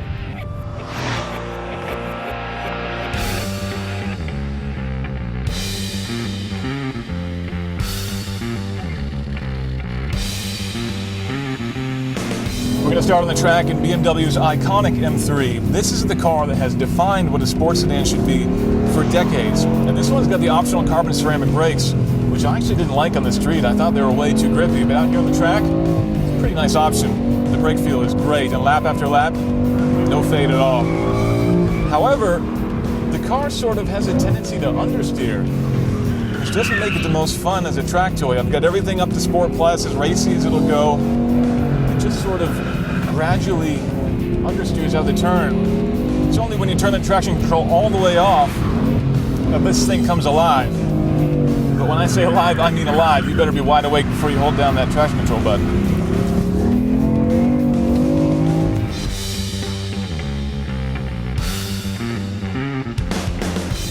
Next up is the Mercedes-AMG C63, which we've already identified has the nicest interior. It also has the nicest seats for going on track.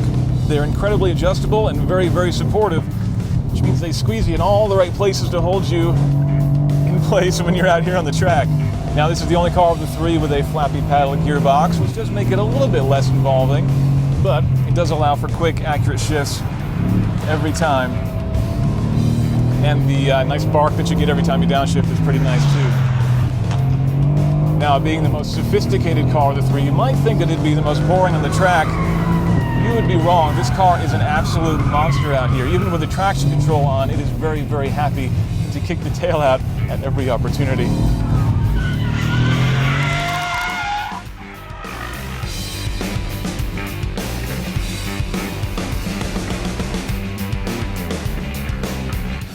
Now, last but certainly not least is the Cadillac ATS-V, and this is going to sound a little weird about a Cadillac, but it's probably the best balanced of the three.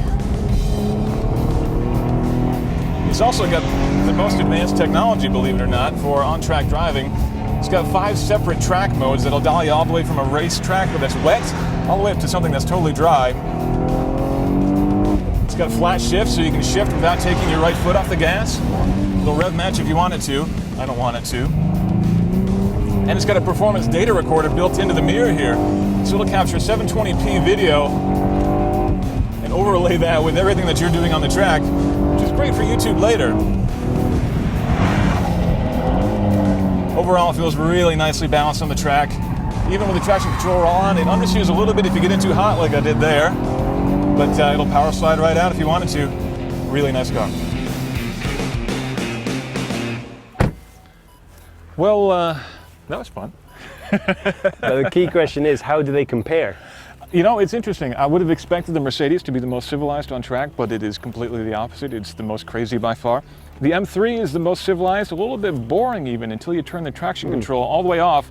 And then at that point, you're kind of on your own. Now, I have had that car out at Road America, which is a much bigger track with longer straights. A lot more fun there, but on a tight, twisty track like we had here, it just wasn't all that much fun, to be honest. I was really surprised. The Cadillac was the most rewarding to drive by far. All the different traction control modes, they were all a lot of fun. So you always had that safety blanket keeping you safe.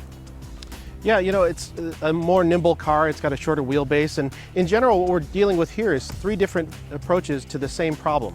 You know, what's the sports sedan? You got the BMW down there. That's sort of the standard, the icon, the prism by which these vehicles are measured. Looks like a lot like a standard 3 Series to me that's just been amped up a little bit, but you get that it's special because it's got a little extra width. You've got the bottom breathers there and all that. Then you've got the Cadillac in here, which is sort of like the axe-wielding madman. It's just crazy. It's all slashes and angles and all of that, and it really says that I'm the special car here. And then we got the Mercedes here. And it's like it can't really quite decide what it wants to be. Does it want to be luxury or does it want to be sports? So it sort of telegraphs both.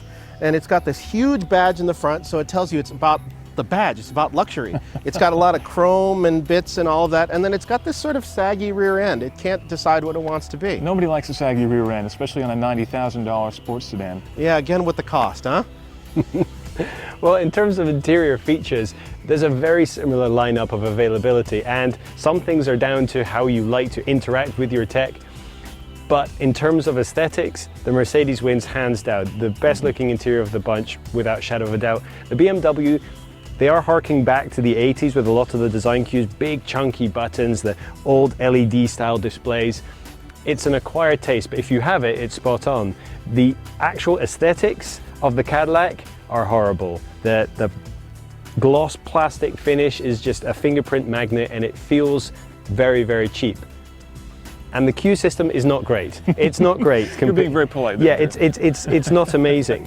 But If you add into the fact that it has some great extra features, that forward-facing camera with the track data overlay, really cool. Having a power outlet in the back, if you're a business customer who's going to be using this every day, that's going to come in handy. And having that 4G LTE system on board Wi-Fi, well, we've been using it loads while we've had these cars. It makes it really hard not to count this car as the most feature-packed of the bunch.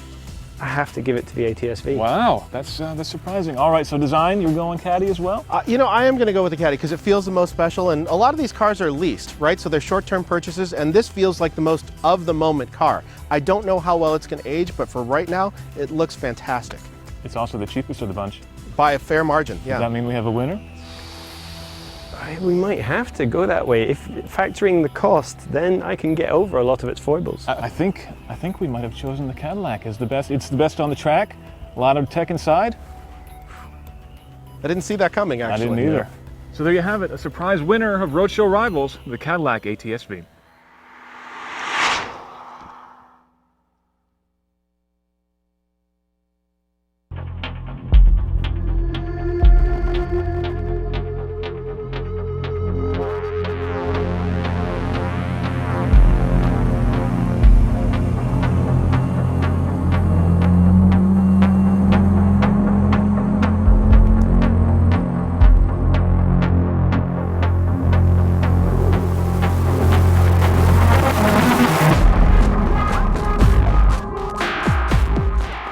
If you were given the keys to a $441,000 700 horsepower Lamborghini Aventador Roadster and exclusive access to an entire airport runway, what would you do?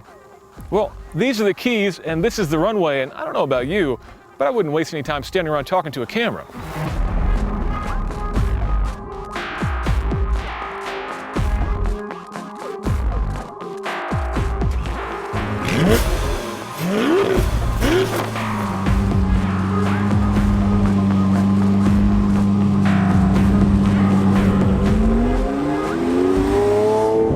The Aventador is the biggest, fiercest car in Lamborghini's production range, and it is one of the most ridiculous cars in production today. And I mean ridiculous in the fondest way possible. This car will go from 0 to 60 in 3 seconds flat, and then it will continue on up to 217 miles an hour. Now, I'd love to show you what that looks like, but I would need a much, much longer runway. I can, however, demonstrate another supercar feat. That is going from 0 miles an hour to 100 miles an hour, and then back down to 0 again.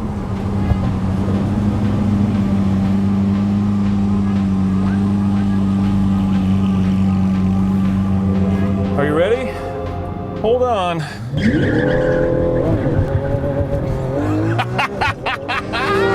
right, 70, 80, 90, this is 100.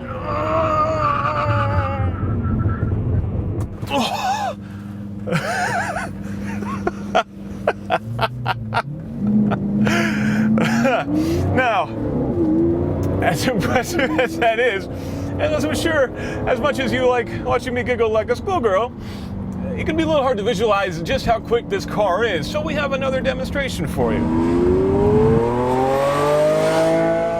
Here we go, you ready? F-Type count. That car pulling up right there is a Volkswagen GTR, corporate cousin to the Aventador. That is a very nice car. It's a very fast car. That car is a very fun car to drive. We're going to do a little race, so we're going to show you the difference between a fast car and an Aventador. 3, 2, 1. Oh.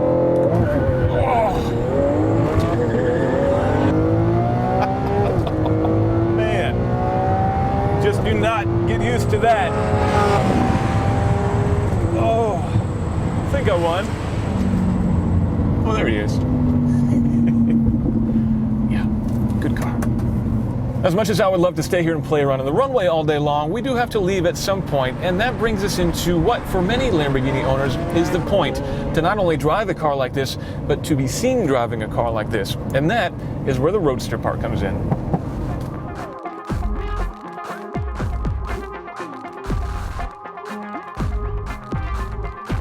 There's no fancy power retractable hardtop here or anything like that. Nope, just 2 carbon fiber panels that pop off and get stored in the front.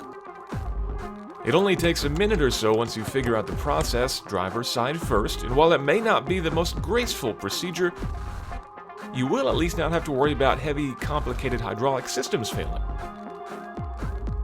Remember, Lamborghini may be owned by Audi, but this is still an Italian car.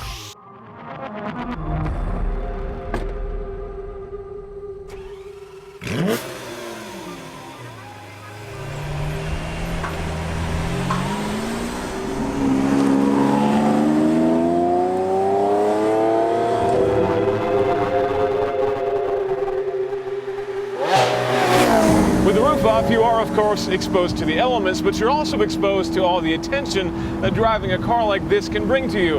I gotta admit, it makes me feel a little bit uncomfortable to be driving a car that costs more than my house. A lot more than my house, but hey, if that's your thing, more power to you. Having the roof off also gives you a lot more light to appreciate this interior, which is it's pretty ridiculous. It's a lot like the Lamborghini Huracan, that's very military inspired. We've got all these great switches along the top, a lot of carbon fiber and gloss metal and all sorts of other stuff too. It's definitely a little busy, but it's also pretty dramatic.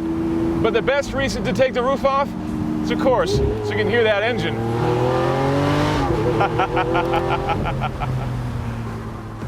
It may be a big brute of a V12, 6.5 liters worth, but this isn't just a dumb lump. It features cylinder deactivation, meaning it'll run as an inline 6 when you're not getting on it, and even turns itself off at stoplights. These features, plus some other internal optimizations, mean the Aventador Roadster delivers a respectable 16 miles per gallon on the highway. I've seen worse in my Subaru. This car doesn't just have a great engine, it has amazing suspension from Öhlins and massive meaty tires with a ton of grip. Grip which you will absolutely need because this car weighs well over 4,000 pounds. And as you're driving out here, you can definitely feel that weight. If you're looking for a lightweight ballerina for carving the corners, this isn't it. This car is much more of a big heavy brute.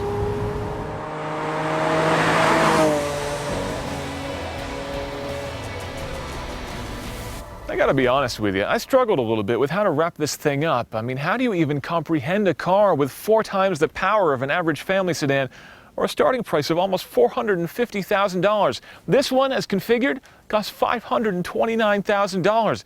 That is a preposterous sum of money to drop on one car. But for buyers of a car like this, it's not about the cost, it's about the look and the sound and the overall experience. And yes, there are cars that cost less and go faster or make more noise or draw more attention, but as a package, there is nothing else on the road like the Aventador. It is absolutely outrageous, and I love it.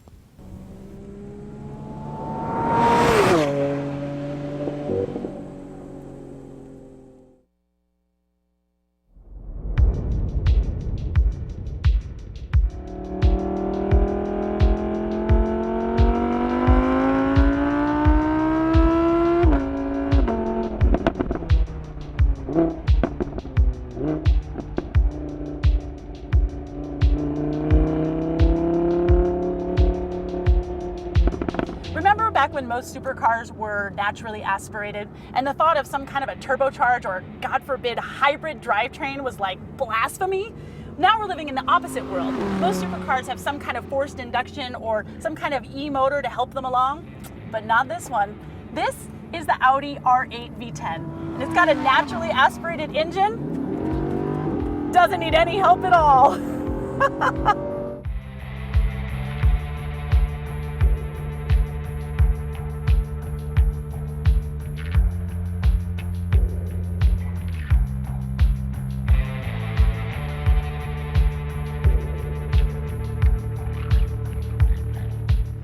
You know, when I first picked up this car, I didn't think it would garner a lot of attention.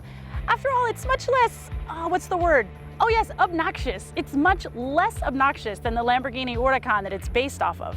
Still, at my first lunch stop, at least 3 guys came up and talked to me about the 610 horsepower engine, and at least one person that I know of took a picture of me while I was driving across the bridge into San Francisco. So, the moral of the story is, ladies, you want to get a guy's number? You should drive an R8.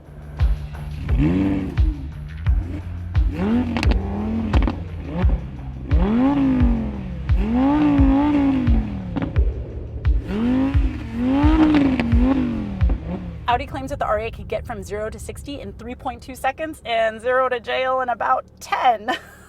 Well, let's see how she do. I'm going to take the traction control off, press on the brake, throttle, and release. Look at that, flat, no torque steer whatsoever. Ah, that's so much fun.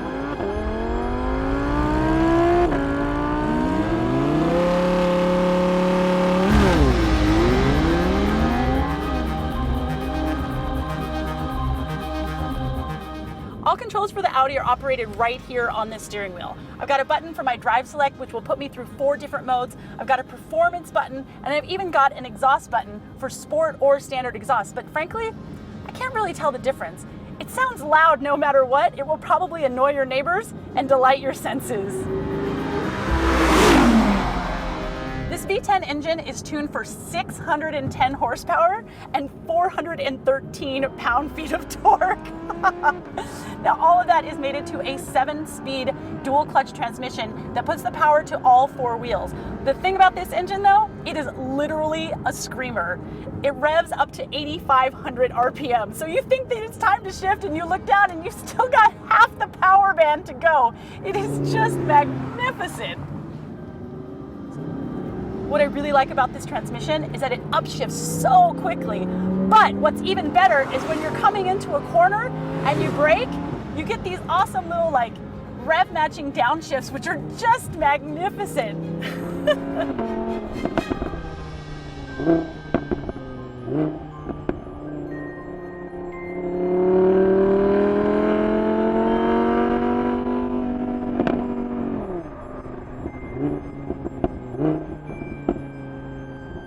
In fact, this sports transmission is so good that I rarely found myself using the paddle shifters. And this is coming from someone who likes a lot of control in her cars. Instead, this transmission just knows how to let those 10 cylinders out to the wind and let them fly.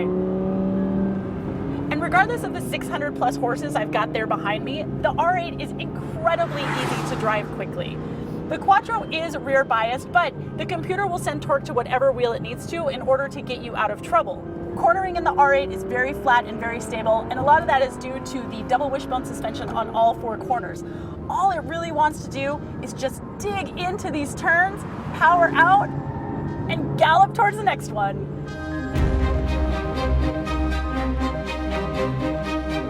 This car's got the optional 20-inch wheels wrapped in Pirelli P1 rubber, and these tires, they stick to the track like green on grass, man. It's just incredible.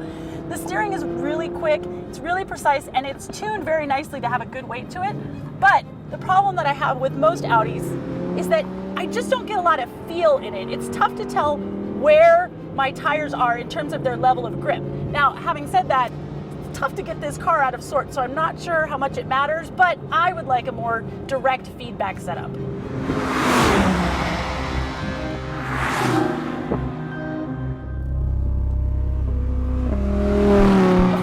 You can spend your life on the track as much as you would like to, and fortunately, this R8 is very, very easy to drive slowly as well. Simply kick it into auto or comfort and your ride gets much, much easier. Still, it's no slouch when you're driving around on the streets. It's going to downshift quickly for passing, and when you're in regular drive mode, it upshifts very quickly, all in the name of fuel economy. So I was driving around my neighborhood at about 31 miles an hour. The transmission was in 7th gear and my RPMs were at 1500. I'm not sure how much good that does, considering the EPA fuel ratings for this car are 14 in the city, 22 out on the highway, and 17 combined. And in my time with the R8, which granted included a lot of speed and a lot of hooning, I averaged 13. All my buttons are located here on my steering wheel, but there is a redundant rotary dial here in the center. The navigation uses Google Maps, and interestingly, on my drive here to the track, Google Maps was sending me in some very strange places. The cursor was over to the left, it was going through Walmart, it was trying to go onto side streets. So I'm not sure if that is a problem with Google or a problem with Audi's MMI system, but I was glad I had my phone as a backup. You know, I've always said that if I ever won the lottery, I would go directly to the Porsche dealership. But honestly, my time in this car, I think I might rethink that fantasy. I mean, I just love driving this. It's such an emotional car. It brings you so much joy, and it brings you just a touch of fear, but it also brings a sense of just badassery that I very rarely get when I drive a new car these days.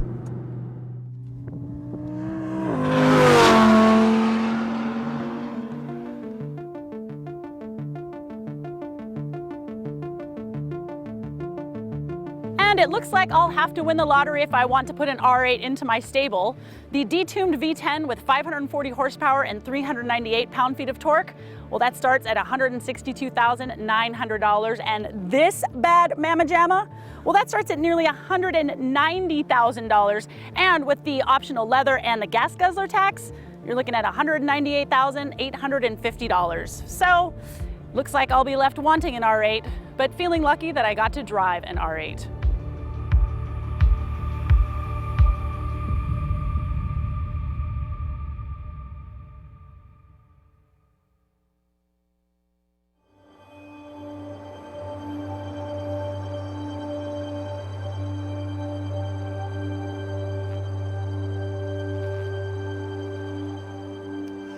Beautiful design doesn't really cost anything more than ugly or mediocre design. It just takes the will to create something unique. Jaguar proved it had that will when it introduced the F-Type in 2013. And right now, I think the F-Type Coupe is the most beautiful car in production. I mean, just look at it. The grille nestles down low in the front, the beltline rises up at the rear fender, and the back glass forms a neat little horseshoe on the rear hatch. But there are better colors than white. What I have here is the 2017 Jaguar F-Type R Coupe. That's the second most potent in the F-Type lineup.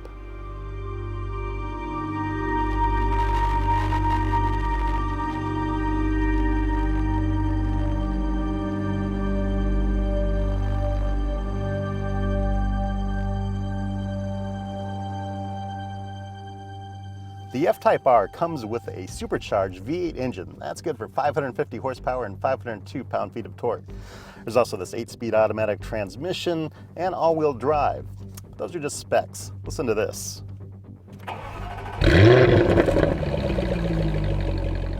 The F-Type doesn't have to rev and growl its engine like that when you start it up, but Jaguar programmed it that way so you'd know what you're driving. And yes, this car does all right in everyday driving situations. It's reasonably comfortable, and there's even an idle stop feature to save you a little bit of gas at stoplights. Well, that's kind of boring. I'm going to put it in dynamic mode, put the transmission over into sport mode, and might as well hit the sport exhaust button as well.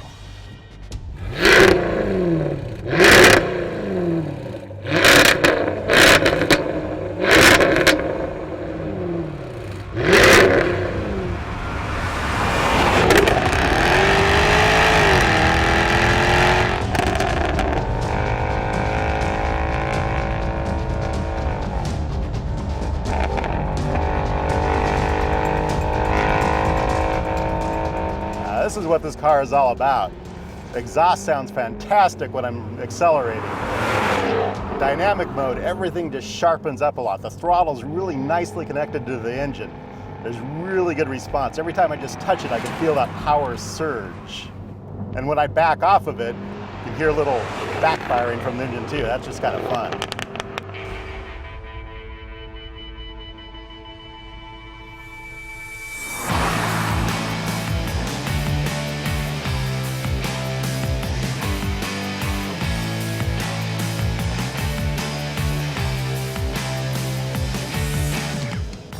The transmission, automatic transmission, I know some of you are going to want a manual transmission. They don't offer it in the F-Type R, they only offer it in the lower level F-Type, so you might want to get one of those just for the manual transmission.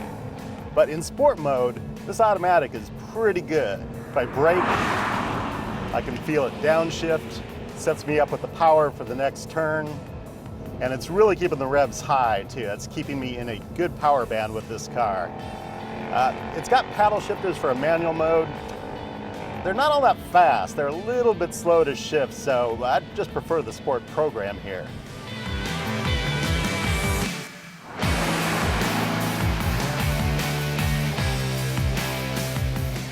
Where this car really shines is in the corners and the handling. Just brake a little bit before the corner, put the gas on, and you can just feel those tires dig in. The balance is fantastic. And you can feel the back end just slip out a little bit too, then the all-wheel drive kicks in. The all-wheel drive actually biases about 2/3 of the torque to the rear wheels, about 1/3 to the front wheels. Of course, it's going to change that up when it feels like it needs to get a little extra grip. The balance feels so good too. And what's fantastic about this car is it's not very big. It's about 14.5 feet long. It's got a nice short wheelbase, so it can you can really toss it around these corners. And oh my God, that's a good feeling. Here we come into another one, brake hard, then hit the gas coming out, and it just wants to wind out through there. It's just fantastic. It's also got some active aero. There's a little wing on back that'll open up at about 50 miles per hour. That'll give you a little more downforce if you need it.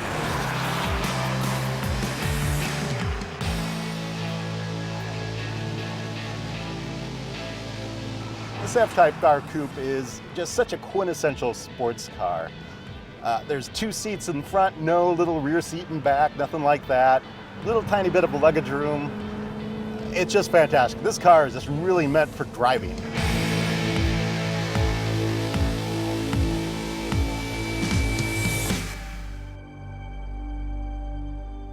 To be honest, I'd be satisfied with the base Jaguar F-Type. It costs about $40,000 less than this one, and although it's down about 200 horsepower, it's still plenty quick. But in our trim, the V8 sounds so good, the car ripples with power. Just starting it up is a visceral experience, and I love the way it tightens up when I click into the dynamic mode. The R trim serves up that extra olive in the martini, but ultimately it's down to the F-Type's looks. Most cars, I don't give a second glance when I go for a drive, but with the Jaguar F-Type, I just want to hold up for a minute and stare.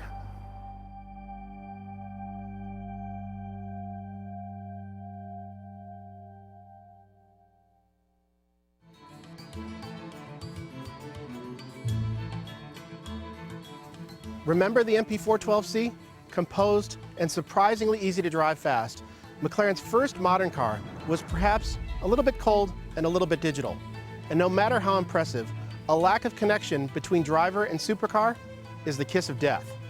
Just 5 years later, McLaren's on a huge roll. The big reason is the 570S here. That's because it doesn't take hours behind the wheel to figure out that in their ability to successfully convey feeling and emotion, the 570S and the 12C, well, they're as different as Alec and Stephen Baldwin. This car is plainly better at forging a bond with drivers.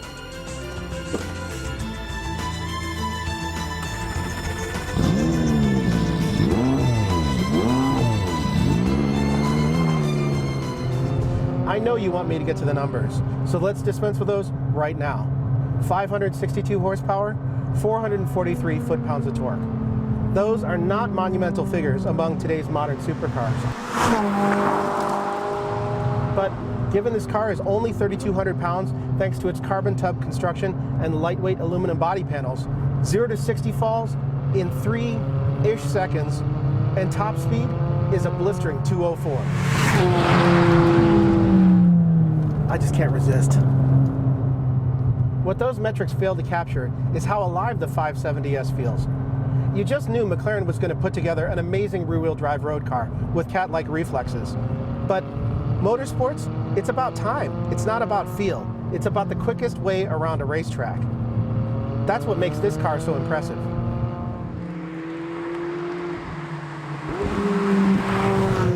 So for me, it's the feeling that's incredible in this car. The steering, the chassis, the way the vibrations come up through the seat and into your back pockets. This car, it bristles with feedback, and you don't have to be going 100 miles an hour to feel it. As part of its new sports series, this is McLaren's entry level, if you can believe that. And along with its GT sibling, it's also the most street-minded. It's actually a smidge bigger than the much costlier 650S in order to make it more usable. The sills are lower to ease getting in and out, plus it's got a glove box, cup holders, USB connections, and a pretty good-sized frunk. There's even a must-get nose lift function for driveway aprons. If I'm being honest, I kind of hope that the Apple buying McLaren rumors turn out to be true, because the infotainment screen and the gauge cluster controls, they're not great. Once you master the menus though, this is a car you can happily drive every day. While it doesn't have the SuperTrick hydraulic anti-roll system of its more expensive siblings, the 570 suspension is still adjustable and it rides beautifully, even here in Michigan, where some of the roads are just potholes holding hands. And when you want to firm things up for winding roads or track days, you can do that and dial up the drivetrain responsiveness independently. No matter what you do, everything just feels fluid. The 7-speed dual-clutch gearbox is really well-mannered around town, but get out on the open road, grab the paddles for yourself, and it's a real screamer. That's something I tend to do a lot of in cars like this. Shift, bang, shift, bang. Look at how quick that is. You can feel the back end wanting to come around a little bit, but it's so controllable and there's so much grip, Jesus.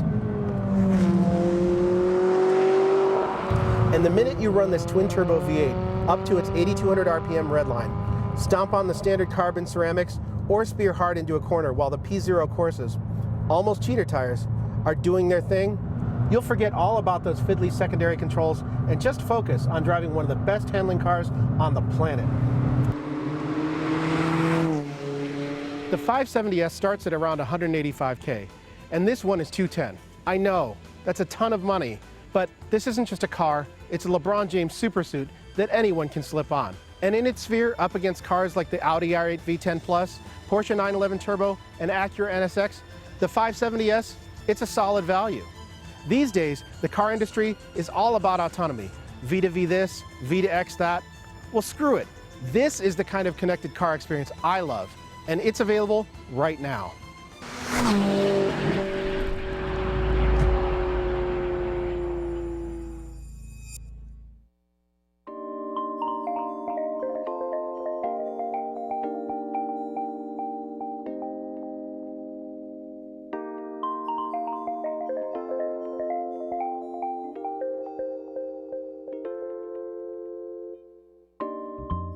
Never meet your idols. You hear that a lot when it comes to certain A-listers like celebrities or sports figures. Most of the time, they're right. But occasionally your expectations are not only met, they're exceeded. If there's one car that's been granted automatic A-list celebrity status in the automotive universe, it is the Porsche 911. For the past 50 years, it has set the bar against which all other sports cars are measured. I've been a Porsche 911 fanboy for years. For most of my professional career, I've been writing about them. I've been in magazines, I've even been in a damn book about the things, but I've never driven a modern 911. Thankfully, that changes today.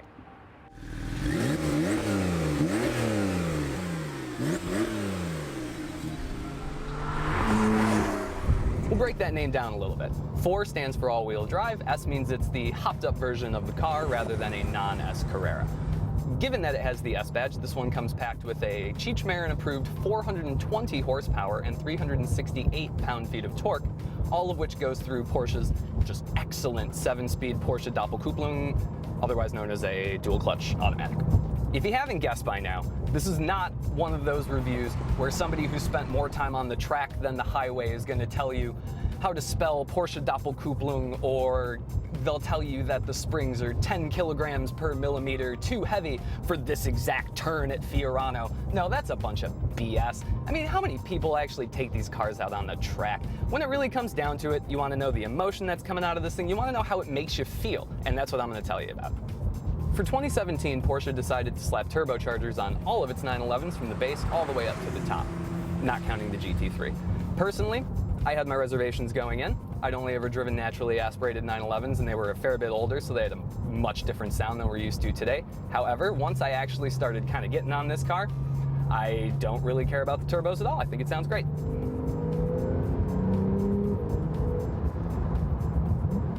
There are 2 main gripes about the 911's noise. One of them is made up and one of them is real. Personally, I think it sounds a little bit like a power washer at idle, which is the real complaint. The second one relates to fake noise. Porsche has something called a sound symposer, which pipes in intake noise from the plenum into the cabin. It bypasses all the sound deadening materials and all this rich fancy leather, the stuff that makes the car pretty pleasant to drive otherwise. It's not absolutely fake. It's not a BMW that's hiding speakers that are piping in fake engine noise. Totally different thing. Porsche rolled out a new version of its PCM infotainment system for 2017, and not only is it the best PCM yet, it is one of my favorite infotainment systems. It's bright, it's fast, easy to use, and there are plenty of actual physical buttons for you to touch. One of my favorite things about PCM's specific iteration of Apple CarPlay is that it doesn't just shove you into the environment when you plug your phone in. Instead, It will display a prompt that says whether you'd like to keep it in iPod mode, which allows you to use your phone through PCM, or you can then hit Apple CarPlay and pop right into it after you accept the average disclaimer. In the event turning your head is too distracting, you can just look down and you will find an extra information display gauge that takes the most pertinent and important parts of the PCM display and moves it directly in front of your face. This interior is so good, I want to lick it. For $4,300, you can have your entire 911 interior swathed in smooth, supple leather, and in this example, it's kind of a blue-gray slate design, and it is c'est magnifique.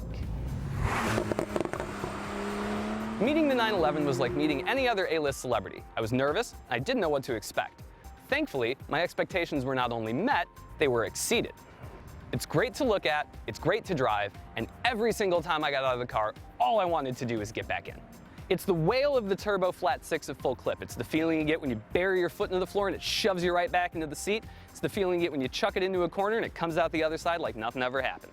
Everything about this car makes me want to drive it. I don't give a flying whatever what its problems are. It's $140,000 awesome, and I had a great time. Now that I think about it, do they make 40-year adjustable rate car loans?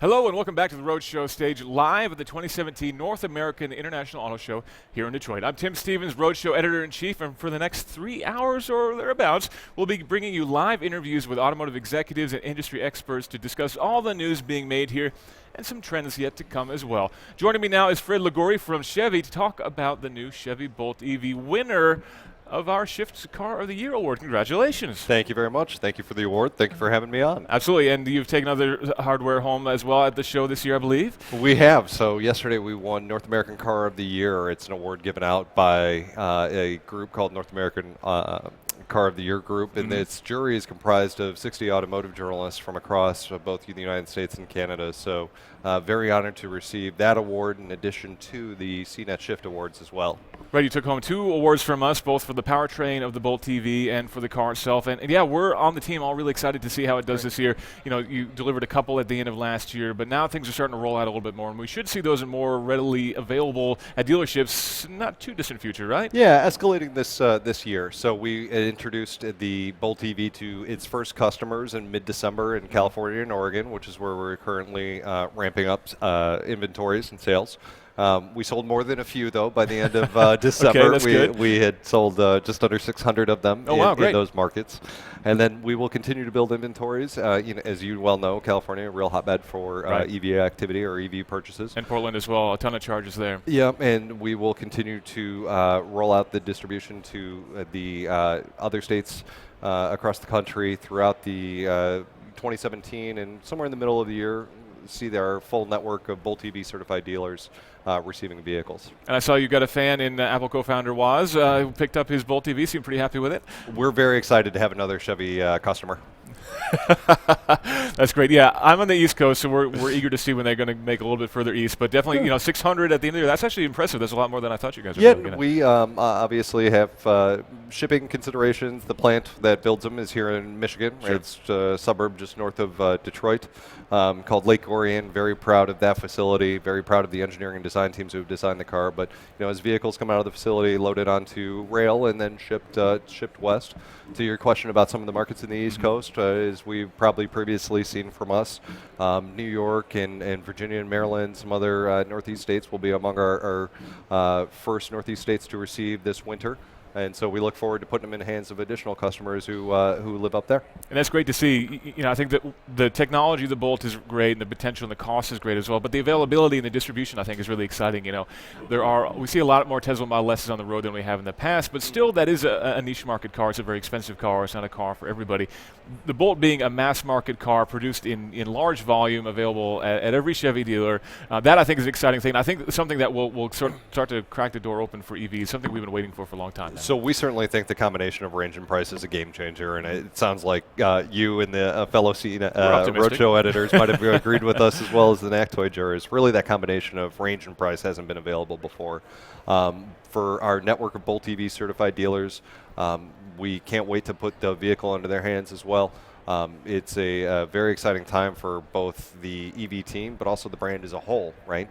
For us, if you walk into a Chevrolet dealer, it's possible to see a $13,000 Chevrolet Spark or $13,000 and change Chevrolet Spark, a mini car, as well as a world-class sports car in the 100,000 plus Corvette Z06.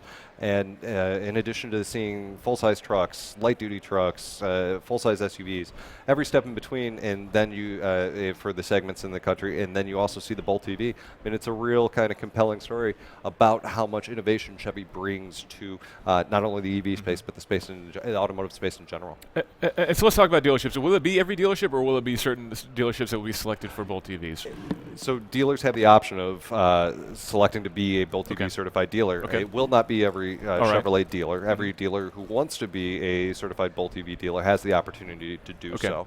So at this point, we're going through the process of preparing dealers to receive. Obviously, that's happened. That process has well underway in California and Oregon. There are some requirements regarding infrastructure, right? The ability to charge the vehicle before delivering to a customer, that kind of thing, servicing the vehicle. So no, not every dealership, but we have seen roughly a third of our network of dealers sign on to become Bolt EV certified, and certainly we're honored by their commitment and their excitement to the space, and then we know that they are going to be a very focused group of dealers as well. So about how many does that put us at if we're talking 1/3 of dealers? Slightly under 12, over 1,200, pardon me. So that's still quite a few. Significant. It's over a third of our network of Chevrolet dealers. We have just more than 3,000 in the United States. And it's great, again, to have them come on board, with the Chevrolet Volt, kind of another vehicle in the Chevy electric family, if you will, we have seen 2/3 of our Chevy dealers sign up to sell the Chevrolet Volt, and so we know that the dealership body that's getting ready to sell the Bolt EV is very focused and very interested in the EV space. And it's still very early days, so ultimately I'm sure that number will be increasing. Now, you mentioned maintenance as well. It's obviously an important part of owning a car is being able to get it serviced. And we actually ran a post, and we were lucky enough to be able to thumb through the Bolt manual last year to look at the service intervals for that car, and it's pretty much non-existent. I don't say you don't have to do anything to the car, but if you look at a traditional car with oil changes and coolant flushes and things like that, if you look at the Bolt's service history, there's not a whole lot to do. Yeah, you need to put some windshield washer fluid in there. You do, especially this time of year, yeah. Yeah. No, it's true that with an electric vehicle, you're talking less moving parts, requires less maintenance.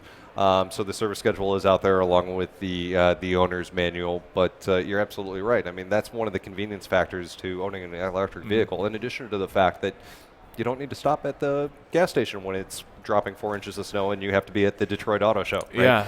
So the ability to depart your warm garage every day with a full, charge or a full tank of fuel, if you will, is just an incredible convenience benefit, because when you want to be somewhere, you want to be somewhere. You don't want to have to stop.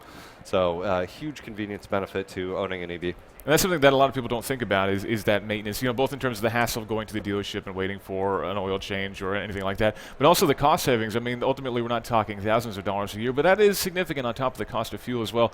And in addition to, the cost of not burning any gas and the acceleration, the quietness, and all the other nice things as well that you get from an EV. So I don't think people always look at the full picture of EVs. So there's a lot of benefits. Good point. Although we'd always love to see everyone come into a Chevrolet dealer and visit. Of course. There's plenty of vehicles in the show and they kick the tires on. Sure. Yeah, exactly. So where might we see this technology go next? I mean, obviously the Bolt EV is a great first step, but presumably there's some plans of making this into a platform and maybe bringing it to some other size cars, maybe? So I'm not going to prognosticate on the future, right? You've heard this before. I know, you've got to ask. And I don't know that I'd necessarily term it the first step, right? We have a history of expertise in the electrification space. Chevrolet Volt first went on sale in 2010 as a 2011 model year. That vehicle, when it was first introduced, its battery pack was able to, its stored energy was able to propel the vehicle 35 miles on a charge before it kicked over to range extended operation. Now our current version Chevrolet Volt, our second generation, as you well know, is capable of going 53 miles on a full charge before it kicks over to range extended operation. Right. In addition, we've had the Spark EV in there. We now introduced the Malibu Hybrid. So if you walk into a Chevy dealer, you can see Chevrolet Volt, Chevrolet Malibu Hybrid, and now Chevrolet Bolt EV. And that expertise is all built on the past, right? So I would call Bolt EV a revolutionary vehicle building on evolutionary expertise at the company. And how important is it for that car, even though it is revolutionary, to look like a normal car and to drive like a normal car and just ultimately be usable like a normal car, that it doesn't really stand out in a way in terms of, we see a lot of EVs that are very radically styled and they glow blue and they make funny noises. The Bolt, in my chance to drive it, just felt like a normal car. Yeah, you had that opportunity, right? So when you jump in the vehicle and operate and drive and utilize the brakes, it feels very much like a typical driving experience. There's nothing untoward or maybe even unique about it. It feels like what a lot of folks who haven't driven EV previously are accustomed to, and that's important to us. We want folks to be able to experience the vehicle if they do desire a more traditional EV experience, one-pedal driving, something that you had the opportunity to explore. Right. We have various drive modes that allow you to really maximize regenerative braking, and then, as you're well familiar, if you want to utilize regenerative braking exclusively to bring the vehicle to a stop. And I know it's early days on this, and I don't know how much you can talk about it, but we've seen some Bolts fitted out with some sensors and cameras and things like that cruising around in the San Francisco area. What makes the Bolt a good platform for autonomous testing, and is it something we'll be seeing more of in 2017? I hope. So you're absolutely right. I'm not going to delve into that too much, other than to say that we are doing a bit of autonomous testing. It is happening in both California as well as Arizona, and then in addition, Michigan, we recently announced for cold weather testing. Great. The Bolt EV serves as kind of the foundation for that research, and that's about as far as I'm going to go, because You're not throwing me any bones at all. Not at all, not at all. They train us well. I guess they did. So a big year, of course, for the Bolt. A lot going on a sale to a lot of consumers out there. I look forward to seeing a lot on the road. And I guess one last question: the charging networks. How do you feel that they are? Are we expecting to see an explosion in charging networks as well as these cars come out as well, or do you think that we're in a pretty good state already? I think we are in a great stage. The electricity, right, the fuel that the vehicle uses is already pumped to every home, every business, and every convention center in the United States. Some people live a little out there and they don't have any. That's okay. So there's also some level 2 network, right? The J1772 handle, the level 2 is the 240 volt, the way to refuel to recharge the Which vehicle. is about like a 6-hour-ish charge. So for the Bolt EV, it fully depleted a little over 9 hours, 25 miles worth of range for every hour that it's plugged in, right? We see a lot of customers purchasing, or anticipate a lot of customers who purchase the Bolt EV to purchase a level 2 charging solution for their own home garage. So that gives you the ability to fully recharge overnight. That network of level 2 chargers is pretty well built. I'm sure other businesses whose model is dependent on supplying electricity to EVs, right, or based around supplying electricity to EVs, will continue to build out that infrastructure. But in terms of level 3, I think we have seen something of an explosion, right? The DC fast charge at the CCS standard, and that explosion is going to continue even since we introduced the first pre-production version, or pre-production Bolt EV came off the line in March. There were, I believe the number is something like 350 CCS stations across the country. I looked recently at the Department of Energy website that lists just under 900 of those stations. Well, that's almost I mean, that's a fast turnaround, right? Multiple businesses who specialize in this, and I think they are going to continue to proliferate the network. And very important to note that that charge protocol is not only going to benefit Bolt EV, it's also going to benefit others. And so it is going to be a sustainable network for years to come. And we love standards here more than anything else, I think, at Roadshow. All right, thank you, Fred. That's really great and exciting to hear about the Bolt. I can't wait to see more on the roads. Stay tuned. Brian Cooley's up next with Toyota's Bill Fay. We'll be back right after this.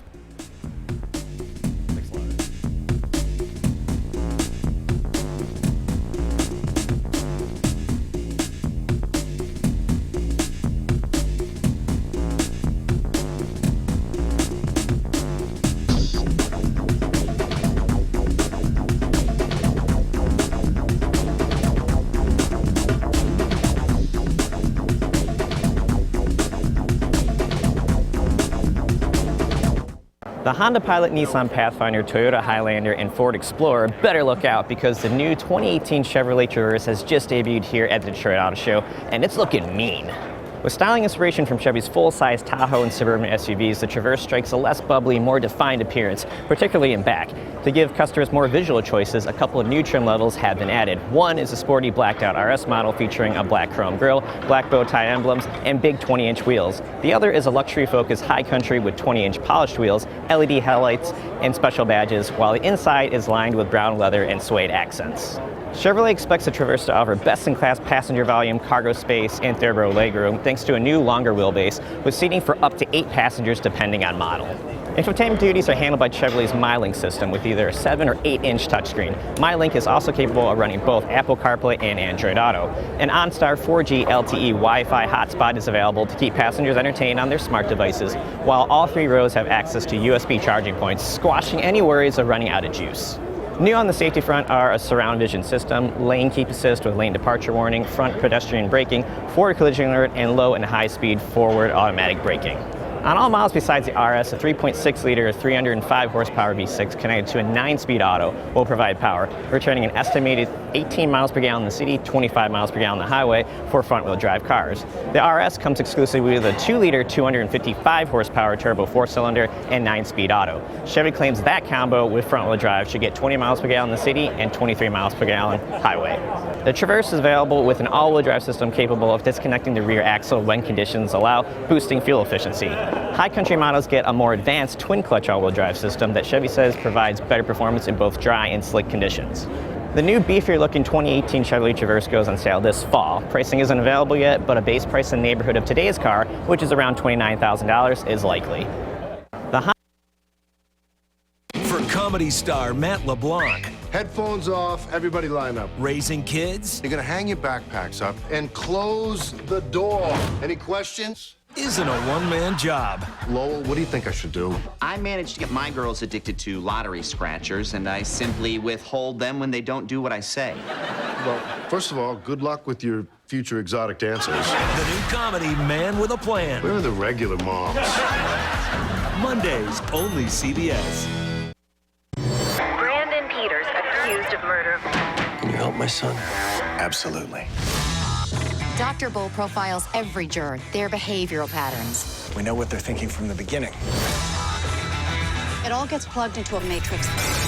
Then we create a mirror jury that is scary in its predictive efficiency. I hate surprises. Innocent until proven guilty is the old jingle. Where are you going with that? I'm gonna bring your boy home.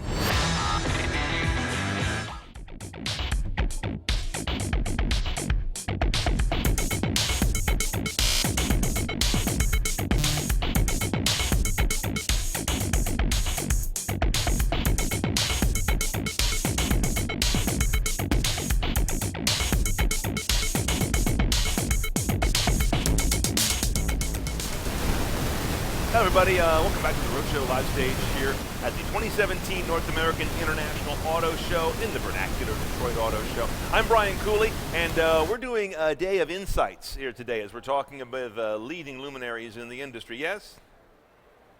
Take it again?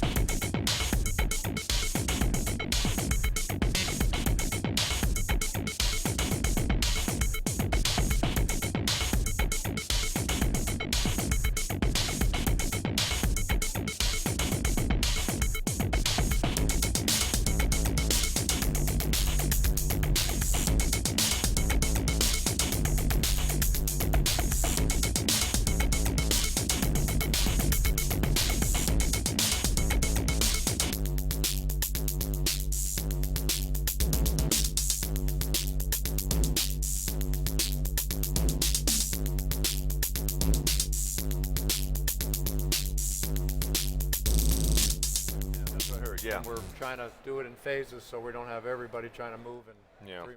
And kind of, oh, here we go.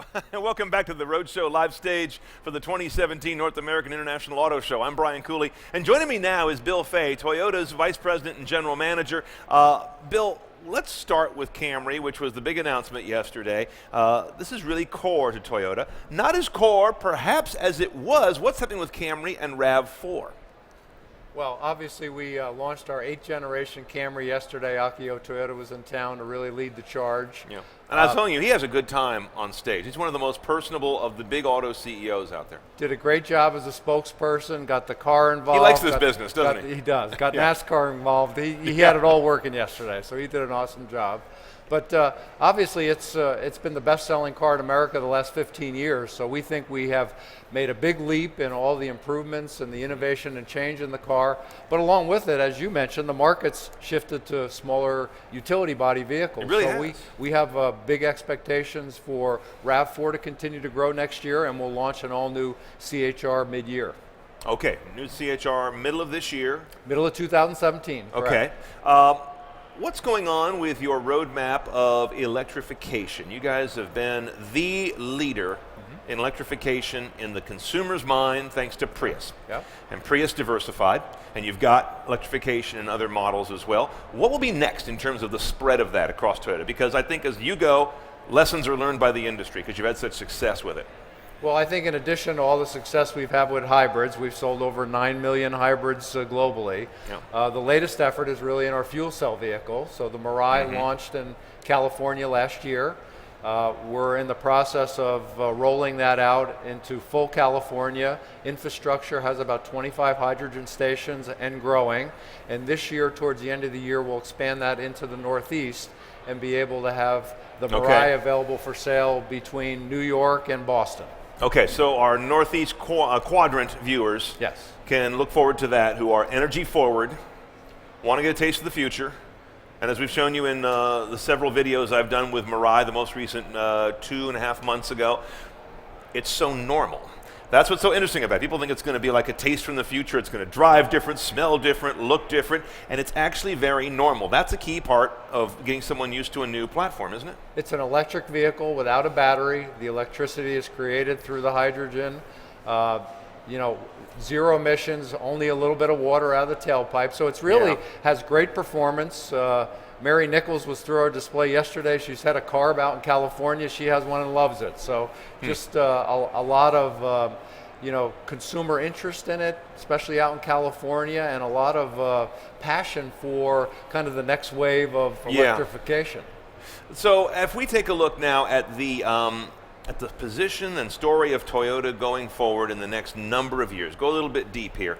The market's moving towards light trucks and crossovers, and we have a lot of bets being made on some very advanced electrification and some more accepted types. And then we had this whole autonomy area that Toyota Research Institute's working on. Well, where will Toyota be in, I hate to say 10 years, almost impossible to see. Let's say 5 and make it hard enough. What will be different about Toyota? I know you're going to keep hitting to all your bases that work. What will be changing? I think we're going to play to all those bases, but we're a big enough company that we're making investments in all those bases. So as consumers start to work their way through where they want to be and the type of technology they want to invest in and buy and drive, Toyota's going to have a product there. So, Akio recently said we're going to invest more in advancing the battery technology. We've got the fuel cell in play in California and expanding to the Northeast. We've got a great reputation of hybrids. We sold 45,000 RAV4 hybrids last year. In the first year, we introduced it into the RAV4 lineup. So we plan to continue to meet all the regulatory requirements we're going to have, but also try and really understand where that consumer wants to go and have a product ready for them when they're there. I'm going to convert you to another microphone here. Take that if you would. Hold that. Okay. Let's continue on. Is that we're good now on audio? Okay. Let's talk about RAV4 versus Camry. You mentioned RAV4. Yep. If RAV4 becomes your volume leader, and it wouldn't be by much, I'm sure it's a nip and tuck race, but if it becomes your volume leader this year, is that just a happenance that happens, or does that give you indications to do anything different with the product line going forward? No, I think the improvements we made to Camry are going to be fabulous once we start messaging and communicating those around the fourth quarter of this year, late summer. So if the market continues to move to light trucks, we're going to be prepared with Camry, and we will probably push with RAV4, we'll start to push our RAV4 sales close to 400,000 this year. Yeah. Add CHR, so we'll have a new entry-level crossover that has great looks, and we've gotten some great feedback so far. And then we'll be talking about an all-new 8th generation Camry. And my experience since I've been around for all 8 generations now is that whenever we message around Camry and all the benefits that new generation brings to the Toyota brand, it really elevates Toyota. And I think it'll elevate the midsize segment, which has had a little bit of outflow to some of these utility body vehicles. Okay, so Camry's a big enough platform to float more than just its own boat. I mean, to revalidate the segment. Absolutely. You've got still 2.5 million vehicles being sold in that midsize segment. It's not trivial. It's a huge segment. Yeah. And when Toyota and then the subsequent product cadence of other companies follow along with that, we really think the innovations and the improvements in Camry and a lot of that marketing will stir up the midsize segment. I notice on the face of the new Camry, you've got the basically the XS E and SE, and the LE and the XLE. Yes. Those are the two families. One's more luxurious, one's more sporty. Yep. Is that right? Yes. Okay. Very different face on them. More dramatically different than I think I've ever seen in those two halves. We're looking at the face now of the XSE. What's that supposed to say to the consumer? Why is it so important to make them so divergent? One almost has a Lexus spindle grille. The other one is completely, I don't know what that is. It's completely new. Well, I think one thing we learned in the 7th generation Camry, as midsize segment evolves from largely boomers to more Generation X and Generation Y. They want a little bit more standout styling. They want to bring a midsize sedan home and have it stand out in their driveway. So our last generation pushed more towards the sport models. So in developing the 8th generation Camry, we really tried to differentiate both those models even more than the current Camry. So I think you see more dramatic styling over on the Sport Edition. But equally good looks and evolution over there on the Luxury Edition. Akio grabbed me when he was here and he said, "Which one do you like best?" And I said, I like the Sport Edition. And he pointed to the Luxury Edition and said, "That's my favorite." Interesting. So it's nice that we can broaden out that appeal. And they're very distinct. It's not a subtle difference. Nope. It's the biggest differentiation we've ever had between the different models, and I think that will I wasn't help. seeing things. It really looks dramatic. It will help us broaden out our appeal with the looks of the car and the breakthrough design. The interesting thing to me is, separate from your products, is what's going on at the Toyota Research Institute. Different, different avenue here. You've got a real tiger by the tail with Gil Pratt over there. Yeah, we do. I mean, this guy tells the story and does the work so well. And I was intrigued at CES when he was talking about autonomy, laying out the different levels of it and all that, and was very honest, saying, look, we don't know where the right place is to be just yet. Other car makers are out there planting a flag saying, by this year, we're going to be this level. And Toyota seems to have much more of an honest, we're going to do the work and figure this out. Does that make you nervous that you aren't planting a message as early as maybe some other companies are, saying we're going to do this by this year? No, I think, he's not going to be the first to tell you we have more patents in that area than anybody else. And I think he's painting a realistic story that the rollout of this autonomous vehicle may take a little bit longer than some of the other companies' PR departments are laying out in the line right now. It's refreshing. And that's okay. I think we'd rather get it right and have a vehicle that we have a high degree of confidence in, that's going to be able to handle all the different issues that it'll have to handle being out there on the road by itself. So I'm very optimistic that we're going to have competitive technology at or before most other companies, but I know that with the approach we're taking, it's going to be right, and it's going to be the typical Toyota quality that's been in all of our other vehicles. And what struck me is by the process, hard work that he's talking that you're doing. Other companies are, of course, but you seem really focused on it.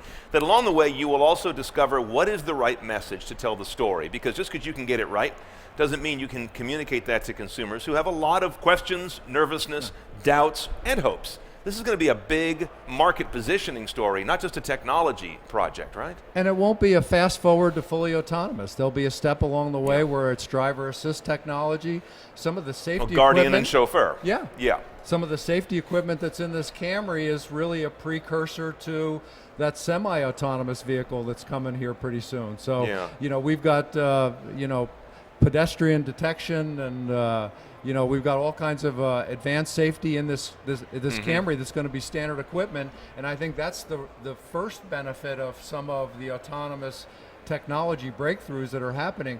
They're going to come into middle America and mainstream mid-sized cars, and it's going to be standard equipment on the 18 And Camry. that's what you guys do. Yeah.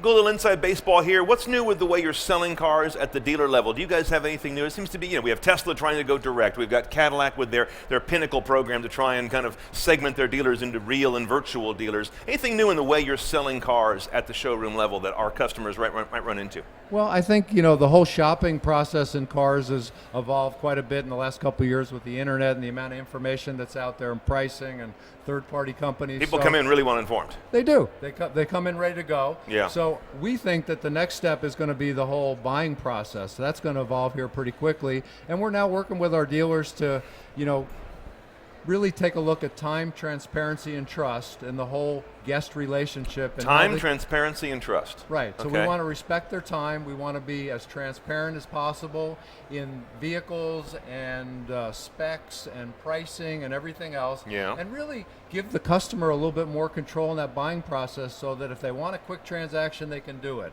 If they want to, do as much of that purchase part of it as they do on the shopping, and provide more capabilities to do that online. So we're really trying to expand the capabilities we're giving our dealers to interact with that guest and that customer, and give that guest a little bit more control of the purchase process. And the trust part doesn't just get them to say, yes, I want to buy this car from this dealer, but it helps them stay involved in the dealer, because it's important to keep them integrated in the dealer's services, offers, future technologies, and new cars that are coming. Sometimes that's, for some car makers, that's hard to hang on to. Yeah. They only see them once. Yeah.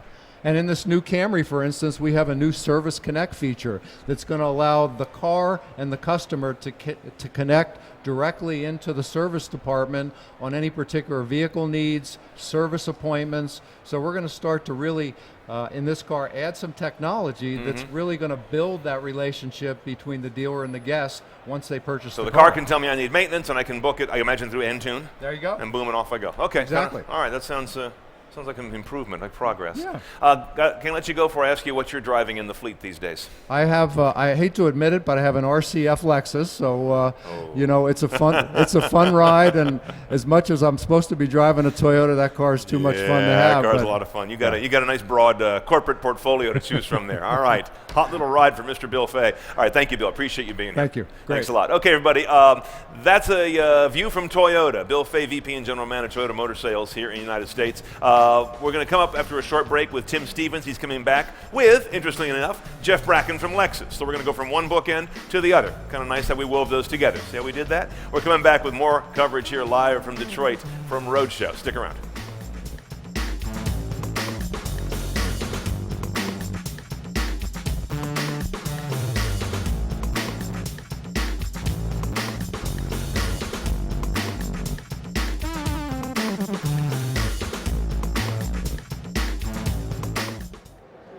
Hey everyone, it's Emme Hall here at the Detroit Auto Show for 2017, and I'm at the Volkswagen booth, but you know, I gotta start with my favorite thing here, because I love the dirt, and check it out.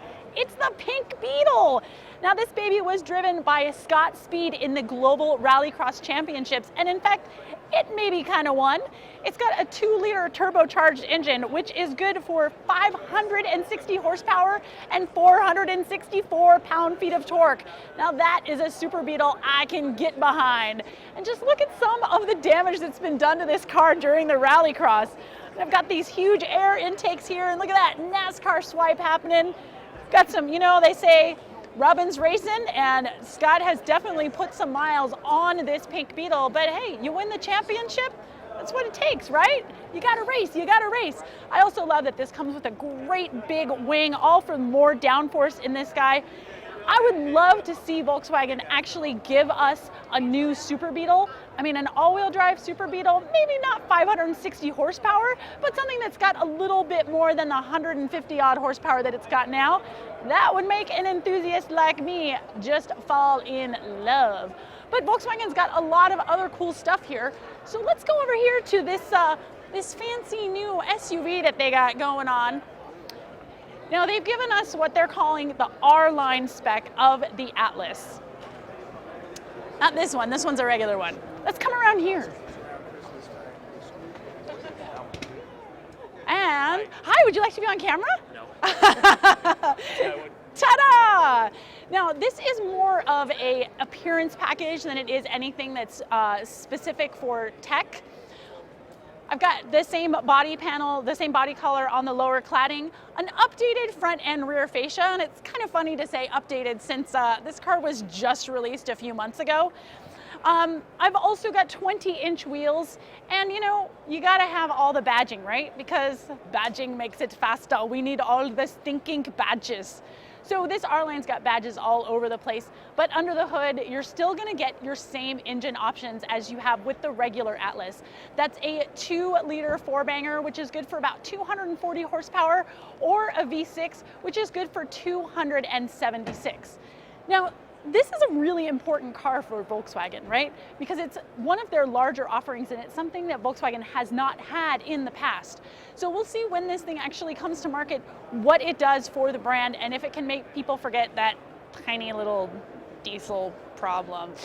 Ooh, oh my. Now, we also saw this week, or this day, the new Tiguan.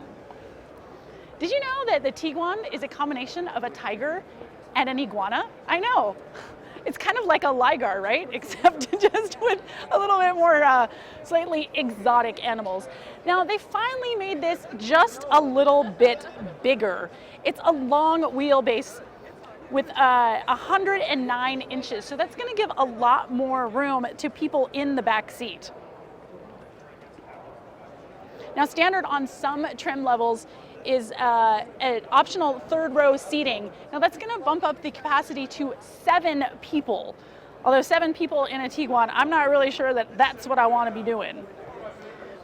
What I really like too about the Tiguan is that inside, it's got basically Volkswagen's version of Audi's virtual cockpit. So it's got a really cool design to the gauge cluster, and it really gives it much more of a modern feel than Volkswagen has had in the past. Now, When it comes to the engine in this guy, my notes are telling me it's a 2-liter TSI turbocharged engine. Sorry, yes, turbocharged. Ooh, I was right. That's good for 184 horsepower and 221 pound-feet of torque. Now that's mated to an 8-speed automatic transmission, and you can get this in front-wheel drive or in all-wheel drive. Let's take a look. Let's see what we can do inside. Oh man, someone's in it. They're always stealing my thunder. I do like this new Tiguan. I think it's great that Volkswagen is finally recognizing that Americans these days, we really want bigger cars. And by stretching this wheelbase, they're giving more Americans the option of buying something that fits into their lifestyle just a little bit more, with more utility and more passenger room. But the big news for Volkswagen is this little concept guy right here. Now, I am a huge fan of air-cooled Volkswagens. So seeing a throwback to the microbus of yore is really, really exciting.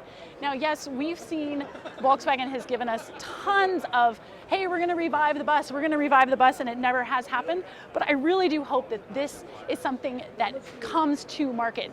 Now, granted, it's based on the microbus, so it's not quite as retro, kitschy, cool as the original. Of course, you'll notice here in the front, you know, you still have your driver is behind the front wheel, whereas in the old one, you were pushed forward quite a bit. This time, nope, we've gone a little bit modern. Like, we even have a little Buddha gnome in the front. I guess it's better than the flower vase, right? Now, this is an electric vehicle. So this guy is going to get a horsepower of about 201. 201. Okay. I drive an air-cooled Volkswagen that I race in. I have 90 horsepower. It's so great to see a Volkswagen, especially something that's retro-inspired, that you don't actually have to kind of drive like Fred Flintstone, right? Where you're pedaling as fast as you can to get down the highway. This one's going to give you a lot more horsepower. 0 to 60 is going to happen in a super torquey, right about 5 seconds. And we've got a top speed that's governed at 99 miles an hour. But the cool thing is you're gonna be able to cruise on all electric power for about 270 miles. And the interior is all set up, so it's like an autonomous way to get 8 people to your destination, right? So when the car's driving in autonomous mode, I can actually flip my driver's side chair around and I can have a chat with my passengers. The inside is totally customizable, so you can move your seats around, you can set up a table, you can take some of the seats out, so there's some really cool ways that we can do some customization on it. Now let's see if I can figure out how to open the door. Is that right? No!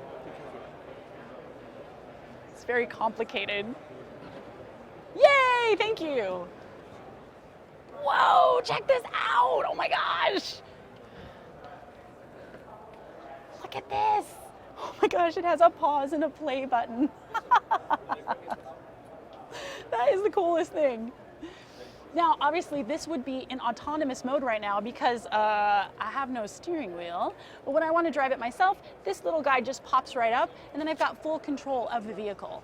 Now, let's talk about autonomous driving for a minute here. You know, I think it's really exciting for my car to be able to do kind of the drudgery driving that we really don't like in traffic, but I really do like to drive. So I really like it that manufacturers are recognizing the fact that there's a difference between driving pleasure and driving drudgery.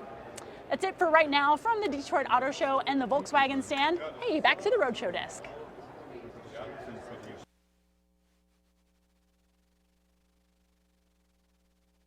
I'm here at the Audi booth to take a look at what they have brought to Detroit this year. And to start with, take a look at this. One of my favouriteest cars in the whole wide world ever. It is an Audi R8 Spider. Now, in the middle is a 5.2 litre naturally aspirated V10. 0 to 62 in this thing is a little around 3.5 seconds, and its top speed tickles that magic 200 mile an hour barrier. Now, take a look at the interior. It's so plush in here. It is so plush. Everything is leather. It's beautifully designed. And you'll notice there's no screen in the middle there because it's all in the instrument binnacle. Much like the Audi TT, it has the virtual cockpit. So in there you have all the information you could possibly want. Sat-nav, radio, driver information, you name it. It's all there just for the driver. Now there's no manual gearbox available in this thing, it's all auto, but thankfully that gearbox is super, super slick. There is a review of it on the roadshow.com if you want to take a look in more detail. I'll tell you what, normally convertibles, they look a bit unfinished compared to the coupe, but Audi's done a bang up job with this because look at this rear deck. Plenty of venting so that V10 can breathe, but it doesn't spoil the lines. It looks like it was built to be beautiful with a roof or even without a roof. It's an absolutely stunning thing. I adore it. It's so fast, so capable, so easy to drive very quickly. Now, if we're talking about easy to drive very quickly, let's take a look at this, the fearsome RS7. Here, it's all matte paint and what have you. Now, it has a 4-litre twin-turbocharged V8. Now, if you don't get the performance car, that's 560 horsepower, sir. But if you get the performance model, it's closer to 600 horsepower. 0 to 60 sub 4 seconds. And if you tick the right options box, it'll do 189 miles an hour. That is insane. By standard, it's 155, then you apply money and tick a box and you get 174, and then you apply more money and tick another box and you get 189 and big brakes and trick suspension and things like that. Now, it's a very pretty car. It's quite beastly, it's quite mean, especially with the RS specs. You've got these big air dams down here, carbon fibre detailing, RS7 badges and Quattro things all over the shop. Just take a look around the side of the car. Now the RS7 has been around for a while now, so the performance one's a bit of an upgrade. Maybe it's time for it to shuffle off the coil, but take a quick, cheeky look inside. Carbon fibre everywhere. It's very dark, it's very moody.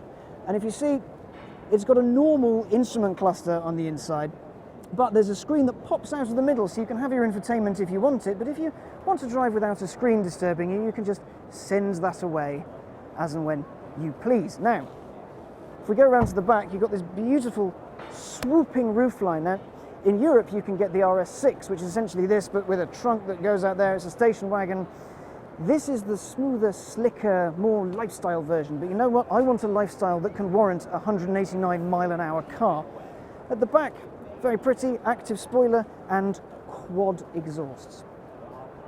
4 tailpipes for you, sir. How about that? And it sounds, frankly, insane. I adore it. These things are special. Some people say they don't handle as well as other German cars, but if you say live near an autobahn and want to get to work very quickly, couldn't go too far wrong with an RS7. But those two cars have been around for a while. Let's take a look at what Audi has brought to the show. This is what's new here. So dead ahead, we have the all-new S5 Cabriolet. Now, the A5 itself was launched last year with the S5 variant, but the cab has come here to Detroit. What's special about it? Well, it doesn't have a roof, for one. That's pretty cool. So you can cruise along with your 3-litre turbocharged V6, kicking out 354 horsepower, and I imagine making a hell of a racket while it does so. It is quite pretty, isn't it? And if you look down here, my favourite detail on it is right here. Little side strake that says S5. How cute is that? It's a pretty little thing. Let's take a look inside. We have a screen, a lovely screen that will show you everything you need to know. There's also some virtual cockpitty stuff in here. Now, Audi does interiors immensely well. They're always very slick, very well put together. They will last longer than you or even your grandchildren will last. Everything feels solid. No manual in here, just an auto, but thankfully Audi's autos are pretty stellar. And tell you what, check out these seats. They're a bit bright for my liking, but maybe Californian coast will accept them more than the middle of London. But while this is very pretty, you can have 4 friends cruising around quite quickly. You've got quad exhausts at the back and S5 badging here, there and everywhere. But Audi's real showstopper is this, the Q8 concept. Now, the Q8 is essentially the coupe version of the Q7. It's a concept. I say concept because the production car is going to look like that. It's coming out a little bit further down the ways. As it stands, it's got 4 seats. It's got a plug-in hybrid powertrain, so it's 440 horsepower and a little over 500 pound-feet. Now, the actual car will share a lot of its engines with the Q7, which means V8s, V6s, and hopefully the turbocharged 4-litre V8 diesel you get in the SQ7, because man, that thing is fast. Now, there are a few things that will change for the production car. For example, The wheels won't be 23 inches, and it will probably have door handles. Always a bonus when you're going for things like that. The interior is full of tech. It's a very pretty thing. Only 4 seats for now. There will be a 5-seater available when it makes production. Now, because this is the coupe, you do lose a little bit of practicality. The reason some people buy SUVs is because it has a big trunk and space in the back for tall people that you like. But here, you lose a bit of that with a sloping roofline. So it's actually less practical than you might want it to be, but it's certainly going to be noticed in the street, don't you think? It's certainly a looker car. It's certainly a looker, especially with that paint job on it. But if we loop around the back and take a quick look at the rear, fight our way through the people, because, well, a lot of people want to have a look at what Audi's doing with this, because this is taking on the likes of the X5 and things like that. Sorry guys, coming through. Now, take a look at this design detail. It's something that's been echoed on a lot of Audi's concept cars for years. I really like it. The rear lights is one big band. The only other car I know that has rear lights like this, kind of in one big old strake, is a Bugatti Chiron. Admittedly, that's a single piece, and this is a little bit broken up, but that's really cool. It's oddly pretty, though I'm not 100% sold on it myself. But let's take a look at this. Finally, Audi's other showstopper is the SQ. Welcome back to the Roadshow stage, live at the 2017 Detroit Auto Show. My name is Tim Stevens. I'm editor-in-chief of Roadshow. Joining me now is Jeff Bracken, Group VP and General Manager of Lexus. Jeff, welcome to the stage. Thank you very much, Tim. Good to be here. So we're going to talk for about 10 minutes, but we're going to pretty much encapsulate everything in 2 letters, LC and LS. That's pretty much everything, and we're really excited to see what's going on with both of those cars. Let's start with the LC, because that car made its debut last year, and even earlier than that. We got to drive it last year. Beautiful, long, low, sporty coupe. Talk about the placement in the market for that car. You know, that's a bit of a unique concept, a luxurious, sporty coupe. Right. So the LC for us fills a gap that we had not previously occupied. You know, when you think about where Lexus was maybe when we began, we were probably recognized for quality and dependability and certainly premier customer care, but maybe not so much for beautiful styling and high performance. So with the LC, maybe preceded by the RCF and GSF, we now have an absolutely beautiful performance coupe with a 5-liter V8, 471 horsepower. So we are so excited to get this into the hands of our dealers this May. And when we first saw that car, it was presented as a concept car, and we thought, oh, this looks like a concept car, but it really didn't change much at all going from that to production. It's rare that we see something stay that true. It's almost as if you were at our national dealer meeting, because when we did show that actually here in Detroit, I think 2012 as a concept, and then we shared it with our dealers over the last several months. We played up the fact that it looks almost identical to what the concept was to what the actual production vehicle is. So we just couldn't be more pleased with what the designers and engineers were able to pull off. And that's very, very rare. I mean, we do see concept cars move to production, and they look similar, but usually there are at least very subtle tweaks that just kind of take the edge off, and this looks absolutely fantastic. It's probably one of the most gorgeous cars on the road for sure, and we were lucky enough to drive it toward the end of last year, and it's phenomenal driving as well. Now, interestingly, there is the big V8, as you mentioned, but there's also a hybrid version of that, and we won't delve into the details, but that's got a very high-tech, very trick powertrain in there. Can you tell me a little bit about the buyer of that car, and who would go for the V8 versus who would go for the hybrid version? So I think internally we're still trying to get a read on what that product mix should be between the normally aspirated and the hybrid vehicle. I think we're estimating, 10-15% of the mix will be hybrid. Okay, so fairly small. Fairly small, although interestingly, at our long lead press preview over in Spain, a lot of the journalists and folks with the media suggested that depending on the pricing, you may have something that even takes the place of the normally aspirated engine. So I think going in when we launch this vehicle, we'll probably begin with that 10 to 15% range. And now that we have final pricing, which is about a $3,500 premium, that feels about right to us, but we'll see how the market accepts it. And that's not really that much, because we're talking about a $90,000 car, right? What's the starting price on the Right, LC so the hybrid is $96,510, and the 5-liter V8 is $92,000. So that's a 3% increase or thereabouts. So that's not that much for what is, again, a very, very interesting powertrain, a very complex powertrain, and very progressive in terms of technology as well. But I was asking around some folks on the staff what they want to know about the car. And so the big question was, when might we see an F version of that, or might we see an F version of that? A really, really hard-edged, high-performance version of that car.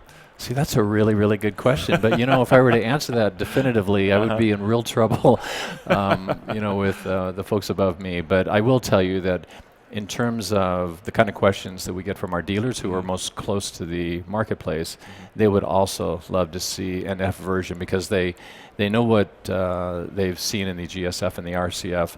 And that engine that's in the LC is that same GSF and RCF engine. So their expectation is for an LCF, but nothing that we can announce today. Fair enough. And you mentioned dealers a lot. When might we see this car actually in dealers? In May.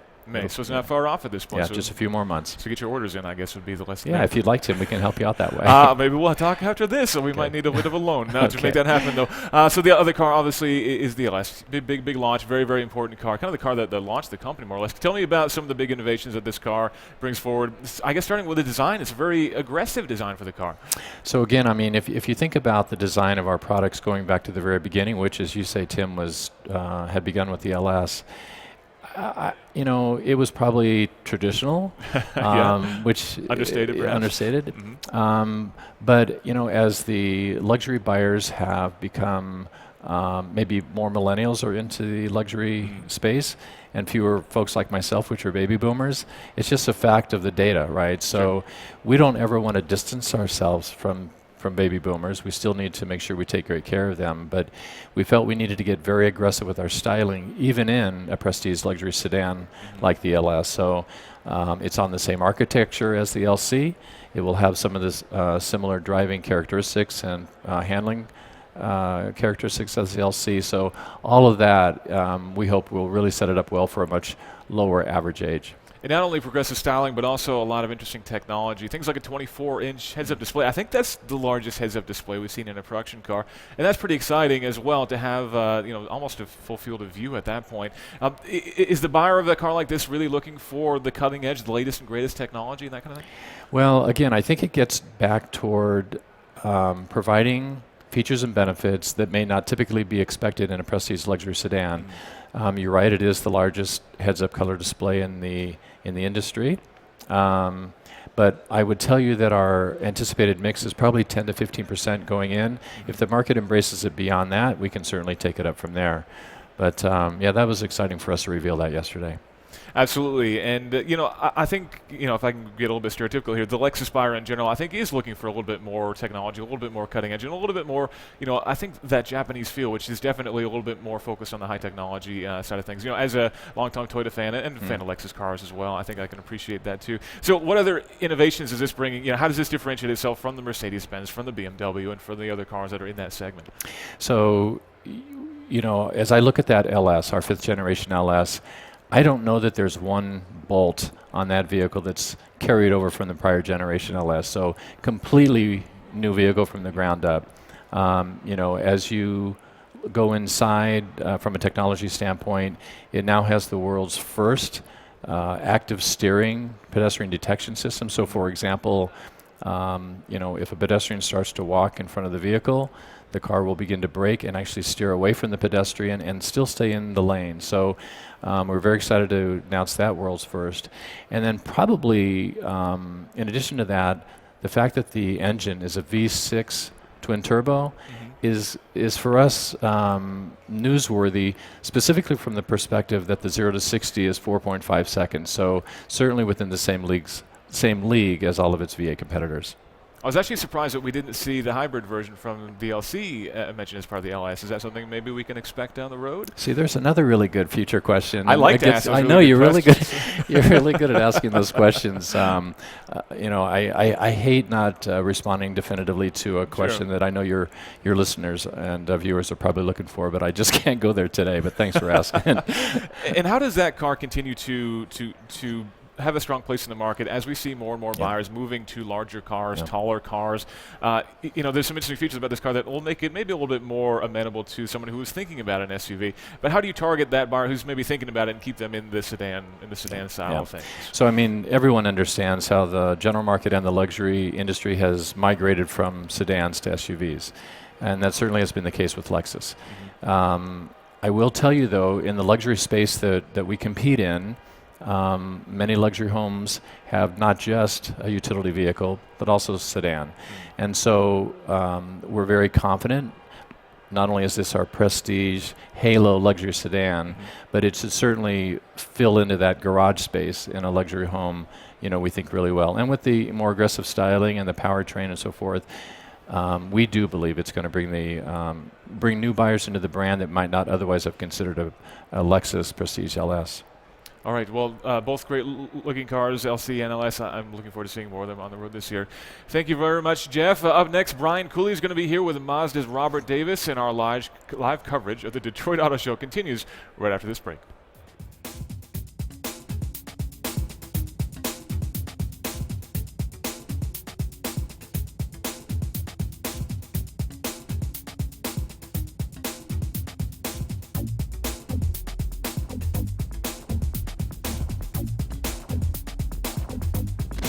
Hey everyone, Emme Hall here at Roadshow at the Detroit Auto Show, and I'm here with Chairman Mary Barra of GM. Mary, thank you so much for taking the time to talk with us. It's great to be here. Now, 2015, you guys showed us the Bolt concept. 2016, you showed us the production. 2017, they're out on the street, and now big news, North American Car of the Year. How excited are you? Are you going to Disneyland? I wish I could, because I am so excited. But really, who should go to Disney World is the team, because they have just done a phenomenal job. They took the challenge just a few short years ago to do the car in an accelerated timeline, but get over 200-mile range. They blew by that number with 238. So I'm so proud of the team, and it's a great vehicle. It's an electric vehicle, but it is a great vehicle, a technology platform. So how do you then respond to Ford with their announcement of them bringing 13 EVs to market by 2020, including the SUV, which should get over 300 miles of range? Well, I think what's important is the Bolt EV follows the second generation of the Volt. So we had the first Chevrolet Volt. We've already relaunched the second generation. There's a lot of learning there, and all those learnings went into the Bolt. The Bolt is our platform that we're going to continue on and have a huge range of vehicles. So we haven't announced them yet. We're going to see more coming, and I think once you have the vehicles out in the marketplace, you're driving down costs, you're improving energy density in the battery, which is key to delivering what customers want. So I think the fact that we're doing it right now is pretty significant. So Ford has also announced a hybrid Mustang. Are we going to see a hybrid Camaro? I don't have any future product news right now, but I think what we really focus on is what does that customer want, and we understand the Camaro customer exceptionally well. Right. We're really excited about the product. We're getting good feedback from the product we just rolled out. So, I think we'll be guided by what we know that customer wants. Well, I have to say, I drove the 1LE out on the track, and it was so much fun. Oh, so much fun. So thank you for building that. Absolutely. Now, I know GM had some hybrid trucks on sale in California in 2016. I mean, how well did those sell, and do you anticipate bringing those back to California or indeed to the whole United States? Again, we're going to look at what makes sense. I mean, right now with gas prices low and the fact that we keep improving the efficiency of the internal combustion engine, diesels, etc. So we're looking at a wide array of technologies that we can use to deliver the best performance for the vehicle and the right fuel efficiency. And we're going to continue to leverage that. We clearly have the technology in our portfolio. So gas prices are down. That means people are really loving their SUVs and their crossovers. At the Detroit Auto Show, you guys have shown us the 2018 GMC Terrain and the Chevy Traverse. I mean, how important then are crossovers and SUVs to the GM lineup? They're incredibly important, and we're really excited this year because we think gas prices are going to stay lower for longer. We think, barring something unforeseen, we're going to have another really strong market in the United States. So we're really excited that we have all these great SUVs coming in the marketplace from GMC, from Chevrolet, and last year launched a very important Cadillac XT5. So we feel we have the products that are going to be fresh into the marketplace exactly when the customers want them. Now, speaking of Cadillac, you guys have also introduced a subscription service in New York. $1,500 a month. I can get any Caddy I want delivered to my house. That's pretty amazing. How do you guys see car sharing and this kind of subscription services affecting GM's bottom line? Well, we're looking at this subscription service as a way to really let the customer redefine luxury. And, when you're a luxury customer, you might want to drive a V-Series over the weekend, but you need the functionality of an Escalade during the week. We want to give you that flexibility. So I'm really excited. This was a program that I pushed very hard for the team because I think redefining luxury, being driven and truly putting the customer in the center so they have what they want when they want it, it speaks of how luxury is going to move. And I think, sharing is something else. We'll continue to learn what do customers want, and depending on their use case, it might make a lot of sense. Now, Mary, you've got your choice of any vehicle in the GM fleet. So what are you daily driving right now? Right now I'm driving a Cadillac XT5. But that's a good choice. Yeah, but I would also say one of the benefits I get is I can make trades pretty easily. So I try to get into all of our vehicles and spend a little time in them. I've driven the Bolt EV, Escalade. I can't wait to drive the Traverse because that just is such a, I thought it was beautiful as it came out on stage today, and the functionality of that vehicle, because I'm still occasionally hauling a bunch of teenagers. I'm really sorry. That's always hauling teenagers around. It can be a bit of a chore. But thank you so much for joining us today. I appreciate your taking the time to talk to us. Again, this is Emme Hall with Roadshow. We are at the Detroit Auto Show. Back to you.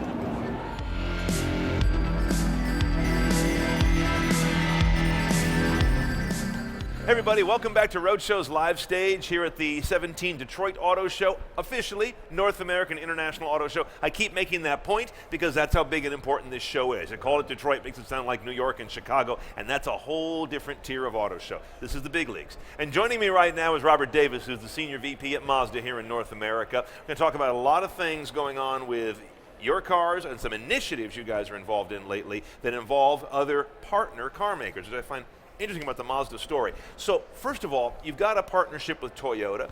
A lot of the average consumers may have heard about it and just not know, what does that mean? Is a Mazda becoming a Toyota? Is a Toyota becoming Mazda? What are you sharing? Well, the partnership has really started with advanced Toyota technologies in propulsion, hybrids, electrics. Yeah. So the two companies are working together in developing joint programs around electrification. And certainly Toyota's expertise is in that. Their hybrid technology is leading edge and cutting edge, and success in the marketplace. Yeah, no one's cracked that code better. Right. So that really works well because our strength is internal combustion engines. So our strategy is, before you add an electric device to make an internal combustion engine better, is to have the best internal combustion engine you can. Makes sense. And that's what's delivered with SkyActiv gasoline and diesel engines, taking that fuel economy and that efficiency better. Not well known as Mazda for the last 4 years, as stated by the EPA, is the #1 fuel economy leader in the USA. So I did not know that. And we'll probably go to #5, we hope, next year. So that's that's with 0 hybrids, 0 electrics in the US. And so you'll be leavening those in now with the Toyota technology that you'll be bringing into some models. Yeah, there's the Toyota partnership also is in the connected car business. SDL. SDL. Smart Device Link Consortium. Right. Yeah. That's a mouthful for sure. That's why I said it. Doing you a favor here. Yeah, thanks. It's about having a common language. So apps and things can be developed for cars that can speak to a Toyota, that can speak to a Mazda, that can speak to a Ford, but it allows the individual car makers to have their own characteristics, have their own flavor, because the things that we want to do for Mazda owners can be different than what Ford would want or what Toyota would want. Now this is, it's analogous to, and many would say, is defensive against Android Auto and Apple CarPlay, because when they get in there, it's their way. There is no differentiation, which some see as a strength. Automakers see as, now wait a minute, this is our real estate, and it's very much our relationship with the driver and the customer. You want to be able to stay in the river of data that's flowing from how the customer uses their car, not just completely hand that over to other tech companies. Is that right? Well, another way to put it? It's that, but it's also making sure that the technology is appropriate and the things that they do, because ultimately we're responsible for the safety of the car. Yeah. So, and we're responsible for the device in the car.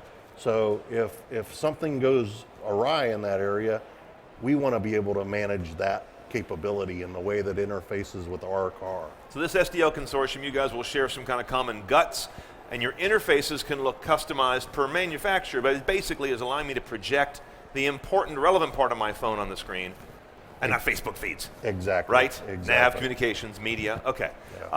That's pretty new, as I recall. Yeah, that was announced at CES. But the idea of this open architecture, per se, has been around for about 3 years. All right. Educate me on SkyActiv. I'll be honest, I thought it was basically a powertrain brand and initiative. You're telling me it's encompassing an entire vehicle philosophy. It started in 2012 when we realized that we had to do things differently. And our next generation of cars, which are in the marketplace right now, had to be different. They had to be fuel efficient, they had to be safe, they had to have the right performance dynamics to be a Mazda, and they had to be exhibit and be affordable for our customers to buy. So the SkyActiv platform, it actually comes from the sky is the limit. That was the start of the I was going to say, what's the origin of this name? Because it's not obvious in some cases. Right. So the sky is the limit was kind of the thought around it. Powertrain's a big part of it, but so is safety, so is vehicle dynamics, so is advanced technology. So things like SkyActiv G, which is our gasoline engine program, which is what you're most familiar with. Yeah. We also have SkyActiv D, which is coming in a CX-5 next fall. That's diesel. Diesel, and direct injection diesel, ultra low compression diesel, where the SkyActiv G is ultra high compression gas. Yeah, that was the other thing when SkyActiv first arrived, it was seen primarily as, okay, they've done a high compression engine to get extreme efficiency without a lot of add-ons of exotic turbos, electrification, this sort of thing. I think you also had a capacitor technology in there as well, the iLoop, E-iLoop. IE-loop, yep. Right, and that was all very different from what other car makers were doing and I think still are doing. You guys have a unique path there, but you do see the need to add some degree of electrification per the Toyota deal. Yeah, I mean, in certain markets it dictates requirements. Certainly in the state of California, we've got a ZEV mandate. Yeah, you got to hit some. Right. So it's going to take it. But again, focusing on that base technology. I mean, we were talking earlier today about transmissions, 9-speed, 10-speed transmissions. Do we go to 11? SkyActiv transmission using a unique torque converter, 6-speed, still delivering the best MPG in the industry. Locking the torque converter up 96% of the time. Seems a lot simpler than adding 4 gears. Yeah, exactly. Exactly. Tell me about the nutshell graph you give someone who says, what is Mazda? What is Mazda? Where does it sit in the world of cars? What does it stand for? Mazda is a spirited company that puts a lot of importance on driving. For us, driving is not a chore, it's not labor, it's enjoyment or escape. And we want to build cars and have relationships with customers that feel that same joy. We want to have a unique style and set ourselves apart from the normal everyday appliance of which some people view cars. Then is autonomy going to be your friend or foe going forward? Where does it fit into that ethic? So we take a human-centric approach. We strongly believe the driver's brain is the most powerful computer in a car. So we want to take technology and add it and assist them. So where a driver makes a mistake, or a driver gets distracted, or a driver faces an outside threat that maybe they don't notice. So autonomy for us is not about self-driving. It's about protecting the driver and the occupants of the car from making mistakes or outside dangers. The other place that it would end up helping a Mazda would be in very heavy traffic situations to get rid of that accordion effect. Well, you live in San Francisco, so you know. Accordion effect is fascinating. It's one of the biggest wastes of our space and time and fuel, and a lot of people don't realize that it's not dramatic, but if you look down from a skyscraper at a busy intersection as the lights change, you see the slinky, the accordion. What a waste. Right, and if you were able to optimize that in a high traffic area, how much better would life be? Get those cars to lock together, move as a block, when there's no joy to driving. There's no joy to be lost in bumper to bumper. Right. Even a Mazda would agree with that. Right, absolutely. And in pure autonomy to me personally is just a race to who can build the best lazy boy recliner on wheels. Right, yeah. And the things that we talked about, styling and performance, driving dynamics, and setting yourself apart from the crowd, that's not a play there for us. I really would, people just need to understand that Mazda is different. We come from Hiroshima, Japan. We're a city that's got a great culture, and a great understanding, and really a spirit that's adventurous and challenges the norm, challenges convention, and does things differently. And it shows in their steel making, their pottery, all the things that you think about with traditional Japanese architecture, all that's there. And I think if you're interested in people that put passion in their cars, craft their cars, you should take a look at Mazda, because it's not about the wood and the leather. That's normally when we talk about craftsmanship. Yeah, but right. it's about the way the cars, kind of that gaudy stuff you tack on. Right. It's about the engineering. It's about how the car is put together and why it's put together the way it is. And also in Japan, in our culture, we if you take something and you put a lot of care and attention to it, it's viewed as you're transferring part of your soul into that product. And if I transfer my soul into that product and you appreciate it, then I'm basically transporting part of my soul to you. I come from a Ford Mazda family when I was growing up. The Fords were earlier in my life, and then my folks switched to Mazdas. First generation 626, and I think a first generation 929. And there was always some interesting innovation in Mazdas. It wasn't always, terribly high thinking. I mean, there was an auto swivel center air conditioning vent that I cannot tell you how brilliant that was. That was classic. In a simple way. Yeah. And I think both those cars had that. My dad just loved those Mazda touches that weren't hard to get. They were simple to understand technology. Right. Is that still kind of part of what you guys do? Because Yeah. you're not super aggressive like an iDrive or something in your cabin tech. Yeah, it's just trying to get a way that can innovate, and people that like new things and like different things can have a different touch about it. Yeah. But again, it's about having a range of cars and a range of products that is wide. It's not exclusive. We go from Mazda 3 to CX-9. These are not expensive cars, but they're premium. I want to finish up talking about crossovers, one in particular, and where diesel intersects with that.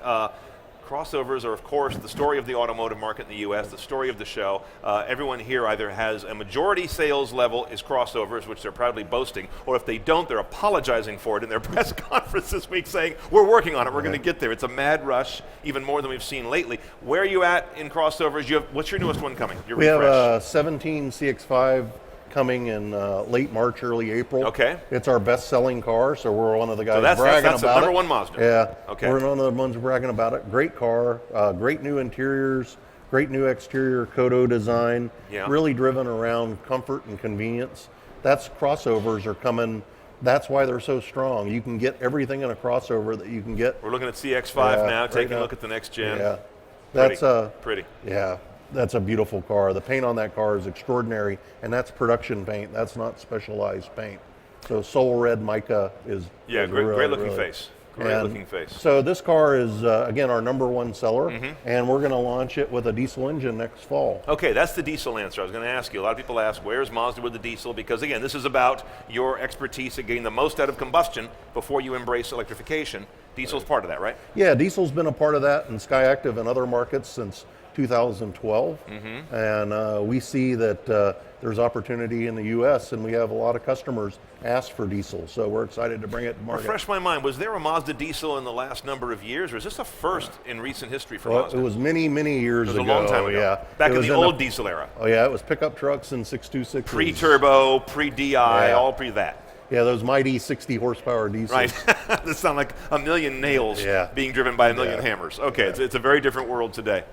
All right, very good. So last thing I got to ask you before we let you go, Robert, always got to ask, what are you driving out of the portfolio these days? I drive a CX-9 Signature, but I'm proud to report that I'm also restoring a 78 RX-3 race car. Ooh. Yeah. So this Christmas, this holiday, got little rotary rocket. 245 horsepower. RX-3 was the little two-door fastback, right? Yeah, a little coupe. Bullet tail lights. Hot as a pistol. Yeah. Yeah, very cool. Remember the ad that showed the car with the two flames where the wheels were, the RX-3 SP? I can just remember that. Yeah. That was RX-3? That was RX-3. My neighbor next door had one when I was quite young, and it was the most exotic car on our block in those days. The motor does what? All it does is turn. Right. Instead of boing, boing, Doesn't boing. do this. Right. Very good. Yeah. Robert, thanks for sharing. Thank you, sir. Appreciate it. Been talking Mazda. A lot going on at that company with both in-cabin tech, powertrain, crossovers, and of course you saw the new CX-5, and we've got that obviously confirmed that that's a March, April, and diesel coming a little later in the year on that same vehicle. So a lot rides on the back of CX-5. We've got a lot more coming your way here as live coverage and live insights continue here from the Roadshow stage at Detroit. Next up, Tim Stevens will be here with Rod Alperts. Now we're moving from automaker to auto show. He's the executive director with DADA, the Detroit Auto Dealers Association, that puts this whole thing on. So there's an interesting point of view coming at you in just a matter of minutes, right here live from Roadshow.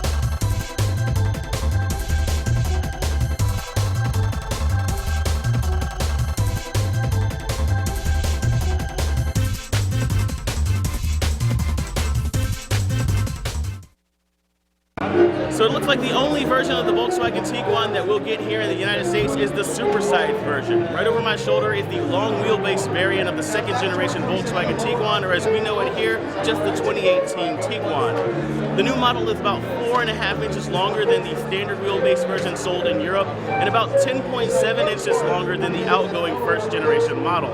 That extra space gets you a lot more interior volume, so you got about 57% more cargo room and space for a third row seat that is optional, though I don't want to be the person cramming into that back row. Even without that third row popped up, there's a lot more space on the second row. It slides back and forth about 7 inches, giving you some flexibility and leg room. And on the front row, we've got the large Volkswagen digital cockpit. It's sort of Volkswagen's version of Audi's virtual cockpit, a full LCD configurable instrument cluster. And we've got an 8-inch glass infotainment system in the middle that's got all the Android Auto and Apple CarPlay functionality we expect from modern Volkswagen infotainment. This version will be sold in Europe alongside the standard wheelbase as the Volkswagen Tiguan All-Space, and it'll come with an array of gasoline and diesel engines, but on this side of the pond we don't use that dirty D word anymore. So when it shows up here as the 2018 Volkswagen Tiguan in late 2017, it'll have a 2-liter turbocharged engine and the option between front and all-wheel drive. After Mercedes-Benz debuted the S-Class sedan, it introduced the S-Class Coupe. Then came the C-Class sedan, followed by the C-Class Coupe. Its newest sedan is the E-Class, and I think you know where this is going. The E-Class Coupe technically debuted in mid-December, but Detroit marks its first auto show debut. If you've seen other Mercedes-Benz coupes, it's more of the same story here. There is an E-Class front end and a positively curvaceous rear end with a few small details to set it apart from the other ones. While the E-Class sedan lineup starts with the E300, the entry-level E-Class Coupe is the E400. That one packs a 3-liter turbocharged V6, good for 329 horsepower and 354 pound-feet of torque.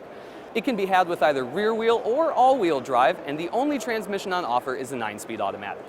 The E400 Coupe comes with a proper complement of standard equipment. Adaptive dampers are along for the ride, as is autonomous emergency braking, as is an infotainment screen with standard Apple CarPlay and Android Auto. But there are still plenty of options from which to choose. For example, you can have your dashboard tricked out with the dual widescreen setup from the E-Class sedan. Air suspension is on offer, as is the Drive Pilot suite of semi-autonomous driving systems. The 2018 Mercedes-Benz E-Class Coupe goes on sale this summer, and a convertible variant is all but guaranteed to follow. Three-row crossovers have become the people movers of choice for many families, but there's still a healthy contingent whose allegiance remains to minivans. Lucky for them, there are still strong van entries out there, including the Chrysler Pacifica, Toyota Sienna, Kia Sedona, and now an all-new Honda Odyssey that was just revealed at the Detroit Auto Show. With a focus on catering to families, Honda has put a lot of work into making the cabin quieter, more flexible, and packing in tech. Honda claims its efforts gives the new Odyssey the quietest interior in the segment, all the better for passengers to enjoy listening to music on the display audio system, which is also capable of running both Apple CarPlay and Android Auto. To keep the kids and back busy, the rear entertainment system can now stream video through an optional 4G LTE Wi-Fi connection. The Odyssey is also more connected with a new cabin control smartphone app, which lets passengers control rear entertainment, climate, upload music to the van's audio system, and preload destinations into navigation. Helping with parental oversight is an optional cabin watch feature, which is a camera system that works both in day and night to monitor what potential troublemakers and back are doing on the front screen.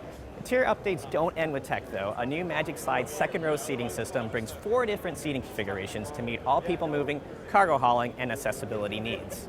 Providing power is a 3.5-liter V6 with 280 horsepower, which is 32 more ponies than the outgoing model. Depending on trim, the engine works with either a 9 or 10-speed automatic transmission. Handling should also improve with the chassis and body structure using more high-strength steel, aluminum, and magnesium to help drop curb weight while improving rigidity by 44%. Upgrades to the steering system and rear suspension also help sharpen reflexes. The 2018 Honda Odyssey goes on sale this spring. Base pricing isn't available yet, but it shouldn't be far off from the current van, which starts at $29,850.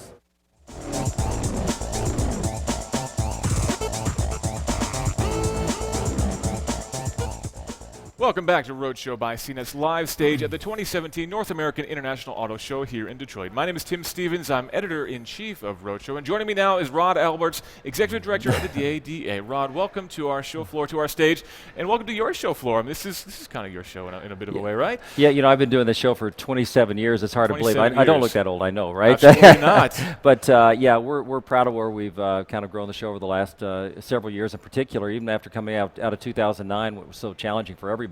Yeah. But we're in a good place right now, and it's an exciting time in the car market, and with mobility and everything else, as you've seen this week, it's just taking off. Yeah, I want to talk about some of the unveils. I want to talk about the new automobility section. But first, I want to talk about an interesting and unexpected partnership, and that's with the Pixar movie Cars. There was a product launch here of a car that doesn't actually exist in the real world. Well, I guess that just shows that we're pretty diverse. We try to do it all here, right? But you know, John Lasseter and his team came in back in 2002, I believe was his year. But he came here to get ideas for that first Cars movie. And, you know, he loves cars. He's really got a passion for it. He spent a couple hours on the show floor getting into all the details. But the nice thing is they called about 8 months ago, and they said, we want to keep it under the radar, but we would love to come in and do our product there. And we had to think it over. We thought, how is this going to work out with the auto manufacturers? But the beauty was everybody loved it. Yeah. And having him come in and bring in McQueen and all the other debuts of the cars, it's going to be a great movie coming out this summer. Yeah, it's something that, I mean, we're all adults, and this is a movie for kids, obviously. Yeah. But even seeing, you know, the life-size Speed McQueen roll up on stage yesterday, or on Sunday, excuse me, that was pretty awesome. Yeah, you know, it seems so real when you're next to it. Like, God, I'm actually meeting a movie star. You know, so you'll believe how many people took to that, and the cameras going. They're trying to embargo that too. There were so many people here with the press watching that, and but it's impossible. Everybody's got their cameras going, but the beauty is it's just part of what the auto industry and the love for it's all about, and it goes well beyond just. The animation side's even a part of that too. And John Lasseter, who's a creative guy with Disney and Pixar, and a big star himself, you know, it's a big deal to have them here, and it was a great kickoff.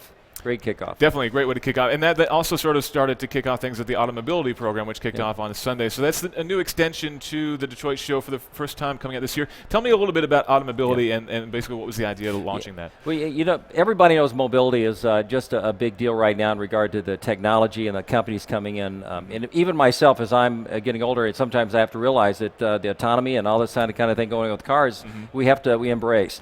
I went out this past year and a half with my team. We traveled all over the world. We actually talked to companies that were in deep knowledge about how to put on events like that.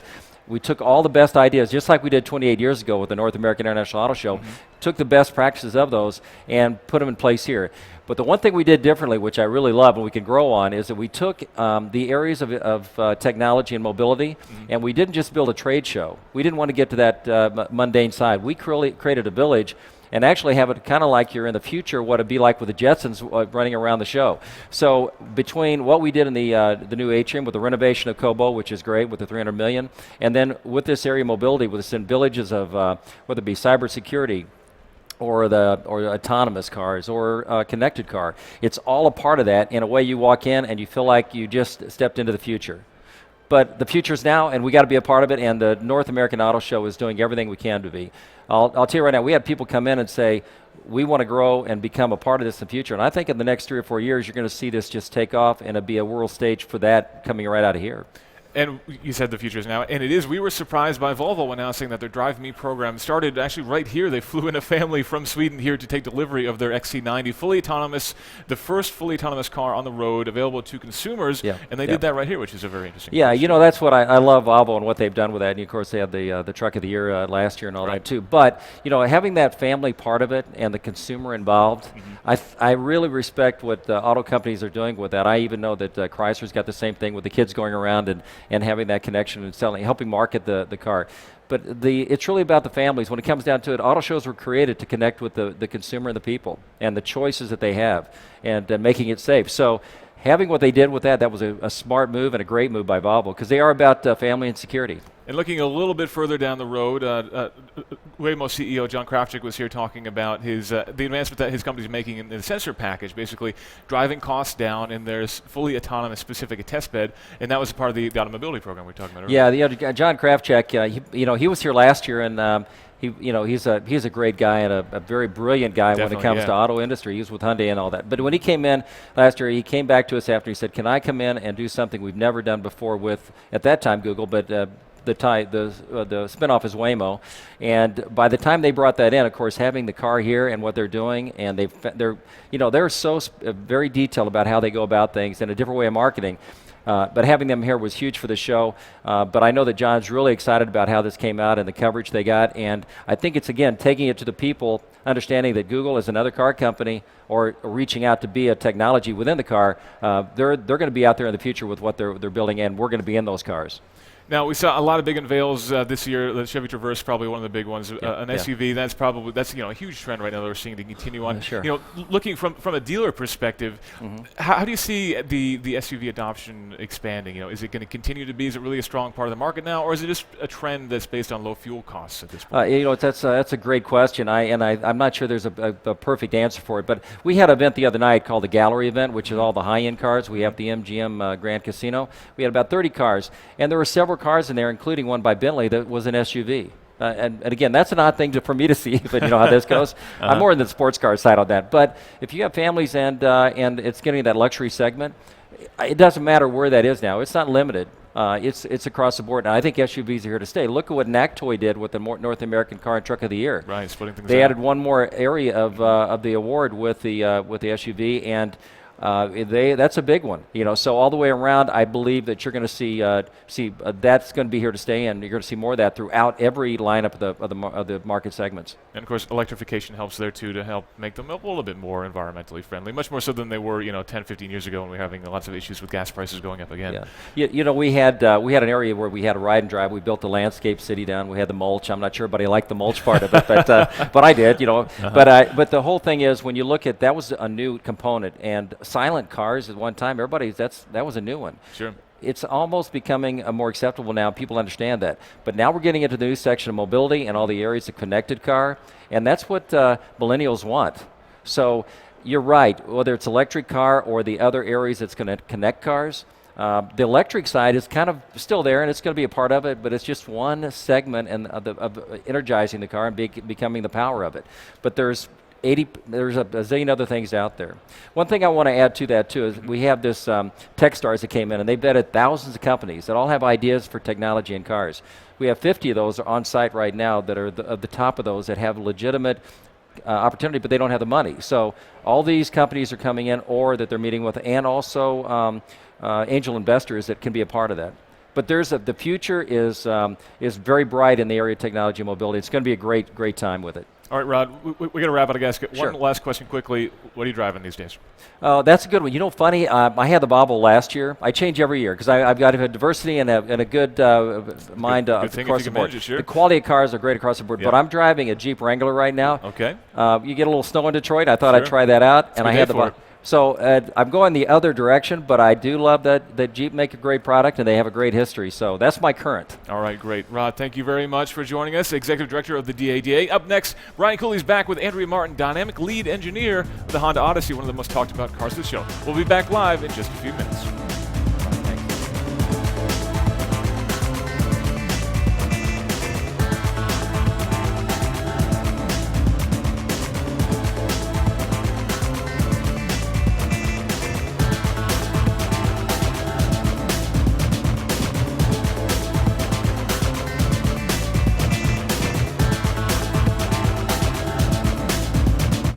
GMC is showing a new 2018 Terrain at this year's Detroit Auto Show, to which I say it's about frickin' time. Available since the 2010 model year, more than 700,000 first-gen Terrains have found homes, but a 7-year run is really long, making the arrival of a new model a welcome sight. On the outside, the Terrain styling clearly borrows from the Acadia, with the shape tweaked in the wind tunnel with efficiency and cabin quietness in mind. Range-topping Denali models get additional goodies such as LED headlights, a satin chrome grille, 19-inch wheels, and a lot of chrome trim. The biggest news comes under the hood with 3 new engine choices. Base Terrain models gets a 1.5-liter, 170 horsepower turbo 4-cylinder, while those looking for more ponies can get a 2-liter, 252 horsepower turbo 4. Both come mated to a 9-speed automatic transmission. Fans of low-end torque will like the 1.6-liter turbo diesel with 137 horsepower and 240 pound-feet of twist. The diesel works with a 6-speed automatic. Front and all-wheel drive models will be offered, with all-wheel drive Terrains getting a front-wheel drive mode that decouples the rear axle when conditions allow for improved fuel economy.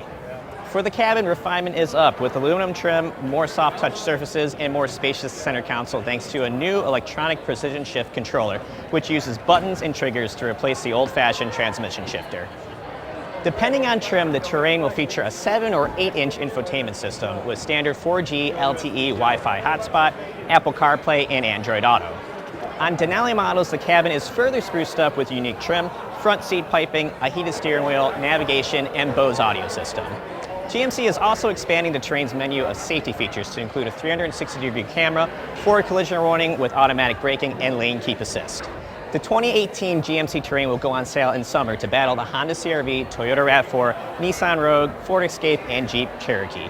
Pricing hasn't been announced, but a base price close to today's Terrain is a safe bet, which starts at about $24,000. But the important thing here is that there's a new Terrain. I'll say it again, it's about time.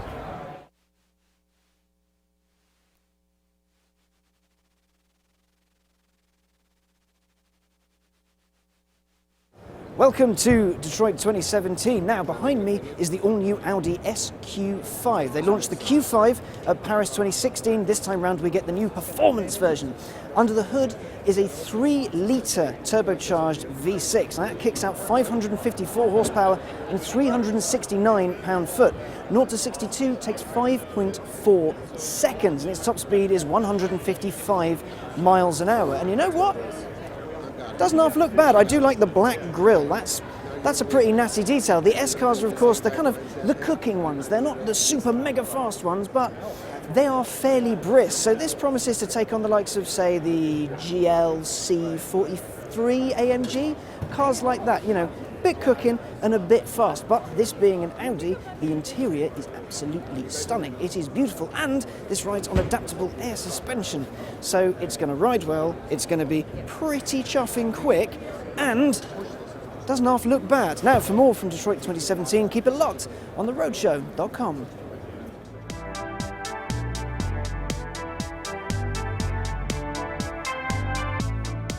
Okay, everybody, welcome back to Roadshow by CNET's continuing live coverage of the Detroit Auto Show, North American International Auto Show, to give it its proper gravity. This is one of the handful of the really big auto shows every year that are globally watched, globally covered. The financial markets move according to them. World media is here. This is a big one, as I think you know by now. And we're giving you a whole collection of insights from a unique array of industry experts who only come together a few times at shows this big. For example, Andrea Martin joins me now, dynamic lead engineer for Honda Odyssey. We saw a new Odyssey come out in the press conference that Honda did yesterday. A whole lot of things going on with some cabin technology, very dramatic new styling. But in particular, we're going to drill down into the experience and the quality of driving the vehicle, because you are an NVH expert. Correct. Explain that to our viewers who may not know that acronym. Okay, NVH stands for noise, vibration, and harshness. So things you hear, things you feel. What do you want to feel? What don't you want to feel? What don't you want to hear? Particularly noise, wind noise. Nobody ever wants to hear wind noise. No, there's no good wind noise. No, is there's there? not any No. good wind noise. But sometimes, engine noise, people want to hear a sporty sound. Other times, case by case, sometimes Yes, they that's don't want to interesting. hear it. Yeah. And noise can be very subjective, and everybody's an expert on it. Yeah, right. No, that sounds good. No, it Yeah, sounds awful. exactly. We have those arguments just on our editorial team. Sure. Sorry, that car sounded awful. No, it was tremendous. Harshness. Where do I pick up harshness? Because that one seems a little more nebulous. What does that mean? Yeah, that's a handling, a ride handling. When you're going over larger bumps on the highways, or where the concrete pads come together. Yeah. That kind of You got a little of ride that here feeling. in Michigan, I've noticed. Just a little bit. Yeah. I'm a Detroit girl, and so I'm Right, very you're telling me familiar you know, with those you know roads. about bad roads. I know about those roads. So they probably looked at you and said, this one knows about harshness. Let's make her the engineer on this. As you pull this together in a minivan, now a minivan is meant to be a comfortable vehicle, right? Sure. But to also be taught, because no one likes a tubby car anymore. Those No. days are over. Right. How do you draw that line? Where do you guys say, because it's just a smooth continuum. There's no step where you can turn it to 9, 10, or 11. Right. You pick where you want. Right. Where do you go with that feel? Well, so Honda has a typical characteristic of having a little bit of a sporty flavor, even though it's a minivan.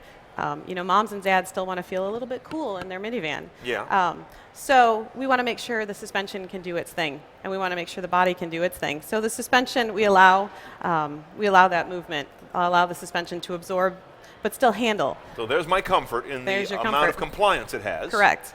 But then what do you do to make it still firm? Yeah, so we don't want that energy getting into the cabin. So from an NVH perspective, we make that body real rigid. We let the suspension float and do its thing, but we don't want that engine into that energy into the cabin so that you can feel that vibration, because nobody wants to feel that. So the suspension takes a beating. Right.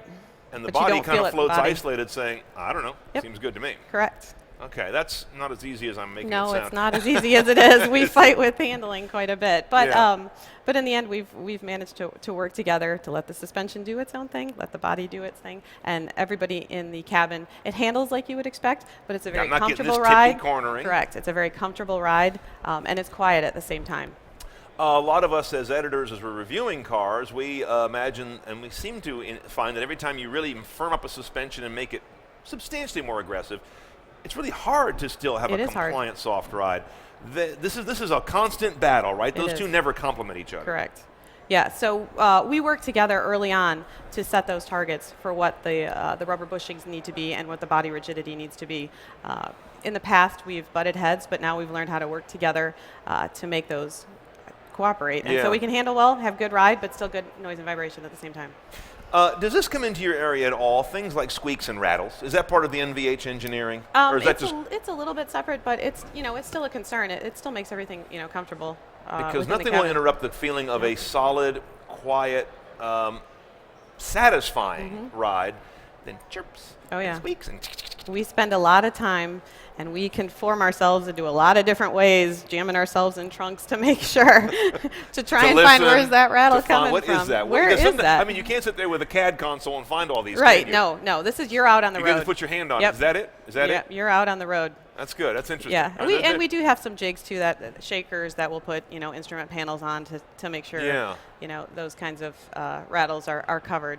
But we'll go out on the road. We love to go out on the road. That's what our test engineers live to It's do. good to know there's still something in this big, elaborate auto industry where you're just still pressing. Is that it? Is that It's Honda's philosophy. Go to the actual place, and Huh. that's what I love about it.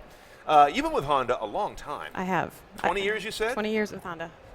And you've been in this field the whole time. NVH, right? Yes, NVH. Actually, Correct. we have so many viewers and readers who always ask, how do I get into this aspect of the auto industry? How did you come into this? What was your education and previous work background that made you an NVH expert? So I grew up in Michigan. Always loved driving. Always loved cars. And I had an interest in noise, and I went to a school in Connecticut, University of Hartford. Now, interest in noise. Were you a musician or you? I Just, was a musician. That is Okay. correct. Yeah. So I loved music. I loved playing an instrument. I played the bassoon. No one plays the bassoon.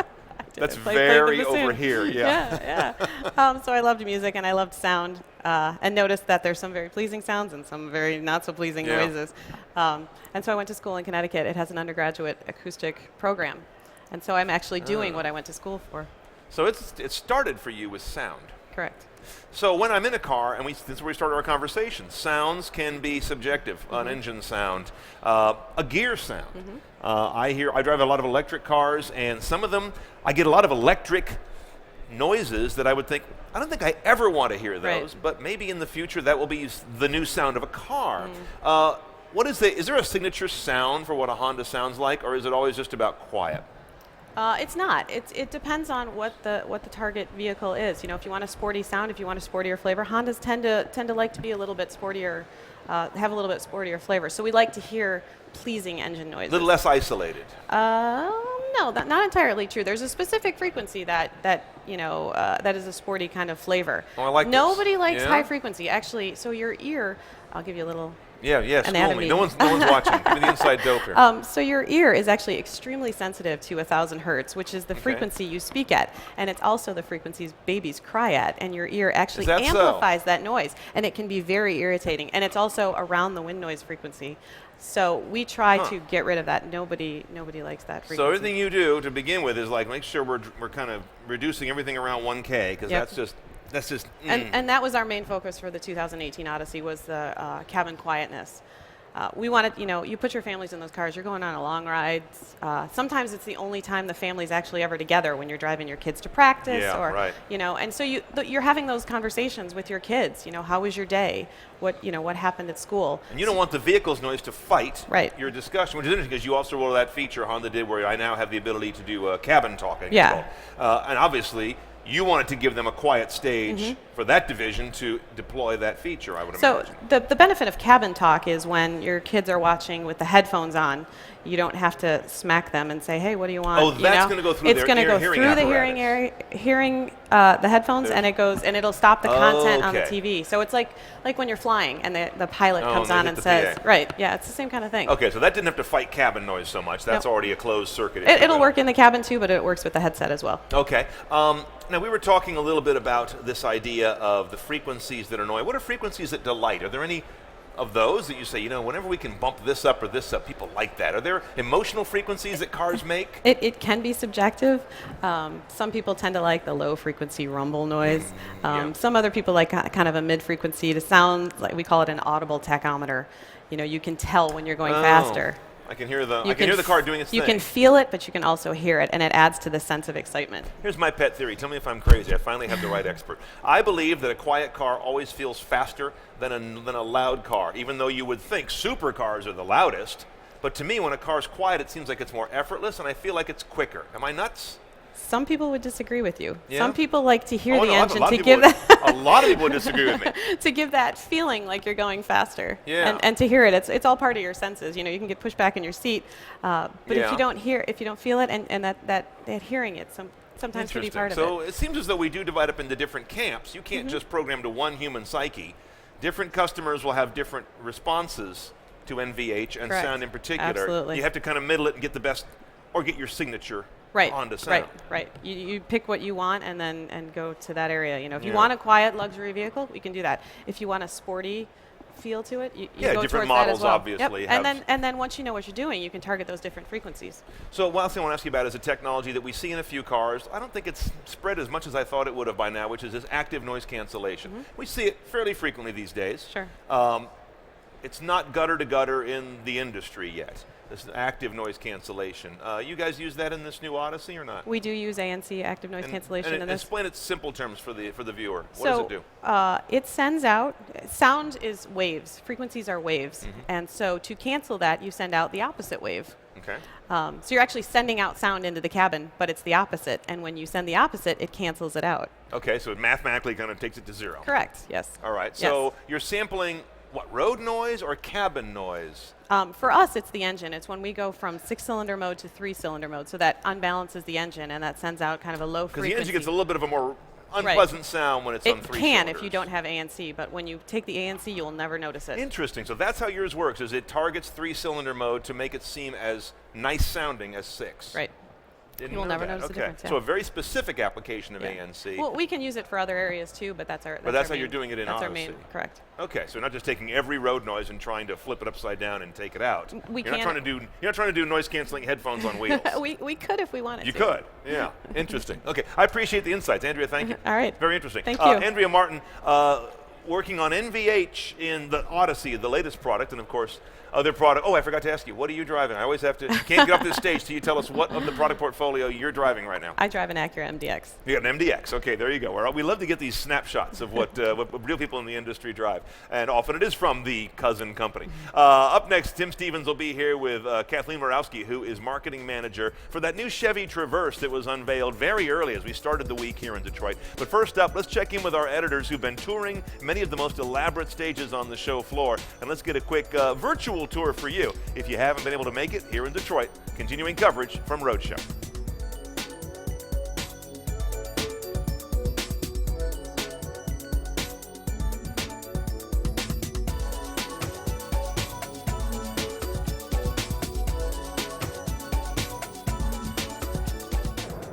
I'm here at the BMW stand to see what they have brought to the party this year, and let's start with this, the BMW 760 Li M Performance. It's about as close to an M7 as you're going to get. Now this thing has a 6.6 litre twin turbo V12, 600 horsepower, 590 pounds and feet.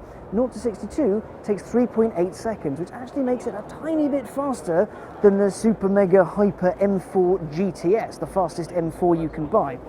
But it's enormous, and being BMW and a 7 Series, it is so luxurious. Just follow me around a little bit. There are people, they're going to be in the way, but it'll be fine. As you can see, it's enormous. The L in the name stands for long, so it's the long wheelbase version, which means in the back you get plenty of room. May I show you to the back of the vehicle? Check this out. Oh, I can't because it's locked. They don't trust me. Oh well. But, so you've got a V12 badge there, which makes it look a little bit tacky, but I hope you can get rid of that. At the back, X-Drive, all-wheel drive only, but you do get that magical M badge. Now, the M Performance cars, they aren't full-fat M's. What they are is they've been breathed on by the M division. The guys who make the M4s, the M3s, the M6s, all of that. Essentially, this is going to be a luxury weapon. Because bear in mind, some Rolls-Royces share some bits with these, so they know a thing about performance when Sir needs it, obviously. Right, if we head over this way, we get a glimpse of the X2 concept now. BMW's X Series cars, of course, we've got the X3, the X5, the X6, the X4, and then this thing. Oh, and the X1 as well. So the X2 is going to be the more lifestyle one, because the odd numbers are the more workaday, sensible family cars, whereas the even numbers, they're a little more for the lifestyle people, the ones that like granite work surfaces and kite surfing and stuff like that. Now, if we head this way and walk past this thing's face, just check that out, because it's a little bit ugly, isn't it? It's a little bit ugly. Oh, looks like it's going to kind of envelop your face with its own and eat your soul. But hey, some people like that. It's a lifestyle thing, and my lifestyle doesn't involve being eaten by cars, but maybe yours does. Anyway, there's a motorcycle there. That's very exciting. Now, the real thing we're here to see is the North American debut of the 5 Series. If you want to know a little bit more about it, do make sure to head to theroadshow.com, where there's videos and a first take road test of the car. We've driven it, and it's fantastic. So I can give you a little bit of a walk around. Now, BMW has chosen to unveil the M550 performance model. It will do 0 to 62 thanks to its turbocharged V8 in 4 seconds dead. That makes it just a little bit quicker than the M5. That's quite serious, and this isn't the M5. It's all-wheel drive, and it's bonkers quick. It's insane, the fact that this is just the cooking version. Can you imagine how quick the M's going to be? Now, it's all-wheel drive, allows for grip and good in-corner handling on track, that kind of thing, should you wish to do that. Or if you want a more workaday 5 Series, the 540i, pretty good, around 340 horsepower, 0 to 60 in 5-ish seconds, 155 mile an hour top speed. Or there's even the 530e, the plug-in hybrid, which gives you about 28 miles of electric range. But the 5 Series itself is a pretty impressive vehicle, because it's about 150 kilos lighter than the car it replaces, depending on which trim you get, 150, 100, something like that. The interior, let's take a look at that. big old screen for you right there.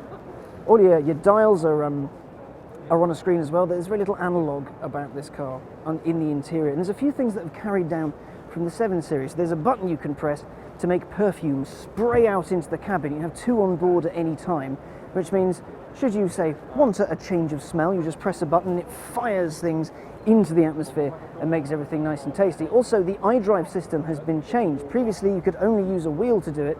Now, you can use the wheel, you can use inputs, you can use, not touch, you know, use your fingers and wave them around in the air, and you can turn the volume up and turn the volume down and accept calls and things like that. Or it's a touch screen, which is a first for the 5 Series.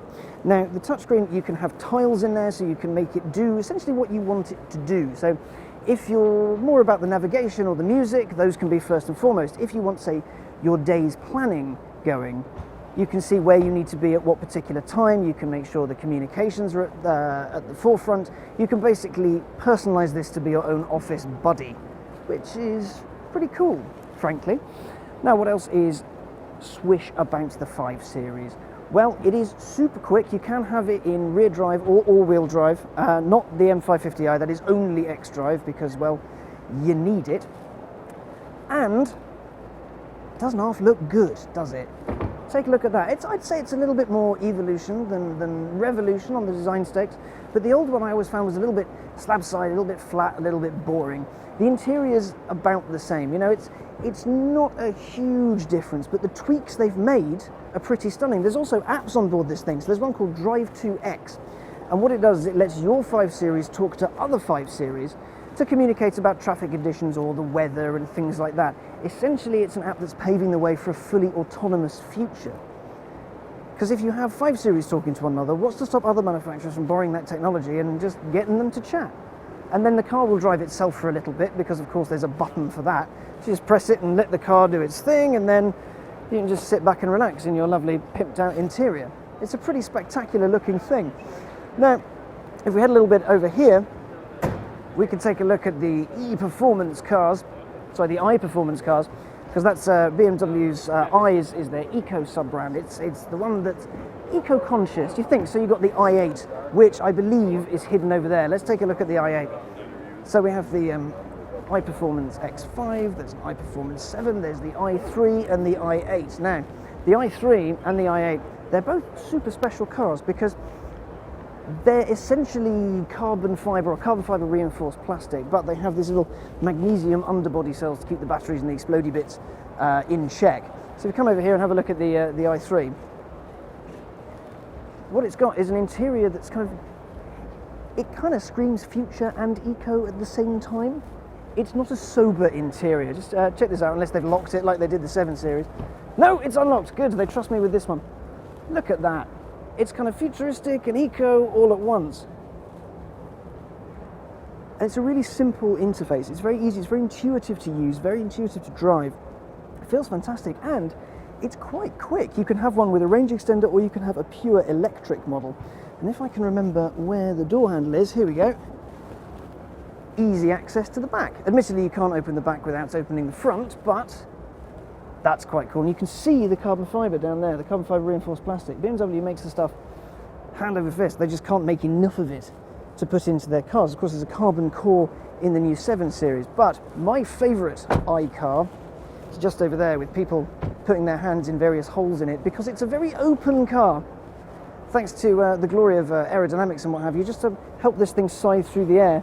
The airflow runs down the side, then over here and through this little hole, so you can actually see the wing mirror from the tail light, which is quite cool. The coolest thing, though, hopefully this one's unlocked as well, is no, it's locked, blast. But the doors lift up and it looks properly cool. It looks like maximum attack kind of thing. It's also chuffing quick. It's about as quick as a base model 911 with a manual gearbox to 62, but BMW says it's efficient as a Prius. Now, that is all from the BMW stand. Back to you.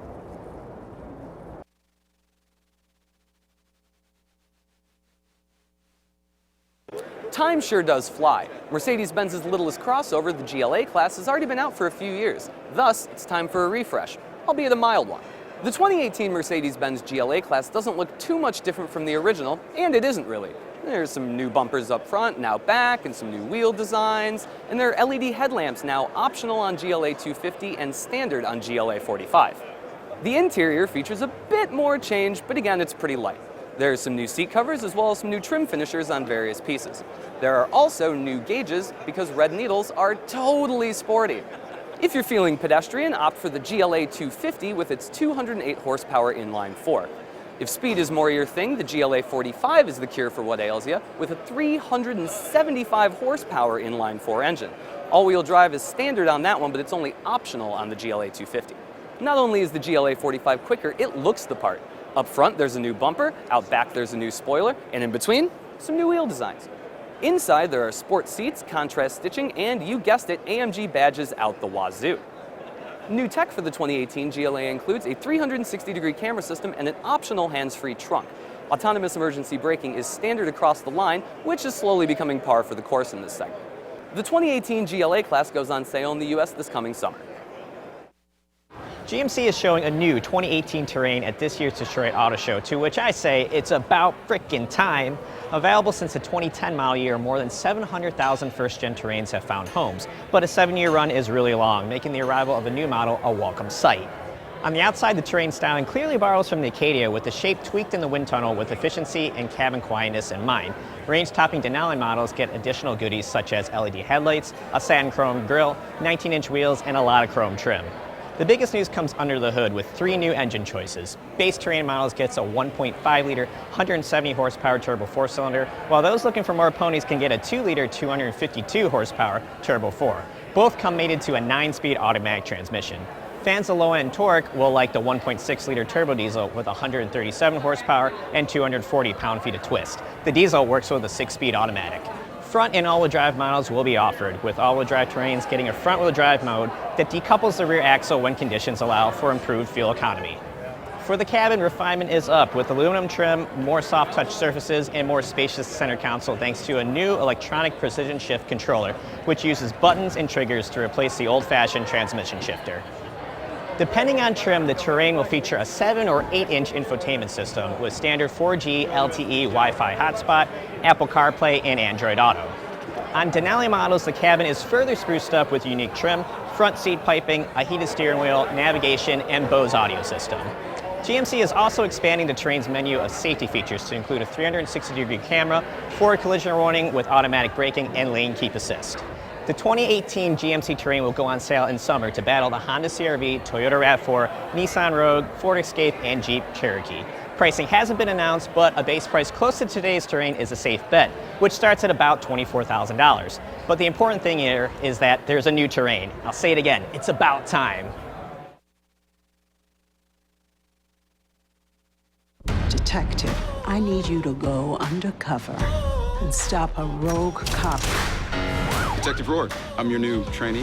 This isn't a training day. It's more of a trial by fire. You'll do things out there, illegal things. We need a monster to hunt the monsters. You're a cop? Well, technically. You're a good man, Kyle. Promise me you won't get lost out there.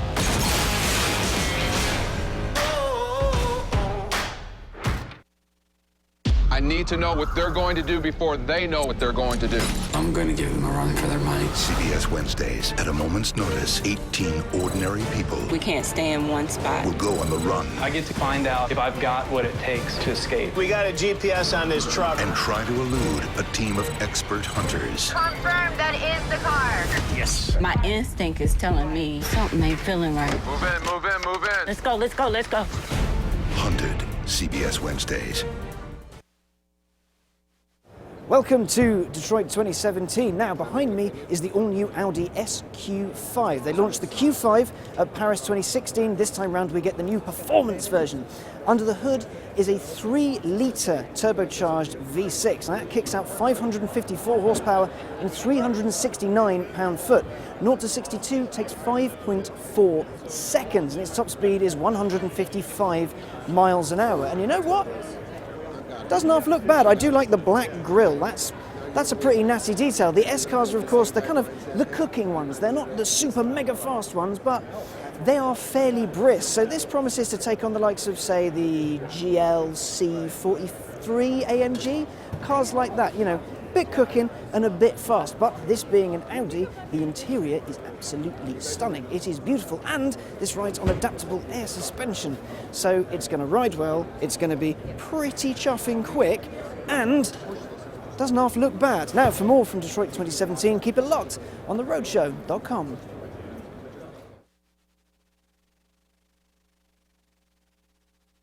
Three-row crossovers have become the people movers of choice for many families, but there's still a healthy contingent whose allegiance remains to minivans. Lucky for them, there are still strong van entries out there, including the Chrysler Pacifica, Toyota Sienna, Kia Sedona, and now an all-new Honda Odyssey that was just revealed at the Detroit Auto Show. With a focus on catering to families, Honda has put a lot of work into making the cabin quieter, more flexible, and packing in tech. Honda claims its efforts gives the new Odyssey the quietest interior in the segment, all the better for passengers to enjoy listening to music on the display audio system, which is also capable of running both Apple CarPlay and Android Auto. To keep the kids and back busy, the rear entertainment system can now stream video through an optional 4G LTE Wi-Fi connection. The Odyssey is also more connected with a new cabin control smartphone app, which lets passengers control rear entertainment, climate, upload music to the van's audio system, and preload destinations into navigation. Helping with parental oversight is an optional cabin watch feature, which is a camera system that works both in day and night to monitor what potential troublemakers and back are doing on the front screen. Interior updates don't end with tech though. A new Magic Slide second row seating system brings 4 different seating configurations to meet all people moving, cargo hauling, and accessibility needs. Providing power is a 3.5-liter V6 with 280 horsepower, which is 32 more ponies than the outgoing model. Depending on trim, the engine works with either a 9 or 10-speed automatic transmission. Handling should also improve with the chassis and body structure using more high-strength steel, aluminum, and magnesium to help drop curb weight while improving rigidity by 44%. Upgrades to the steering system and rear suspension also help sharpen reflexes. The 2018 Honda Odyssey goes on sale this spring. Base pricing isn't available yet, but it shouldn't be far off from the current van, which starts at $29,850.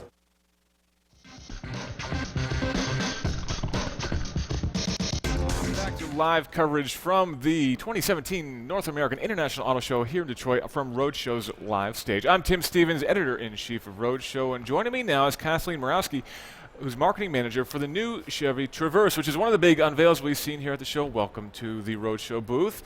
And I said big, I meant that literally and figuratively. This is a larger SUV than we've seen in the past. 3 rows now, growing a little bit to accommodate that. And one of the big things we're talking about is how much rear legroom there is. 33.7 inches, is that right? Yeah, and actually we're going to have best-in-class third-row legroom. We're going to have best-in-class cargo volume and best-in-class passenger volume. So overall, the vehicle is as spacious as it is today, but it is a little bit bigger. And how important is that third row in this category, in having the room for, you know, extra kids, extra pets, extra stuff in the back? Yeah, it's super important, Tim. I mean, our typical demographic carries, you know, kids, cargo, additional people, and we do have up to 8 seating, which hands down beats Ford Explorer, the Nissan Pathfinder, and the Grand Cherokee. So it is very important for active families and active people so that they have all the space that they need. Size and room is, of course, important, but also economy is important, too. What kind of fuel economy should we expect from the new Traverse as we're talking? You know, it's getting bigger, presumably. Is it getting heavier as well, or is it not? It's interesting that you ask, because it's almost 400 pounds lighter. So even though it's getting a little bigger, it is almost 400 pounds lighter. It is. And, you know, we do have better fuel economy with our standard 3.6-liter V6. We have 25 mpgs, GM estimated, highway, which is better than we have today. We also have stop-start technology, which saves on fuel as you're idling. And so, again, overall, a big fuel efficiency story. There's also the ability to disconnect the rear drive line as well, right, to run in front-wheel drive mode if you have an all-wheel drive version? That is true. We have a traction mode select switch, which based on the driving conditions, if you do a 4-wheel drive, you can put it in normal, snow, off-road, and then tow haul, depending again on the configuration of your vehicle. And so it seems like a bit of a magic trick, to grow a car and make it bigger, but yet also make it lighter.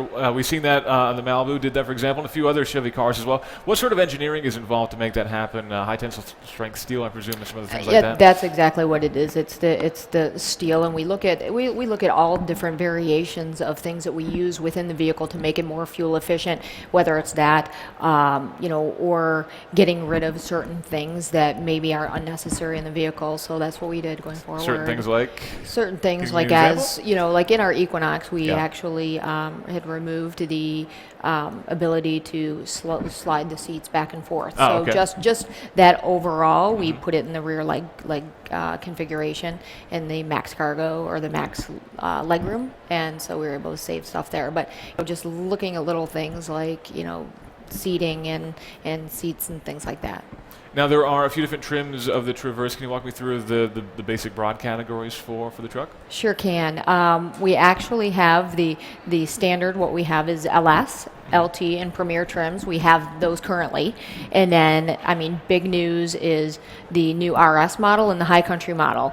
With these models, we feel that we give customers more choice. And the RS model is a fabulous new aggressive and sporty look. It's teamed up with a 2.0 liter turbo engine, and which gives it that fun to drive experience. And then blackout. It's all blacked out. Black grille, black bow tie. We've got black 20-inch wheels, black around the windows. So it really again gives it that aggressiveness and in a different look, and which could attract some new Traverse owners because of that different look. Then we have High Country, and the High Country model is actually out on the floor today, and it's luxury. It's all about luxury. We do have on the exterior a unique grille to the High Country model. We have the High Country badges on the sides and the rear. We've got High Country stitching inside the fabulous loft brown interior, which is standard with suede accents, so it really takes it a step up. And on that model, we do have the advanced twin clutch system, which actually takes if you're in all-wheel drive mode and you are driving, it will independently send torque to the rear wheel that has the most traction. So it's active torque vectoring in a big SUV, which is interesting. We see that on sports cars to add to enable better handling. Is that the intent in this as well, to enable better cornering and on-road handling? Yeah, ride and handling is one of the things that we focus on in this vehicle as well.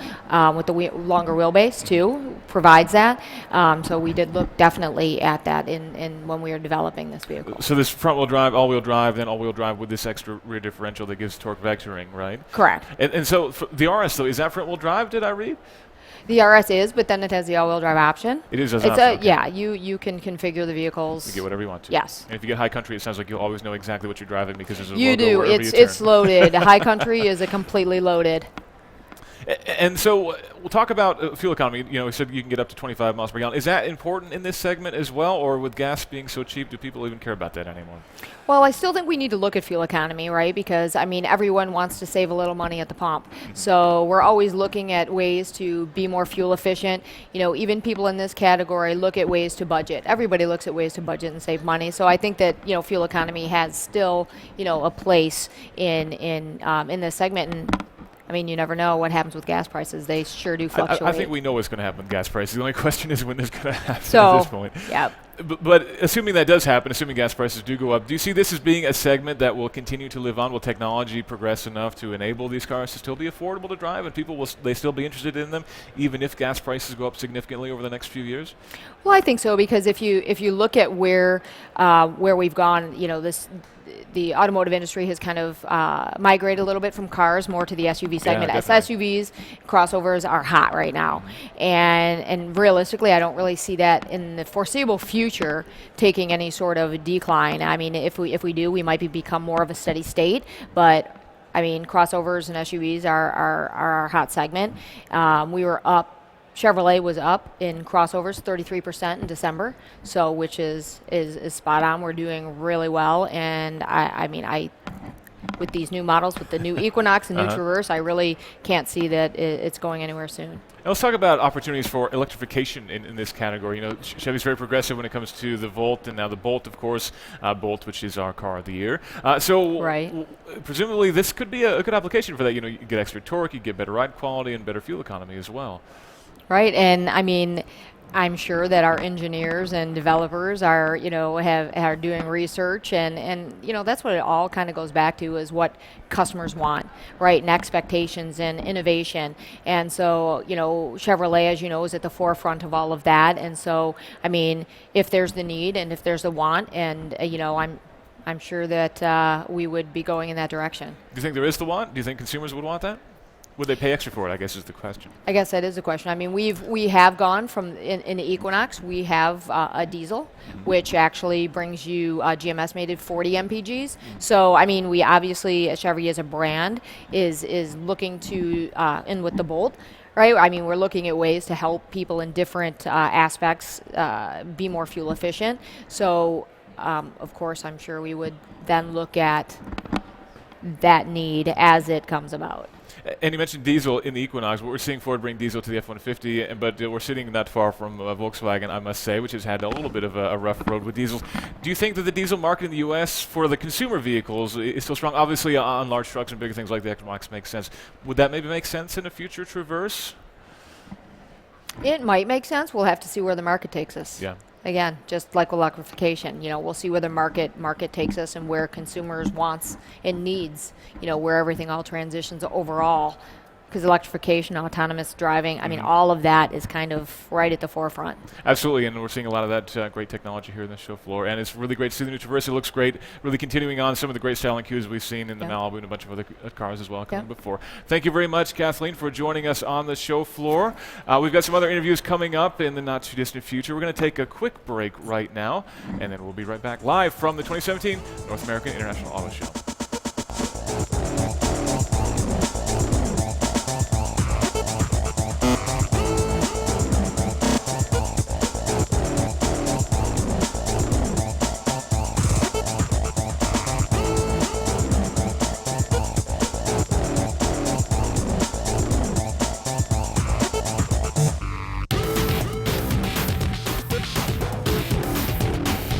Volkswagen's newest concept is the ID Buzz right here. It's based on the same modular electric powertrain that underpinned the ID concept we saw in Paris last year, which means it's got an electric motor at the rear axle and a flat battery pack underneath the floor. However, the ID Buzz also features a second electric motor on the front axle, which gives it all-wheel drive. Total power stated somewhere in the neighborhood of 369 horsepower, and with its 110 kilowatt-hour battery pack, range is stated at around 270 miles on American roads. 0 to 60 happens in just around 5 seconds, so it's fast, but that's not really the point because the top speed is only 99 miles per hour. On top of that flat skateboard-like powertrain is a body that's inspired by the Volkswagen Type 2 microbus, easily one of the most iconic vehicles in Volkswagen's portfolio and in automotive history. That boxy shape's going to give it a whole lot of space inside for people and things, including 2 luggage compartments, one at the front and one at the back, and reconfigurable seating for up to 8 passengers.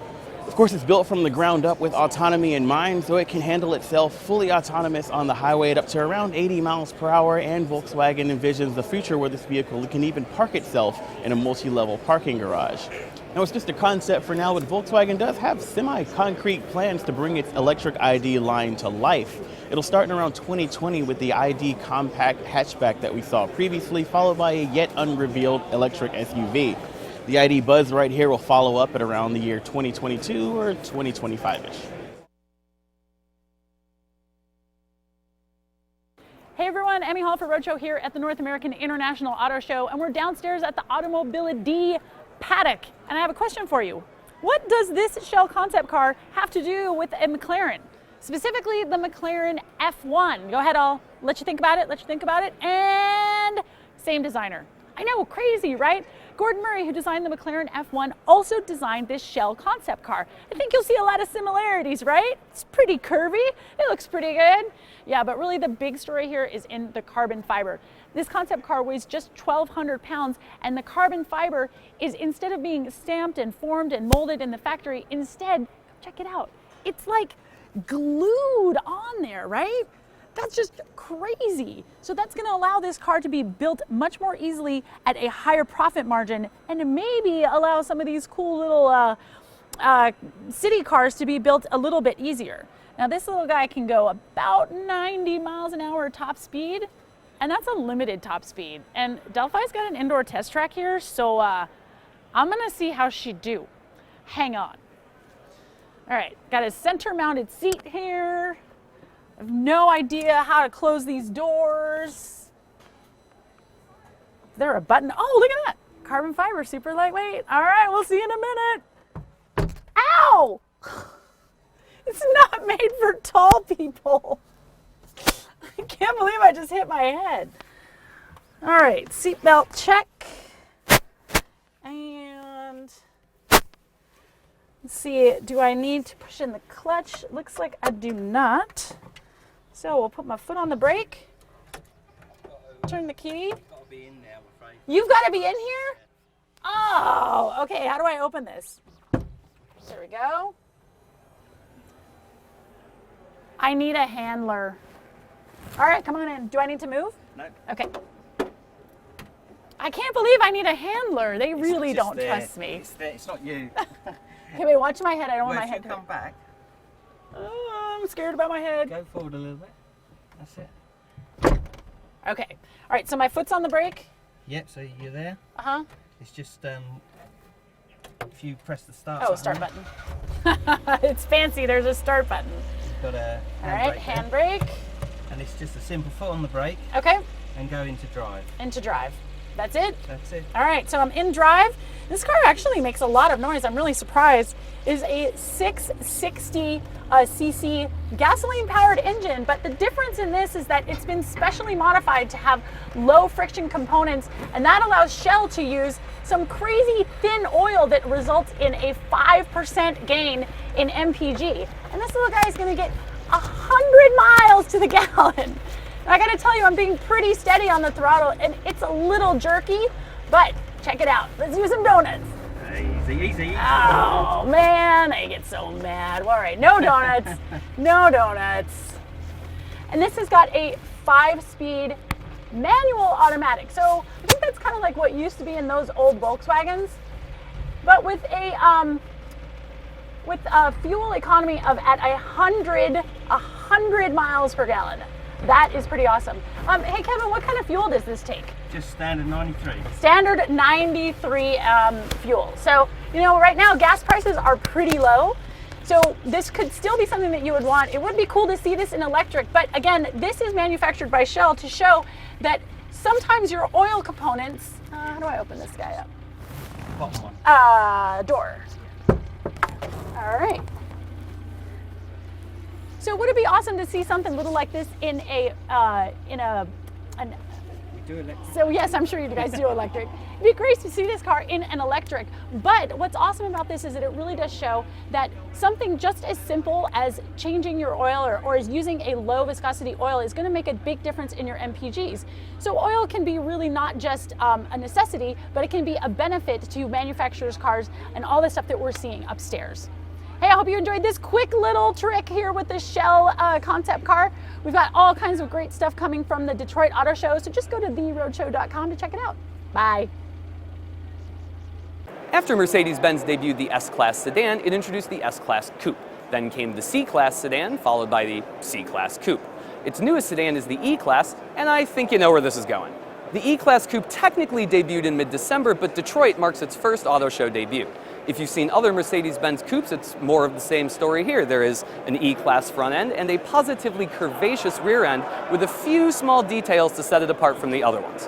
While the E-Class sedan lineup starts with the E300, the entry-level E-Class coupe is the E400. That one packs a 3-liter turbocharged V6, good for 329 horsepower and 354 pound-feet of torque.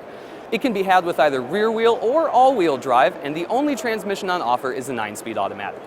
The E400 Coupe comes with a proper complement of standard equipment. Adaptive dampers are along for the ride, as is autonomous emergency braking, as is an infotainment screen with standard Apple CarPlay and Android Auto. But there are still plenty of options from which to choose. For example, you can have your dashboard tricked out with the dual widescreen setup from the E-Class sedan. Air suspension is on offer, as is the Drive Pilot suite of semi-autonomous driving systems. The 2018 Mercedes-Benz E-Class Coupe goes on sale this summer, and a convertible variant is all but guaranteed to follow. Three-row crossovers have become the people movers of choice for many families, but there's still a healthy contingent whose allegiance remains minivans. Lucky for them, there are still strong van entries out there, including the Chrysler Pacifica, Toyota Sienna, Kia Sedona, and now an all-new Honda Odyssey that was just revealed at the Detroit Auto Show. With a focus on catering to families, Honda has put a lot of work into making the cabin quieter, more flexible, and packing in tech. Honda claims its efforts gives the new Odyssey the quietest interior in the segment, all the better for passengers to enjoy listening to music on the display audio system, which is also capable of running both Apple CarPlay and Android Auto. To keep the kids in back busy, the rear entertainment system can now stream video through an optional 4G LTE Wi-Fi connection. The Odyssey is also more connected with a new cabin control smartphone app, which lets passengers control rear entertainment, climate, upload music to the van's audio system, and preload destinations into navigation. Helping with parental oversight is an optional cabin watch feature, which is a camera system that works both in day and night to monitor what potential troublemakers in back are doing on the front screen.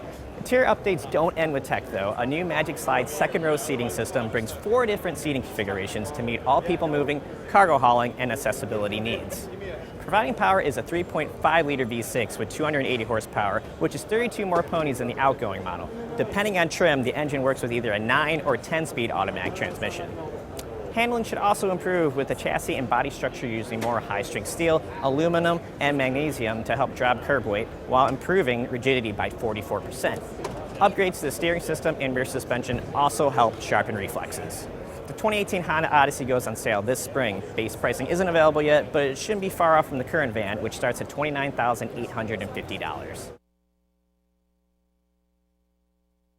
The QX50 concept is one stage closer to production. We showed a similar car already, which was called QX Inspiration, which gave inspiration to this design. And now we show the concept, which is very close to the production stage. This vehicle taps into the biggest single growth opportunity for us, which is the D SUV segment, especially here in the US, but also in the rest of the world. You will see ProPilot technology in this vehicle, but we already offer autonomous driving technology within the Q50 and the Q60. Actually, 3 years ago, we launched that already. You can drive the car hands-free above 60 kilometers an hour, about 40 miles. And this is something that we're very proud of. Well, it's variable compression, where the engineers have found a way to change the compression ratio and actually the displacement of the engine seamlessly. What it does is it gives the driver the power when he wants it, and the efficiency when they need it. And this is very important for us. So you have the output of approximately a V6 engine, and you have the consumption of a small 4-cylinder engine. So the best of both worlds, really. We will offer this car with autonomous drive technologies the next step, which makes us again the leader in this segment. And then just take a look at the car. It's beautiful. The design is outstanding. It exemplifies our design language that we have redefined for Infiniti. So going forward, all the future cars, well, you will see some of the features you will see here in this car. Hey everyone, it's Emme Hall here at the North American Auto Show at the Ford booth with the Chief Technical Officer for Ford, Raj Nair. Raj, thank you so much for taking the time to talk with us today. My pleasure. Now, big news. Ford's just announced 13 EVs by 2021, plus an autonomous vehicle. What prompted that announcement, and how do you guys plan on meeting those goals? Well, you know, the electrification strategy has been out there for a little bit. $4.5 billion we've been putting in electrification. It's a reflection of consumer desire as well as what we need to do to meet federal regulatory requirements.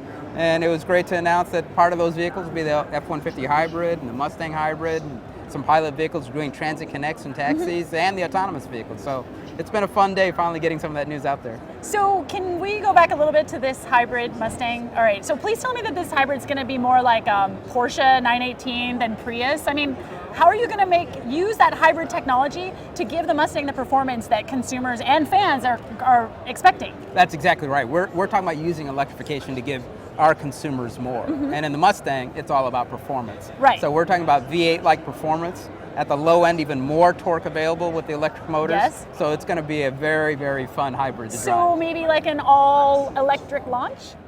Come on, you can tell me. I wouldn't say all electric, but the great thing about electric motors is they make torque at very low RPM, instant torque. So you couple that with an EcoBoost type engine, and you have a great combination. Well, we'll see if that crosses over to any of the other muscle cars, if we're going to be seeing now hybrid Camaros, hybrid Challengers. I mean, who knows? It could be, because guys could launch a whole new segment. Yeah, well, hopefully we'll be the first in that segment. Now, also speaking of hybrids, hybrid F-150. Now, will that truck be able to drive on its own on electric power only at all? No, it's a regular hybrid as well, Okay. so made it to a gas engine. Okay. But again, it's all about what our customer's looking for. In the truck, they're looking for capability. So we're talking about a hybrid that can tow and also serve as a mobile generator on a work site. Yeah, so explain that. So it just means that I have all of my 110 voltage power that I could possibly need to run any of my power tools. Exactly. On the work site, you've got a 110 volt generator built into your truck. You know, I don't know why more people don't do that. That is awesome. That's one of the things that I'm super excited about that hybrid F-150. Yeah, and I think our customers will be too. Yeah, definitely. So tell me a little bit now about this autonomous vehicle. Is this going to be launched just for car sharing, or will it be available to consumers as well? We think the initial launch autonomous vehicles is going to be something like car sharing or maybe package delivery. I mean, they're still expensive vehicles to start out with, and so it's going to have to make business sense. And in those two areas, it will. But it'll be high volume, serving a lot of customers versus just luxury customers.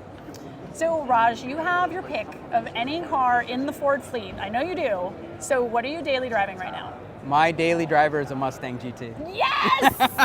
Awesome! Even in the winter. Even in Detroit? Even in the Detroit winter. Throw some winter tires on exactly, it and you're good to go. Exactly. That's right, Well, thank you so much for taking the time to speak with us today. Again, this is Emme Hall here at the Detroit Auto Show for 2017 at the Ford booth, talking with Chief Technical Officer Raj Nair.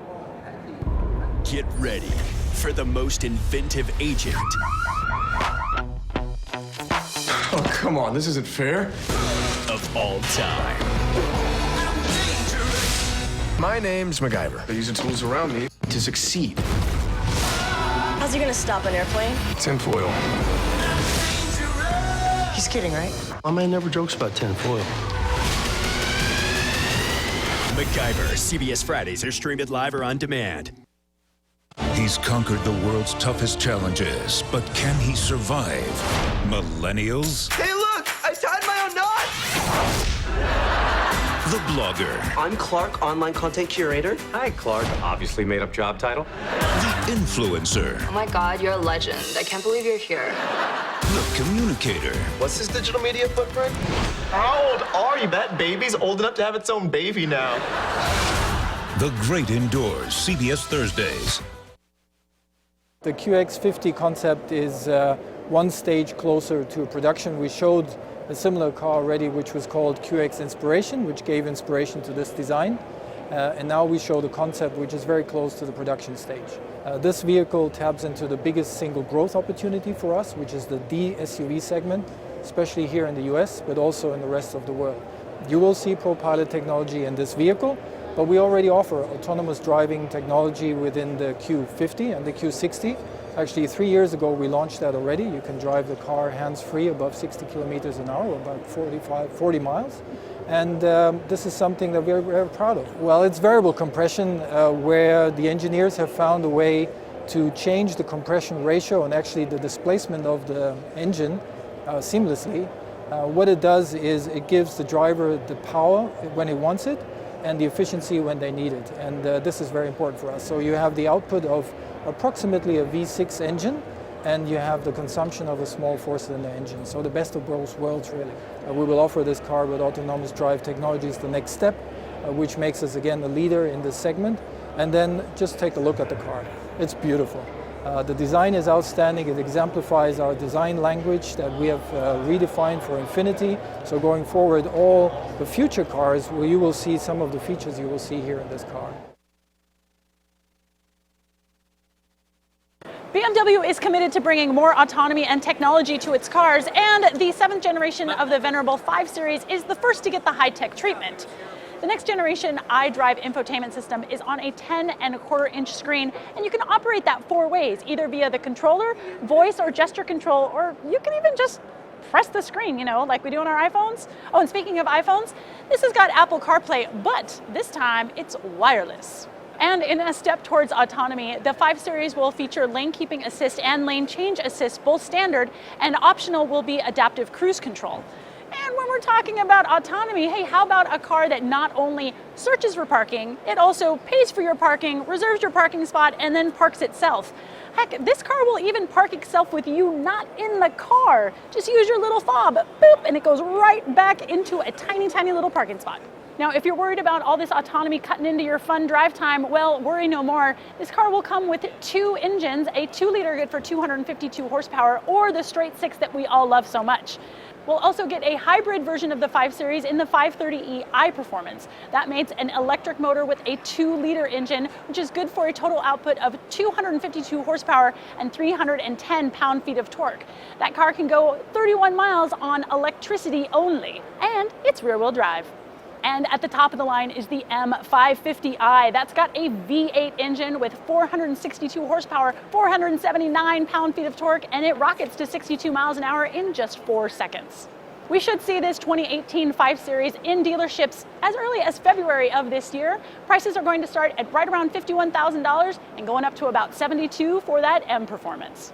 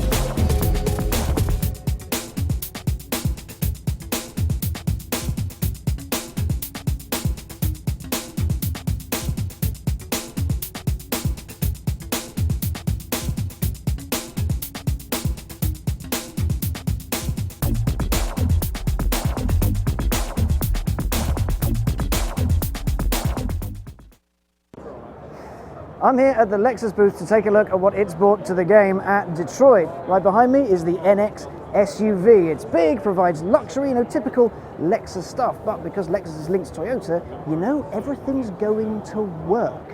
It's going to work, it's going to be good, but Lexus just adds a little bit of more luxury, an extra layer of the good stuff, which is why there's that price premium. Now, as well as all the SUVs, Lexus brought a few fun things to the game this time. So if you follow me, we'll take a look at one of my favorite cars from Lexus's lineup, the RCF. Now, the RCF comes with a naturally aspirated V8 engine, which for a performance car nowadays, that's pretty rare. Normally it's like a smaller V8 or a V6 with many turbochargers on it to make it go extra quick with lots of torque and things like that. But here, Lexus has gone super old school. They just want big naturally aspirated power, good noise, and lots of fun. The exterior, I absolutely adore. There's big swings cut out of it for cooling and vents. There's a divot out of the bonnet, and the front looks like the Predator. And, well, if you're driving around in something that looks like the Predator, well, that's pretty cool, if you ask me. The rear as well has a nice little pop-up spoiler on it, and there's 4 exhausts. It's very exciting, very visually arresting. But let's take a look at the inside, because while it's one of my favorites to drive, the inside, there's some cool stuff in here, and there's some not so cool stuff in here. So, first thing you notice, there's carbon fiber everywhere. There's blue stitching, because blue is part of the F identity. The F cars all have blue bits on them. Now, the interior looks good, but there's a lot of plastic in here, and it's not the shiniest and not the loveliest. It kind of removes a little bit from the sheen of it. And the automatic gearbox, no manual available, is one of the worst I've driven. It's very jerky, and you have to kind of figure it out long before you actually get it right. Not ideal. And then there's the infotainment system. It offers many things that will surprise and delight the tech heads amongst you, but you control it using a finger mouse pad thing that's imprecise, janky, and, well, it's just terrible, really. But as part of an overall package, it's still not a bad car. Compared to its competitors, of which there are very few, it's still very special because of that noise and the turn of pace it has. It is super, super quick. But if we jump out of this and take a look at one of my favorite cars from Detroit 2016, the LC 500. Now, the LC is the big super coupe sports car thing, designed to take on the likes of the Mercedes SL, stuff like that. It is so achingly pretty. The front end, again, a little bit of Predator, but also the LFA supercar. If you remember, the LFA had that amazing V10 engine. It destroyed all comers on the Nürburgring. All carbon fiber, all brilliant, all lovely, and there's a little bit of that in there. That again comes with V8s. There are hybrid options, and it's all about the luxury. Cruising up and down the country, maybe country lanes, maybe coastal roads, or maybe just the highway. You're going to be in that, and you're going to feel special. And you know what? You're going to look special as well. The back may be a little bit fussy, but I think it works. It's just the right side of working really, really well. And once again, it is super, super quick. I wonder if there'll be an F version of that. I do hope so. But what Lexus has brought to the party this year especially shares its platform with the LC. As this, the new LS limousine sedan saloon thing. It's basically enormous and designed to irk the likes of Mercedes, Audi and BMW with the 7 Series, the S-Class and the Jaguar XJ and things like that. But take a look at it. It's actually a remarkably good looking car. Again, there's a little bit of Predator in there. That Lexus grille is such a beautiful design detail. It really sets the car off. Again, like the RCF, like the LC, it's a very visually arresting thing. I mean, you're going to notice when that is behind you, because just look, beautiful lattice work in it. Now on the interior, it's all about the luxury once again. There's leather, there's beautiful materials, there's that typical Lexus high-end construction, so bits shouldn't fall off of it, and you can have a 24-inch heads-up display. Now, I don't know about you, but I've had televisions smaller than that, and now you can have something that big in the windshield of your car. That's awesome. And it will do all the typical Lexus tricks, there's all the safety stuff and all the many, many toys that goes with it. Currently, there's only one engine on offer. It's a turbocharged 3.5 litre V6 with 415 horsepower and 442 pounds and feet. They say it'll crack 0 to 62 in 4.5 seconds. So not only is it enormous, not only does it look super comfortable and a bit like the Predator, it's also really rather fast. I like the idea of that, and I imagine there's going to be more, bigger, faster ones coming with even more power and hybrid tech and basically the things that Lexus do. Now, after that, if we sneak around these lovely talking people, let's take a look at another highlight from the Lexus lineup, the GSF. Now, much like the RCF, it has a naturally aspirated V8, and it is very, very, very, very, very fast. There's quad exhaust at the back, there's a little carbon spoiler over there, there's a big vent right behind the front wheels to relieve pressure. This is a proper performance car, because Lexus, what they wanted to do with this and the RCF was take on the big boys, notably the Germans. So this is eyeing up the M5 and the RS6, cars like that, and just giving it a technologically sound finger, because it is indecently old school. There's a proper engine under there. It's not got a trick, mega, dual, super, hyper clutch gearbox on it. It's still got that old school jerkiness. Again, it's not the best in the world, but it suits the character of the car, weirdly. Now, unlike the RCF, this is a lot softer sprung, so it's a bit softer and a bit squidgier, so it feels more like a sedan you can take to work every day. You can take your mum out to church in, and you can take the kids to soccer in, but when you're having a bad day, you just press a button, find your favourite road, and go nuts, and you can get a little bit of a skid on as well if you're feeling brave. Once again, it's got this signature Lexus grille on it, and just look at that. The lattice work is awesome. Like, you see design like that so rarely nowadays.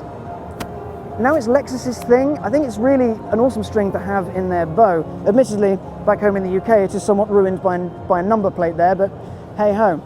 As you can see, there's carbon fiber detailing all over the place, just to lighten it up, make it look a little sportier, make it go a little quicker. Again, a definite highlight from Lexus. Over there, we have another RC, but it's not an F. It's the more pedestrian one. So you want to look good, you want to feel good, but you don't necessarily want to go as fast as you possibly can. Why on earth you would do that, I don't know, but hey, it's your choice.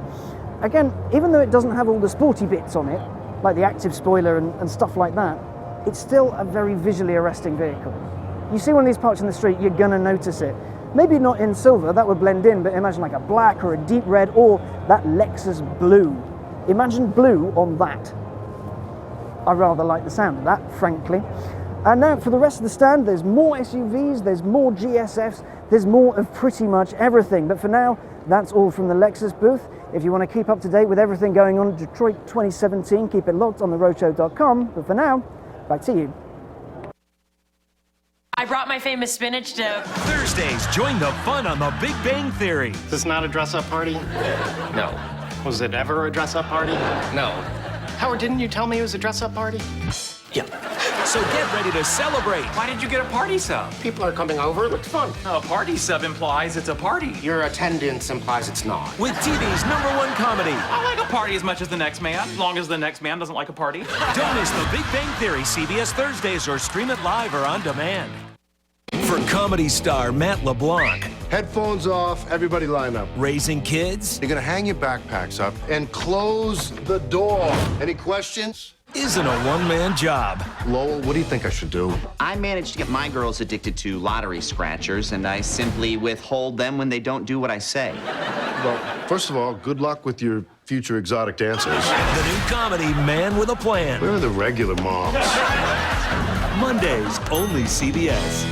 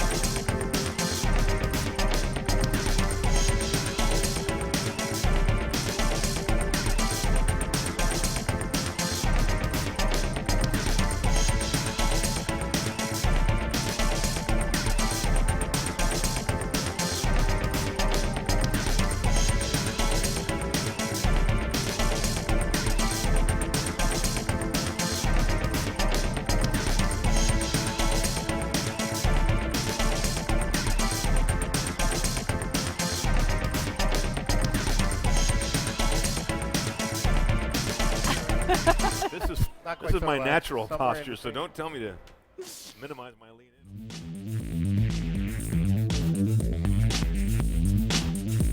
Welcome back to the Roadshow live stage here at Detroit. Remember, there is no Detroit Auto Show. Doesn't exist. North American International Auto Show, giving it the weight that it deserves. This is one of the 2 or 3 crown jewels on the World Auto Circuit every year. Everybody comes here, including Roadshow editors Emme Hall and managing editor Chris Pauker. Talk about heavy hitters. Yeah, have you guys I'm here. quite sure about that, but it's always nice to be up on stage and talking with the Brian Cooley. Here we are, all together. We're at the tail end of press days. Up ahead will be an industry day, a charity preview coming on Friday, and then the public show opens on Saturday. If you're in the area or coming to the area, just to know, we've been giving you a deep dive so you know what to see before you get here. But we're going to talk about a sort of a micro trend we saw here, which is if you go to the Frankfurt Auto Show, the German car companies own it. They just slam out the unveils and the news and the incredible booths. Here, we weren't blown away by the local 3, were we? Not quite so much. I mean, Chris and I just took a nice tour of the floor. Finally, we got a chance to walk around and see everything. And FCA didn't show us anything. They didn't even have a press conference this year, and it's a. That's right. In my estimation, it's sort of a remarkable abdication of the home show in a year where they had record sales. You would expect a more significant presence. Yeah. Interesting contrast there. A great year, but not a lot of celebrating of it with an announcement. No, and they've got a huge stand, don't get me wrong. They've got every single model that you could possibly want. It's going to be great for consumers to come and look at their stand to get familiar with their products. But for us, there's not really a lot of news coming out of FCA. And, you know, I've been a Jeep gal for as long as I can remember, and I would love to be able to talk a little bit more about those products that they have, but there's nothing new for this show. Normally they'll come to a major auto show and they'll build the most amazing outdoor, sample track. Right. Not here this year, right? No, not at all. Nothing like that. No. The weather's a little daunting. They do have a new Compass that came out earlier this show season, and it is a significant entry in the fastest growing segment in the business. So that's a wonderful thing to see, but it is unfortunate that they didn't even bother to have a press conference this year. And also Ford and Lincoln were remarkably quiet. I went by Lincoln. I swear, this could have been 2016. This could have been LA Auto Show. It was the exact same stage. The cars are pointed the same way. Their angle is just the same way. It's like, okay, I got it. I love that Continental, but what else is coming? Yeah, and I mean, the stuff that we saw from Ford, granted, we got a lot of verbal confirmation on some stuff. I think bunch of F-150 refresh Right, stuff. F-150 refresh, and that's also going to now come with a 3-liter diesel engine, which is great, and an upgraded 3.3 V6 engine for the Ford F-150. Yes. I'm super excited about that. We're also now going to get the Ranger. The Bronco's going to show up in 1920. I swoon. We're so excited. So those are really maybe one of the bigger news stories coming out, that they've confirmed that those vehicles are coming out down the road. But they're a Right. little bit further afield than we thought they were going to They're be. way down the road, Yeah. right? Yeah. Yeah, and we didn't see any of that. We didn't necessarily see any visuals of No either rendering, of those. just a Right. little badge kind of thing. Yeah. There was So that- nothing on Bronco. No, Right. no. And, Zero. And we also learned that Ford is going to bring, 13 EVs by 2020, 2021. Mustang hybrid, Mustang F-150 hybrid, cop car Can we hybrid. talk about Mustang hybrid for a minute here? Please. Because Yeah, I'm let's. really hoping. I was talking with Raj, who is the CTO of Ford, and I'm like, is this going to be a Porsche hybrid, like a 918 Porsche hybrid, or is Yeah. it going to be Prius hybrid? Like, how are you going to yeah. make this hybrid technology live up to the expectations of Mustang drivers and Mustang fans? And all I'm thinking is pure electric launch, you guys. Am I right? Can I have it? Can we have that? That's exactly right, because Yeah. they're naturally aspirated engines, and down low there's not always Right. a ton there. So A couple of that with that flat plane crank Oh. V8. Yeah. Just Ryan. not that it needs a lot of help, but right in that first second Right. or so. Right. I Let's would get going win with that every electric. drag race on the Right. face of the planet. It'd be they, so they cool. just need to manage the weight on that, all the additional Right, electrics right. Yeah, and all that's one of that. those laws of physics. As far as I know, not being an engineer, is electric motors, the more power they have, the more windings they got to have, and they have to weigh a lot. There's Right, no right. shortcut around a heavy electric motor to also be a powerful Right, electric right. motor. It's And- just one of those And things. the other idea of creeping silently around even a parking lot. Not in what a I wanna muscle do car is not what you want to do in a Mustang. In a Mustang, right? So, Auto but maybe start that's stop maybe- is bad enough. Maybe that's old school thinking, but I'm glad to see that they're doing it. That shows that they're continuing to invest in Mustang. Muscle car sales have been down this year pretty well across the board. Yeah. And maybe people are more excited about SUVs and other segments of the business, but it shows that it's still important to them and that they can still innovate. Right. So now let's go to General Motors. They had, I guess they kind of fit in the middle. They had not a lack of news, and or maybe they were the best with Terrain and The GMC Traverse. Traverse. Correct. Twins. Size Well- difference. Oh, they're one class apart. Remind me, which there's one's bigger? size difference. The Terrain is bigger. Terrain's the bigger than the Traverse. Okay. They are obviously very important cars. Hugely In important. crossover palooza here. Right. It is. Good grief. I mean, that's about all we saw. And when we noticed, Tim and I noticed over the press conferences yesterday, is you either had a press conference where you proudly boasted of selling more crossovers and light trucks than cars, or you apologized for not doing so. There was no, yes, we're a car maker. No one went there. It was weird. Yeah, it's interesting when you look around, and me personally, I'm always going to prefer a smaller car versus a crossover. But these days in America, gas prices are low. Everybody wants to have, they want to have it all, right? They want to have utility. Maybe they want to have something that's fun to drive, and they want to have something that gets decent fuel economy and be reliable. And really, a crossover is going to tick off a lot of those boxes. So they're going to be selling a lot. Now, are gas prices going to go up?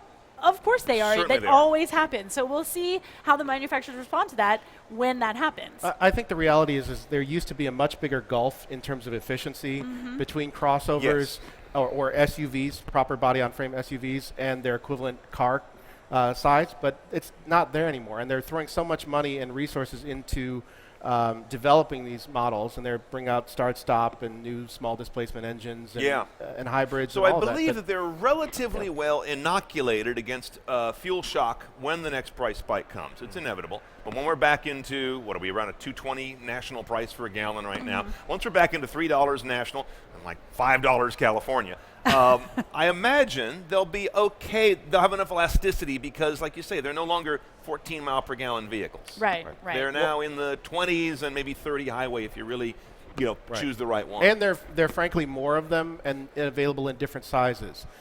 So there are a lot more subcompact and compact models than there were even a year or two ago.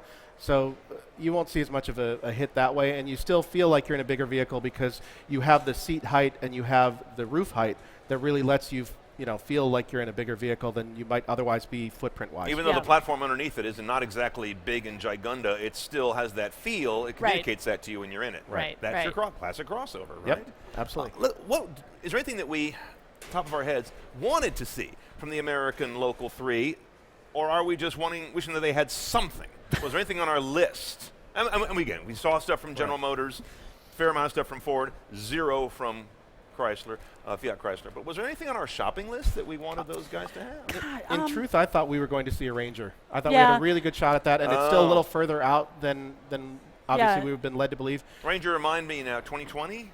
2019. 19. The Bronco should be in 2020, but the Ranger has been in Europe for ever, you know? Right, because that's a pullover Right, model. right. It's a Thailand-built model. It's actually mostly in some of the Asian markets. It's another EcoSport. Yeah, and it's not necessarily suitable the way it is for U.S. markets, But they mostly could because have- of refinement and interior quality. But they could have brought one of those over here to say, this is the European spec, this is what we're going for, or the Asian model, this is what we're going for. Yeah. It's going to look something like this, so that at least we could have a visual model, a visual Feel the cue. size in exactly. person, right? Because a part of the renderings or a Right. concept, it would have been fairly simple to do. Yeah. Because part of the reason I think why they haven't brought the Ranger back to the States in so long is because they felt that it was too close in size to the F-150. Well, now the F-150 just keeps getting bigger and bigger. I mean, you It's a look big at boy. it, you're like, that is not a mid-sized truck No, you anymore. cannot confuse those anymore. Right, right. So being able to see what the current Ranger looks like next to the F-150, I think would be a good visualization for people who aren't really sure Yeah. what the difference in size is and why Ford needs to bring in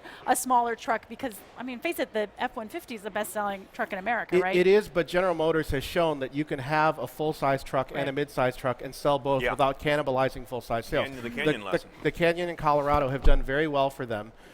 They're very nice trucks, and they've started to eat in a little bit into Toyota sales Yeah. with the Tacoma, which also was new this past year.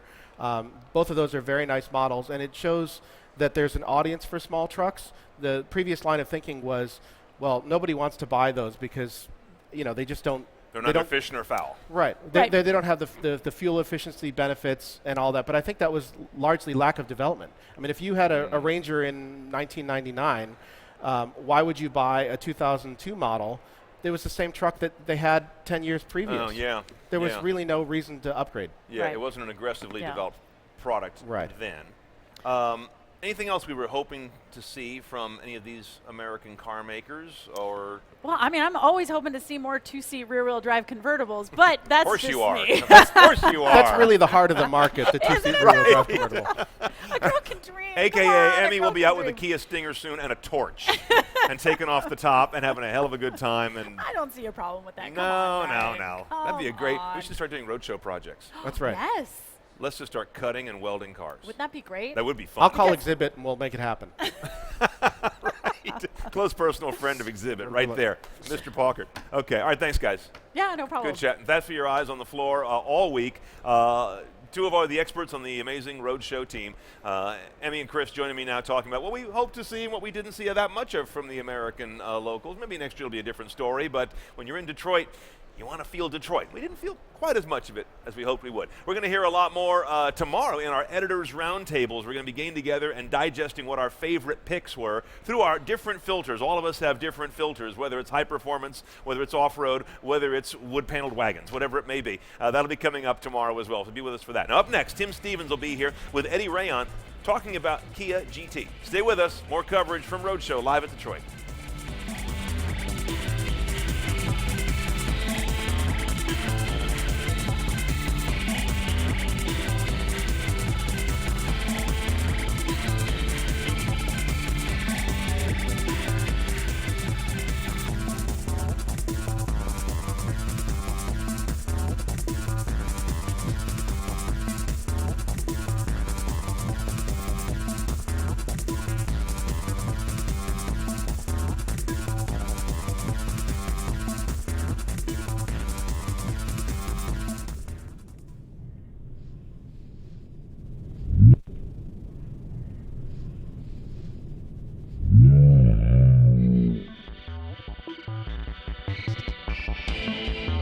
You may notice there aren't many cars here because really Kia wants us to concentrate on one thing, the all-new Stinger. So let's have a look.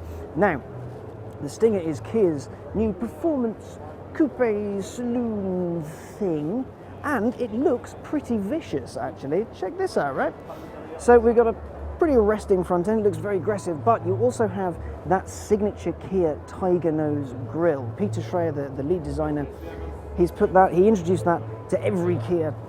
And now, yeah, well, if you see that, it's a Kia. Now, someone's popping the hood because there are two engines you can get in this thing. There's a 2-litre with 255 horsepower, 260 pound-foot, but that's not the one we're interested in. What we want is a 3.3-litre twin turbocharged V6. That's got 365 horsepower and 376 pound-foot. 0 to 62 happens in 5.1 seconds. That's seriously fast. And its top end, 167 miles an hour. So you can buy one of these and just go nuts on the Autobahn with it. Now, there's a big engine. It's got turbo written on it. It must be good. Look at that. Big, chunky motor. I love the look of that thing. Bit of a plastic cover, but that's what people do now. So if we nip round the side, we can have a look at the profile a little more. People are crawling all over it because this is big news for Kia. This is a proper performance car. They've not really done something like this before. In Europe, you can get the Ceed GT, which is a bit of a warm hatch, but this is something new. Now, purists will lament the fact that you can't have a manual gearbox, instead an 8-speed automatic, but you can have it with 2 drive layouts. You can have rear-wheel drive, which comes with a proper mechanical limited slip differential, or you can have all-wheel drive, which gets torque vectoring. So it's going to be pretty tasty around the circuit, really. So if we take a quick look on the inside, it's not the most exciting thing in the world, but it's not the most boring either. Just check that out. There's lovely leather in there, got a big screen for your infotainment. There's lots of, all the consoles kind of pointed towards the driver, so it's a very driver-centric car, the Stinger. Now we do maybe have to get on to the name a little bit, because how happy would you be walking up to someone and say, "Oh, so man, what do you drive?" "I drive a Stinger." I'd feel a bit uncomfortable about that, because yeah, anyway. But people have been commenting on the look of it.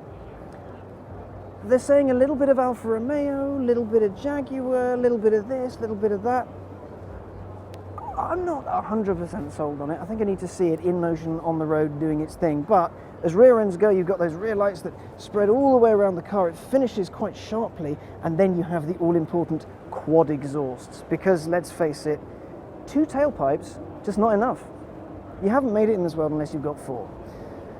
Anyway, that's all from Kia. Quite literally, there are 3 of the same car. Back to you guys.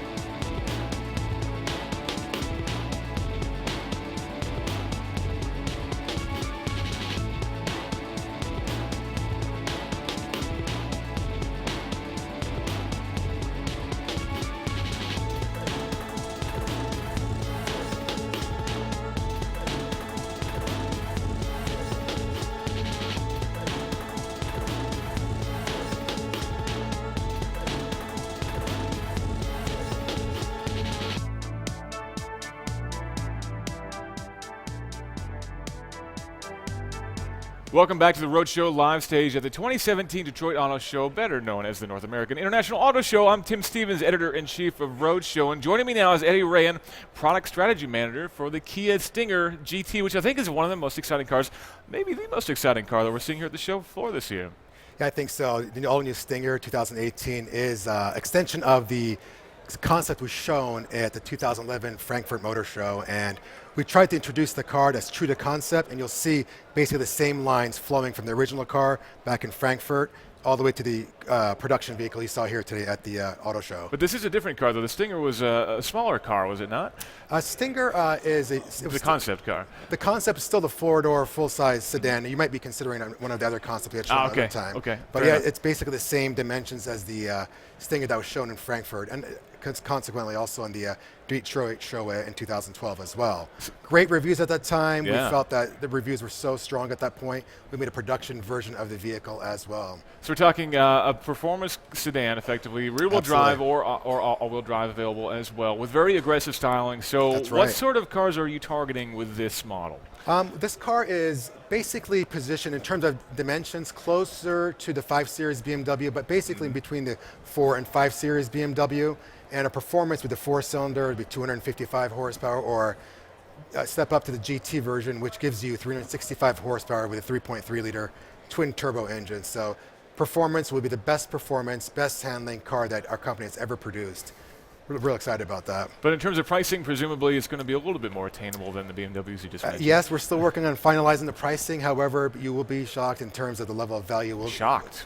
With the level of value and features you'll be getting with our vehicles. But expect something in the lower range of the 30s and moving on up from there as well. And how much are we talking? Is there a luxury angle to this, or is this really more about performance and driving dynamics? This is really about the joy of driving. The Stinger really sets a new direction on our brand in terms of the capabilities of the company and pushing engineering to new levels. That's something we have not done historically.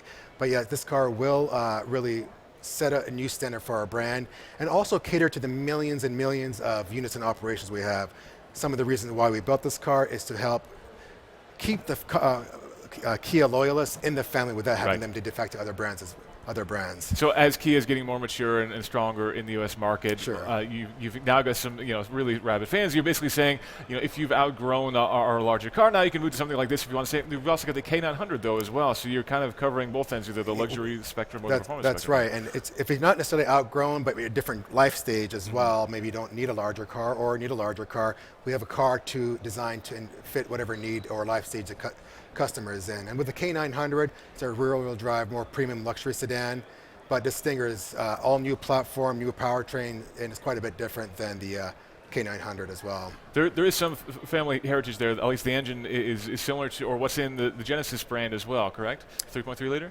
Yes, it was shown in the Genesis, the 3.3 liter turbo, but our cars are tuned very differently than the Genesis brand. But going back to the Kia, we have very different dynamic, very different architecture in the vehicle, designed for our consumers, specifically our Kia target customers. And very aggressive styling, which I presume is something that Kia fans are looking for in their cars. Absolutely. We got the styling nailed on the new Stinger. So, our person designed this vehicle, Gregor Guillaume, and chief designer in Europe, really felt a passion about creating a Gran Turismo vehicle. A car that will get you to your destination at very high speeds and confidence in driving, and really bringing the joy back to driving. And the Kia Stinger does that in really every aspect. And tell me about the technology in the car, too, because Kias have been known for having a lot of technology at a very low cost. So what are we going to be talking about inside the Stinger in terms of infotainment and other features? Starting with infotainment, we'll have our Uvo 3, which gives you Apple CarPlay and Android Audio, which basically connects your phone and mirrors your phone content on the 8-inch display. But also in terms of driver safety and convenience, we'll have forward collision warning and autonomous emergency braking, basically allowing you to help avoid an impact or an accident. Also, lane keep assist. Should you be driving outside your lane, the car will automatically bring you back into your lane through an active effort of the steering wheel. And something new at first for Kia is a new driving attention alert. Should you be dozing off, those inputs the car reads, where steering wheel input or brakes or acceleration. If it notices that you may not be paying attention, it'll audibly and visually give you an alert. Hey, driver, pay attention, and perhaps pull over and take a rest before getting back and driving the vehicle. But hopefully with a car like this, the driver's going to be engaged. Absolutely, fully engaged. A smile on their face, right? Right. And in terms of standard features, there'll be a high level of standard features in the car, including leather seats will be standard, including blind spot detection, rear parking sensors, all standard, and we'll release more as the production time comes later on this year. year. Now, is this a car that's really targeted on the U.S. market? Obviously, it's launching here in Detroit, so that shows a strong intent here for this market. Sure, it's a global vehicle. We sold in Europe and Korean domestic market. Main volume will be in the U.S., and a lot of the benchmarking was done here against the top cars in the world. And also the validation was done at the Nürburgring in Germany, and with our test center there specifically for our vehicles to really elevate it to a new level. And we brought on Dr. Albert Biermann, who was previously the head of BMW Emme, now is head of our high performance vehicles, and he's a wealth of knowledge.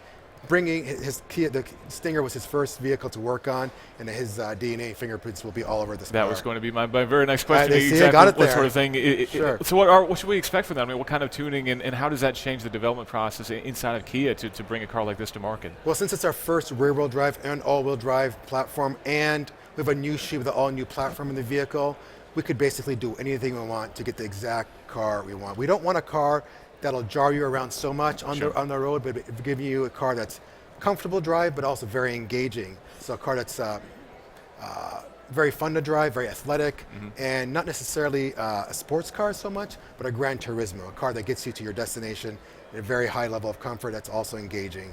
And you'll see that the learning from this car will be influenced in our next generation vehicles from other models as well. And should we expect different tuning for different markets for this car, or is it basically one tune for the world? There will be different market tunings throughout the world, but also within the U.S. there'll be different tuning depending on engine and tire size.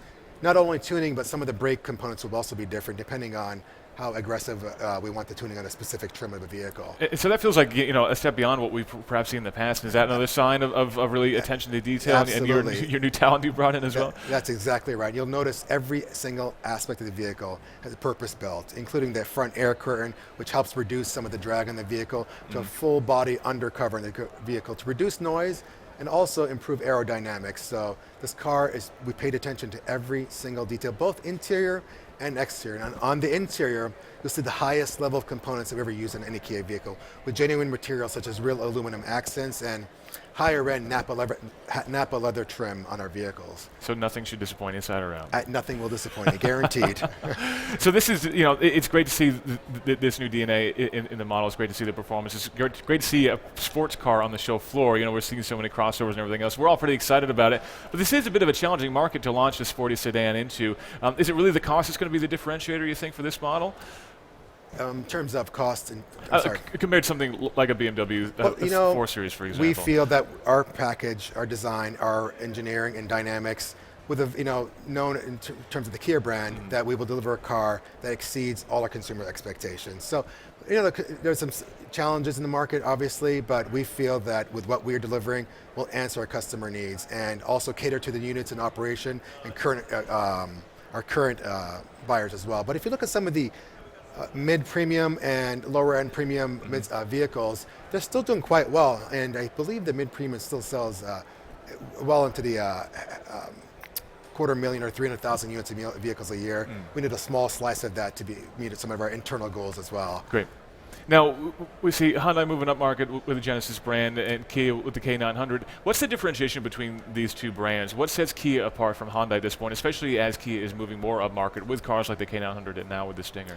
With the K900 and also the Cadenza, which is our all-new vehicle introduced last year, we're seeing a lot more premium buyers come into the market, and we want to cater to those buyers. I can't necessarily comment on some of the Genesis buyers, but I must make it clear that all our Kia vehicles are designed by a completely separate team, and all the engineering work and tuning is specific only to Kia. Maybe some of the architecture might be shared, but the real components, anything the customer sees is unique to our brand. That's great to see. So no part spin engineering with parts spin nobody engineering, likes in the industry at all. Thanks very much. Again, the Stinger is one of the most exciting cars of the show, and again, it's really, really great to see a legitimate sports car on the show floor. That's it for us. Roadshow's coverage of Day 2 of the 2017 Detroit Auto Show. We are going to be back here tomorrow at 12 noon, where we're going to kick things off with an editor's roundtable. Everyone's going to pick their favorite car on the show floor, and then we're going to argue and tell each other who got it wrong. That'll be followed by several industry panels, including discussions on the future of cars and how to market them to the next generation of drivers. And to close today, we've got something special. Vice President Joe Biden made a surprise visit to the auto show just about an hour ago. Our producer, Jason Pepper, grabbed a look little bit of iPhone footage of the VP checking out the Corvette. Biden famously, of course, drives a 67 himself. Check that out, and we'll see you tomorrow. How does the new one compare to the 67? I tell you what, the only thing about the 67 is you got to be able to flat shift to make it work. Here you don't have to do any of that, you know what I mean? So it takes a little bit of the driver out of it. There's more speed, you know what I mean? You can turn it off. You know how to... You know what I mean? Turn it off. You like to have control. I'd handle the corners better. Oh, no, I think it does. Yeah. Oh, yeah. The old Corvette, man, you would just, excuse me, the rear end would, you had to learn how to... Quick, right? You get in trouble real quick. But what was the answer to fix it, right? That's right. That's right. More throttle. That's the answer. Oh, that's good, actually.